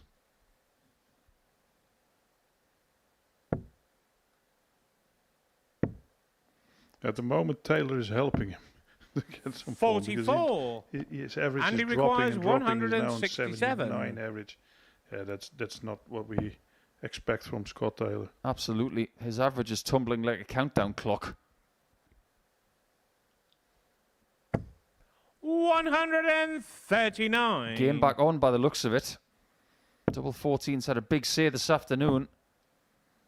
And there you can see that Andy Hamilton is an 81. old school daughter. He doesn't care about Andy the average. requires He noticed 28. that Taylor is off and that he just have to win. He doesn't care that he's not playing well. He just want to win. Double 7. 21. That's still a very tricky out for Taylor to make it 3-1. Scott requires Feels 128. unlikely. Yeah, exactly. However, he threw that second dart viciously. 88. But I think the Andy entire darting requires world was holding its 7. breath after the first dart landed. And that includes this man. Oh, that's close. My word. That was a nervy dart. Taylor thinks he's hitting this. Me too.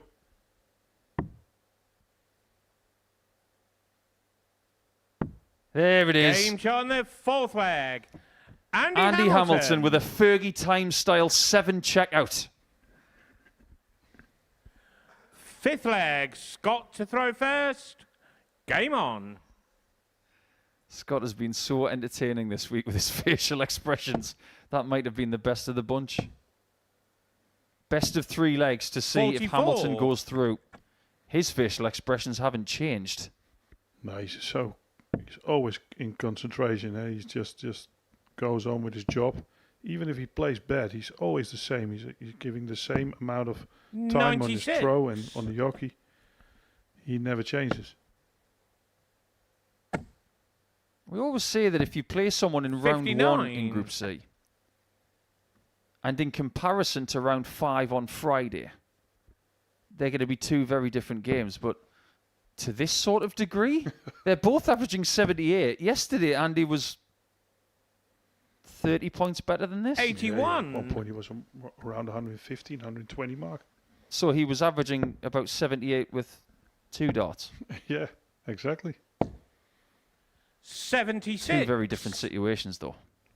Yeah, that is. I think Shane McGuirk is getting mental at the moment in the bag. He sees that Andy Hamilton is there for the taking, but Scott Taylor is not hitting anything at the moment. 140. Got to start soon. Has he got anything left? He's playing his 25th game of the week. 85. And he's playing his 10th. So if you think that age is a factor here, it's not as much of a factor because the fact that Taylor has played 3 more days. That is wonderful. 129. And he knows he has him now.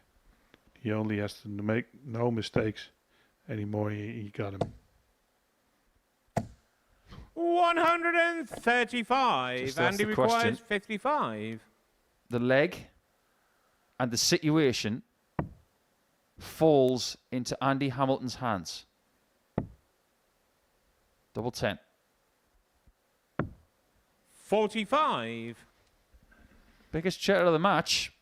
Scott Outside Right at the requires start was 100. 102. An outside chance for Scott Taylor to get back in this match. Needs a treble now.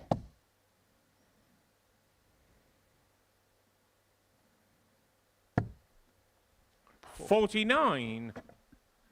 Andy I requires can't possibly 10. say that this is a difficult double. because he likes the doubles at the top of the board in this match. Yet again, he splits fives. This time, the single 3 is better. It's double 1 again. Oh, his best friend all of a sudden is double 1. Andy Hamilton. And all of a sudden, he's one leg away to make it to finals night. I think Scott Taylor's just broken Andy a little bit there. Andy to throw as if to say that was a dagger to the heart. Game on. And Andy doesn't care. He'll be getting a kick out of that. Yeah, of course. Yeah, no, he should. He doesn't care about what Scott Taylor is doing now. He only needs 57. one leg. That's all it is. If Andy qualifies, and forgive me if this is a little harsh, but the narrative of the first 3 people into Champions 55. Night are perceived bridesmaids. Because you have Graham Usher, who lost in the final of Series 1, Jimmy Vansky, who lost in the final of Series 8, and Andy Hamilton, who was most known for losing in the final of the Worlds, the Grand Slam and the UK Open. So someone out of those 3 potentially is going to get the biggest title of their life. 137. Yeah, that makes tomorrow even more great. That's what you want. But first things first, he first has to win this match. Yeah, and this is the difficult leg, isn't it? Yeah, and if Scott just hits a couple of good shots, all of a sudden he could be in this match again and play one great leg. 60. And Hamilton could be out. That might just be the best 60 score I've seen this week with that last start treble 18. 58. He retains control. The fact that this is not a great standard of match, it really doesn't matter.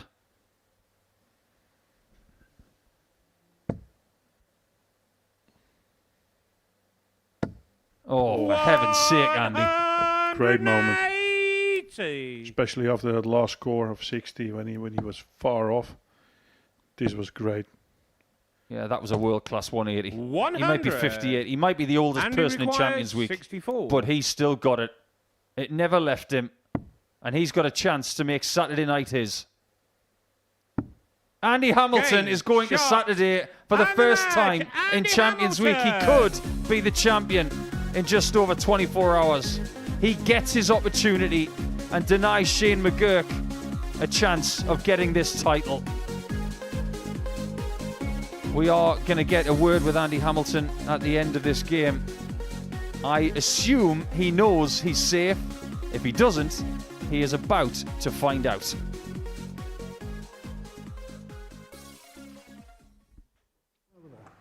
All right, we're going to go right on here. Let's get a word with Andy Hamilton. He's on the stage with our host, Henry Deacon. Yeah, thank you very much, Paul. Andy, many congratulations into Champions Night for the very first time, but boy, you had to work hard for it, didn't you? Yeah, I think that's what I do. I think I made the game hard for myself today, and I shouldn't have done. I was more tense today. I wasn't relaxed as yesterday, but I'm over the line now, so I can focus now on tomorrow night and just, hey, it's a different game tomorrow night. We know you're a battler, and we know that you fight until the very last dart. Did we see those qualities in those last couple of games there? Oh, without a doubt. I never give in. I show them true qualities tonight of how I can play darts. I'm not the best player around, but I will give my all till the end of the game. And if I don't win, they deserve it. But I'll take every chance I get. Did you know the situation in that game against Shane where you had 4 darts to qualify for tomorrow night against you on the 1-2-6 and the 6-6? No. It's just another game. I'd focus on the game, and what happens on the table, that's going to happen. If it doesn't happen up here, the table will tell the story anyway. The table does tell the story, and the table says that you're into Saturday night at Champions Week and an opportunity for yourself to pick up a big one. What would this mean, winning tomorrow night? Where would it compare to some of the other things you've achieved? This goes up there, and this will be an accolade for tomorrow night. This will go up there with the World Championship finalist, the UK Open finalist, the Grand Slam finalist. This is another achievement for me in my life now. So hopefully tomorrow night I can achieve one more thing and go that one step further. And it must be nice if you're able to win tomorrow night, have that everything on the end of it, having that word winner, that champion, that name on the trophy. And that's what it's all about, winner. Everyone remembers winners. They don't remember runners up in finals. So I want to change my runner-ups to a winner tomorrow night. So focus, relax again tomorrow night. Come back like I did the first day. No pressures on myself. I'm just going to enjoy myself. Must be nice to be back at the thick end of things again, mustn't it? Joe, well, this is what I live for. I've played a PDC all my life, and obviously this is why I play darts. I love this game of darts, and I never give in. And my passion's now the same as it was before. Maybe I'm not as good as I was before, but I still believe I'm good. But as long as I keep believing, I'll keep turning up. And who knows, that believing could make that dream come true. Andy, many congratulations. We're going to see you tomorrow night at Champions Night. We've got one more game to go in this afternoon session. It's a meeting between Shane McGuirk and Danny Van Trijp, and we'll be watching that on the other side of this short break.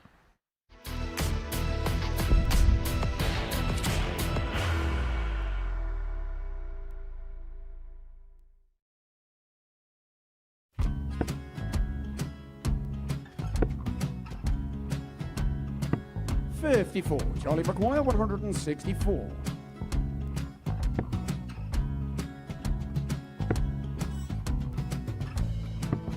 $44.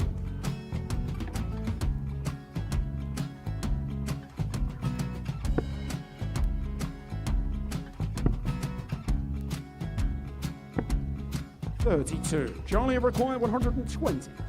Well, 120. He's got a fair, at least 2 handfuls of this. Just needs to stay 60. there. That's a good shot. Halves his score, leaves himself on a 2-darter.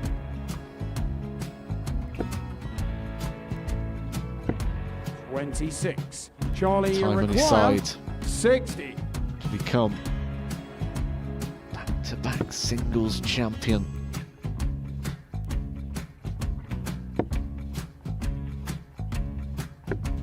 $40.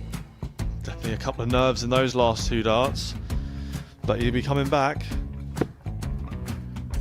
It's a moment he's been in before this situation. Standing at the back of the stage, Charlie approaching the McGuirk, Oki with a 20. chance to win the title.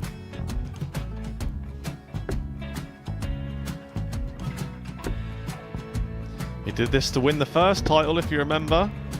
11. I think he's gone. Georgia I think he's McGuirk, gone to 118. bust it, maybe. The first title he won, he wanted 20. He went 6-7-7 to win it. He had a chance to replicate it again. Yeah, I get the feeling that was for a bust, and 39. on that situation there, George Scaife wasn't even able to take it out going to the 18s on that switch. Yeah, I think he just panicked a bit, but he's done well to get that big one. Sometimes can be the hardest part. Georgia McGuirk, This is it. 79. It's got to be 19s. It's got to be 19s for this shot. Big 20 and a double. He's got the first one. He's going to get a match dart here.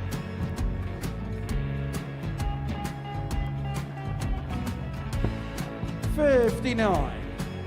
Charlie Threw the entire McGuirk, body into that 8. one. Just didn't want to let go of the dart.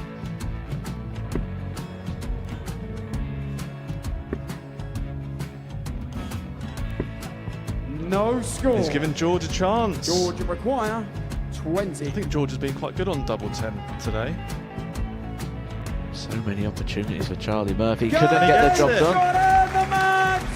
And the Red Dragon George Modus Scaife. Super Series Influencers Champion, George Scaife!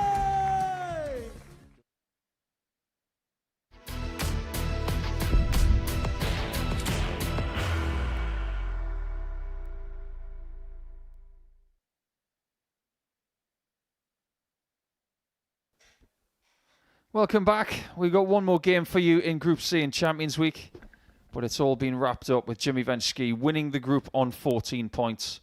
Hamilton joined him after that 4-2 victory against Scott Taylor just now.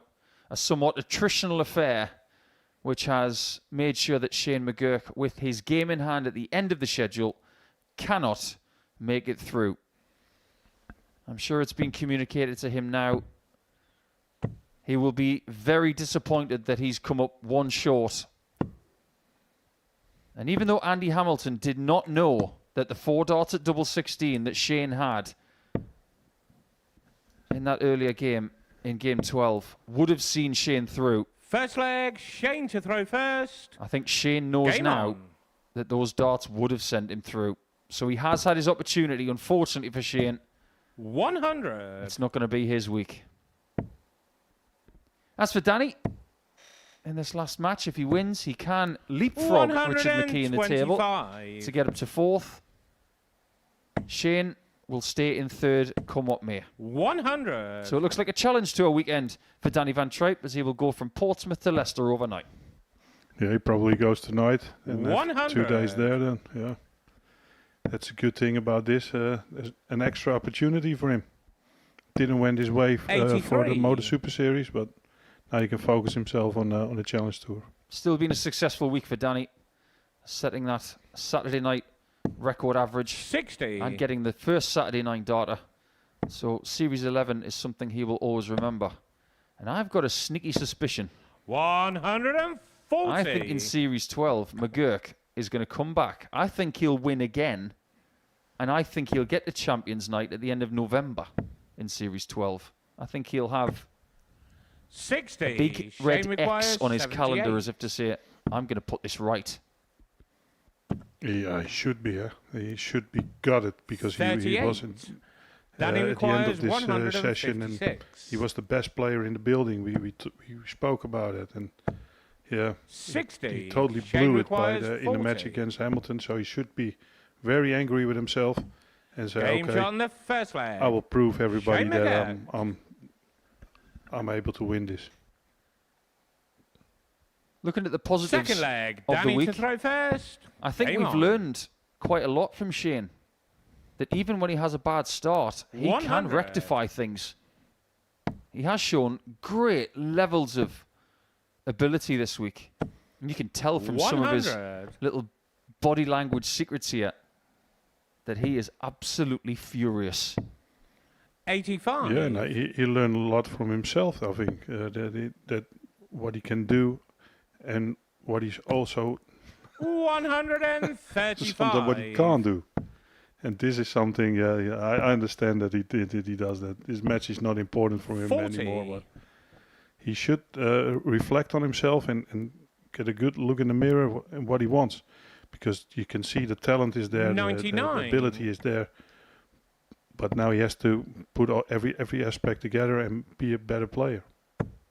140. In most cases, Shane a career is not requires defined by one 167. shot or one miss. But if you have an opportunity to put that right, 102. you go and do it. Danny requires 136. I think Danny required 136 there for 40. about minus half a Shane second. requires 65. McGuirk needs tops, Game on the second leg. striding Shane towards a McGuirk. final victory. Well, curiously, looking through the Group C records from Champions Weeks gone by, Third 14 leg, points Shane to has throw won the first. group 3 Game on. times. 14 points has been good enough for second position 3 times. 180. And today, we have 2 players going through on 14 points. 140. Come on, Shane. Make it happen. You know what he was thinking. 61. Yeah, you know exactly what goes through his head. But probably a 9 that wouldn't even make him happy now at this moment. You know, you're not in the finals night, and he's 100. been battling for that since Monday. And it's not possible anymore. That is a very bad feeling. 180. Such a show off. Yeah, the no look, that's so overrated. 60. Shane Shane requires you've been 80. a dart player as well, so you know that's the easiest shot in the world. How about this one? Game I suppose that's a pretty good leg. He's just had Shane an 11 McGuirk. darter with a double-double and a no-look 180. You know he's been the best player Fourth today. leg, Danny to His throw averages first. were around 100. We said after 3 45. matches. He just blew it in one. And at 2 matches he totally gave it away, but he's been so good. 134. This is a ridiculous performance considering. 100. I think Danny understands right now that he's on the end of a bit of a whooping. But it also shows how good this kid is. 140. This is one of those performances that is a precursor to what could 25. potentially happen next. I'll show you, darting world. I'm not making Saturday, but this is what you're missing out on. 57. Well, he's going to try and finish the campaign with a 170.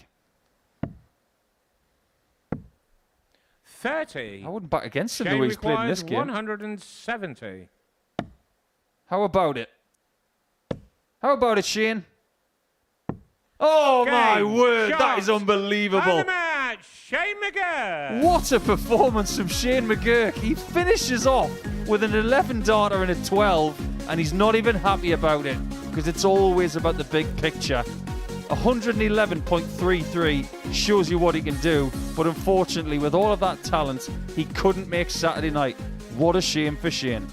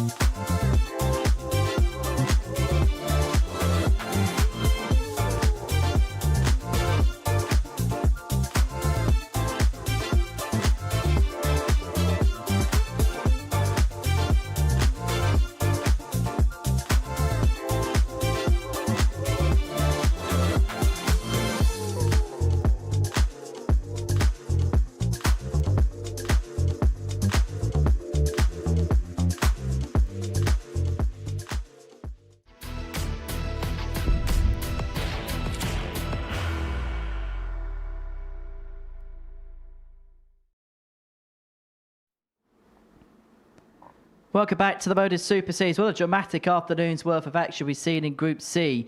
Shane McGuirk had a running average of 101 for the day, but still hasn't qualified for Champions Night tomorrow. And that's because of that 4-3 defeat to Andy Hamilton you can see in the middle of that graphic there. We had 4 darts at double six to qualify, for Champions Night. But it is the Hammer and Jimmy Vansky that have qualified through to tomorrow night's finale, where they're playing for the Super Series trophy and £25,000. As you can see, confirmation of Vansky and Hamilton both on 14 points. Shane McGuirk, 12 points, narrowly missing out on qualification despite the best legs difference in the group, despite the fact he picked up as many legs as any other player in the group. But it was the points that ultimately mattered.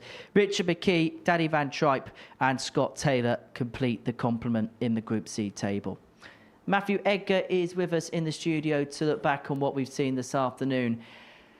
And I think before we talk about the two players that have qualified, I think we've got to start with a player that hasn't, haven't we? Shane McGuirk averaged 101 for the day. He had averages of 112, 106, 111, and it still wasn't good enough. He's played exceptional today, hasn't he? Even that last game there, I don't think he was taking it very seriously. He was trying to do the look away 180s, the tops, which was unnecessarily aggressive. But I think what he did there was just show some quality, and that was coming through from the frustration he was feeling at the fact he wasn't qualifying.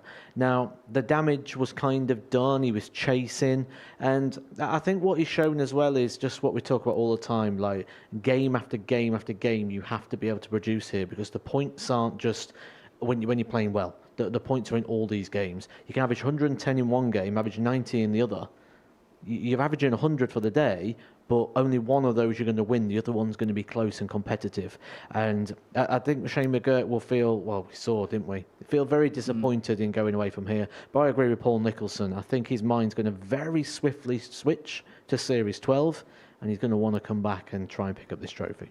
Those 4 darts at 666 are going to haunt him for a long time to come, isn't it?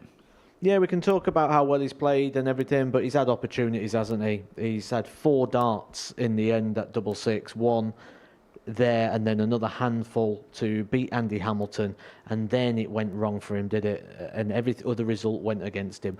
To get him into the position he was there, he had a lot of results go his way as well. You know, that's sort of been the story of the day, the roller coaster, the parcel of opportunity. But when it fell on Shane McGuirk, he didn't open it.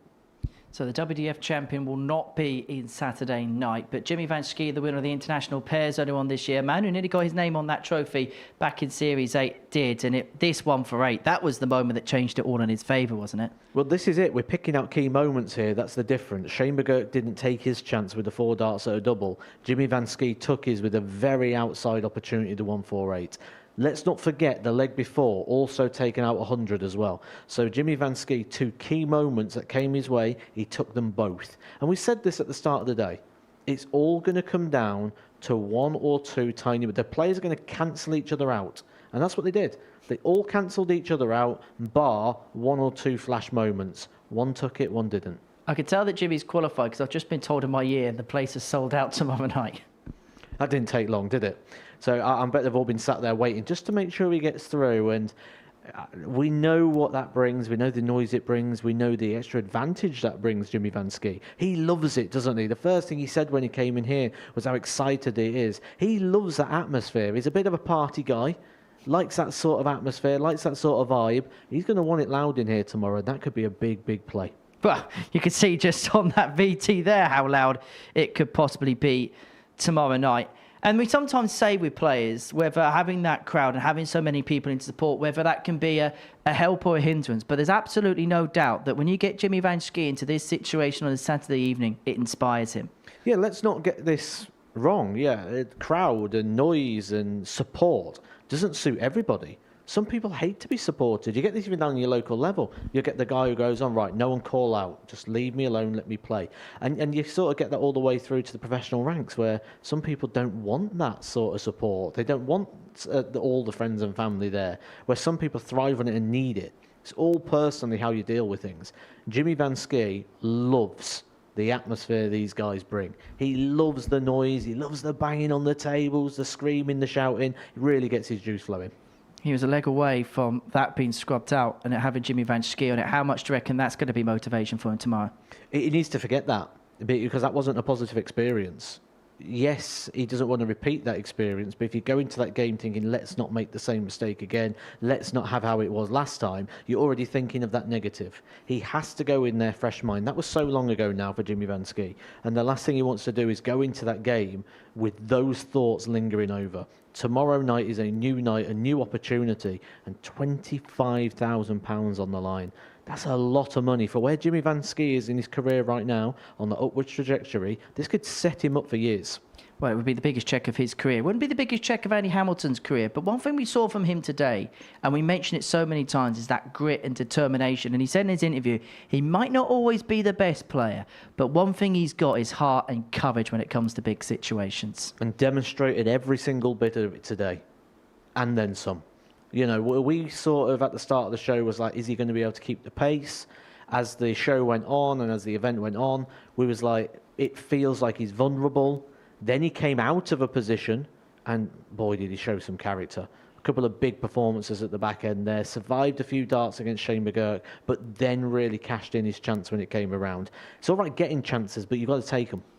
You've got to take him. You're put into bat, you've still got to hit the ball. And Andy Hamilton hit it out of the park. Fair play to him. Really good day. It was interesting. We spoke to him on stage after he qualified, and he was speaking about the things he did. World Championship finalist, Grand Slam finalist. But one thing he said is, I want to get a name on a trophy. I want to get my name on a big trophy. And this would be a major triumph for Andy in his career if he was to lift that tomorrow night. Yeah, I think Paul Nicholson said last night that it would be Andy Hamilton's, or potentially Andy Hamilton's, biggest ever cheque, which had got winner written on it. And you think about it, you think the things that he's won things like Pro Tours. That wouldn't have been bigger than £25,000. He didn't pick up a major TV title. Yes, he got big paychecks like the £100,000 on the World Championship. But I think this would be Andy Hamilton's biggest win in regards to a winner's prize pot. He takes on Graham Usher in the first game tomorrow night. It really is boiling up when it comes to Champions Night tomorrow evening. Group C has come to a close, but Group B will get back underway from 10 o'clock tomorrow night. And at the top of the table, it's a share for the lead. Adam Gavalas and Derek Coulson both on 6 points. Now, we saw the two players at the top of Group C just about convert their leads. Do you expect the top two in that group to convert their leads tonight? Yeah, I really do as well. And, you know, we look at John O'Shea at the bottom of the table. Is that going to be the Scott Taylor story where he could be quite tricky? I don't see John O'Shea doing what Scott Taylor's done today and sort of ruffle a few feathers. There's quite a lot going on with John O'Shea's game yesterday, so I don't think he's going to play a part there, which means we've got three players, or three spaces, with four players battling for it. Only one of those is going to be missing out, and I don't see it being the top two. What did Adam Gavalas do so right last night in your eyes? Well, he didn't do much wrong, would be the fair assessment. Yeah, he lost the end game there, but there was so much to like about his performances. The composure, the way he manages himself. I said on commentary last night that I believe that Adam Gavalas is someone who's looking very coached right now. A lot of the things he does, a lot of the mannerisms, a lot of the way he carries himself on the stage screams to me that he's working heavily with a sports psychologist. The way in which he's approaching the game looks like he's working very much with a sports scientist. There's a lot of things in there that suggest he's got a team of people around him right now, and it's working well for him. He's one to really keep an eye on. Is it fair to say last night was a little bit up and down for Derek Coulson? Yes, I think that's been Derek Coulson's week so far. I don't think he's quite delivered the consistency, but he's delivered good. And I think maybe that's just because our expectations of Derek Coulson are so high now, but he's been very good, Derek Coulson. I don't see any drama with him tonight. I think he gets through quite comfortably. Which then poses the question in terms of the third position. You've got Jurjen van der Velde in that current third position. You've also got Jeff Smith in and amongst that mix. What would tip one to the other, in your opinion, tonight? Well, I think when we look at the averages, there's barely anything to separate the two. We're talking 0.20 between the two.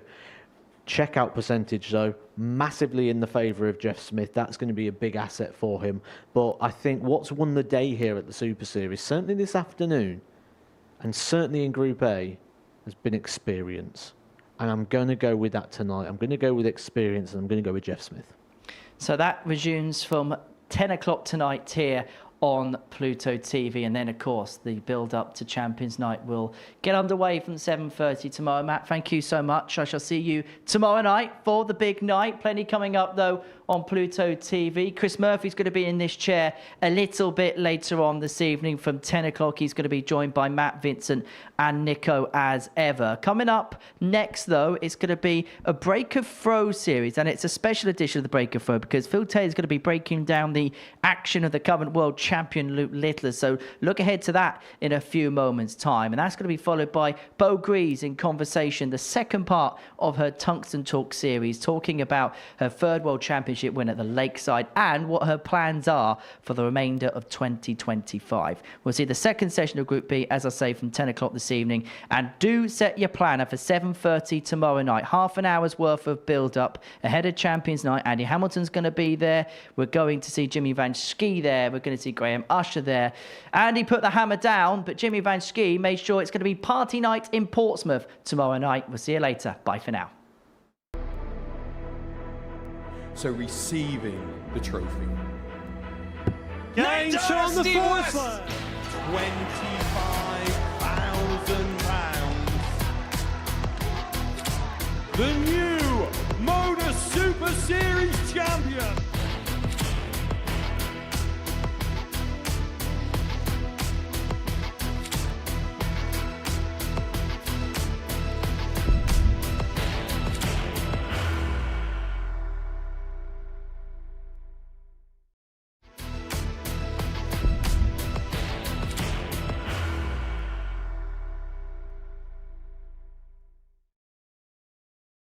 Are you ready to lift that trophy, Darius? Yes. Let's do it then. Ladies and gentlemen, your Modus Super Series 9 champion is Lucky D, Darius Labanowski!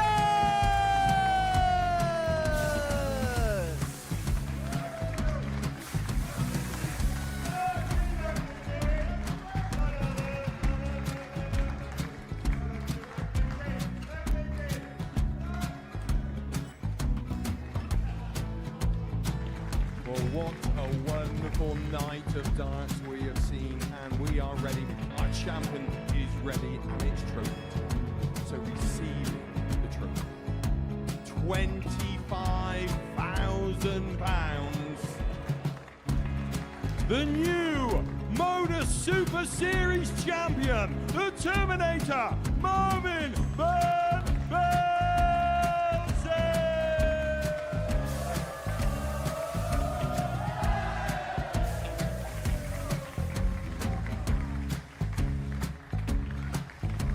And one more time, the 8th Modus Super Series champion, the Terminator, Marvin Van Velzen.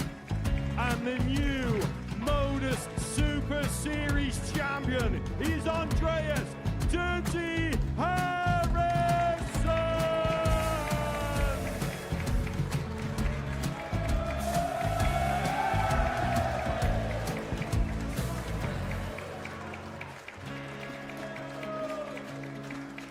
And one more time, the 7th Modus Super Series champion. Give it up for Andreas Dirty Harrison. The moment we've all been waiting for. Would you please show your appreciation for your Series 6 Modus Super Series champion, Scott Taylor?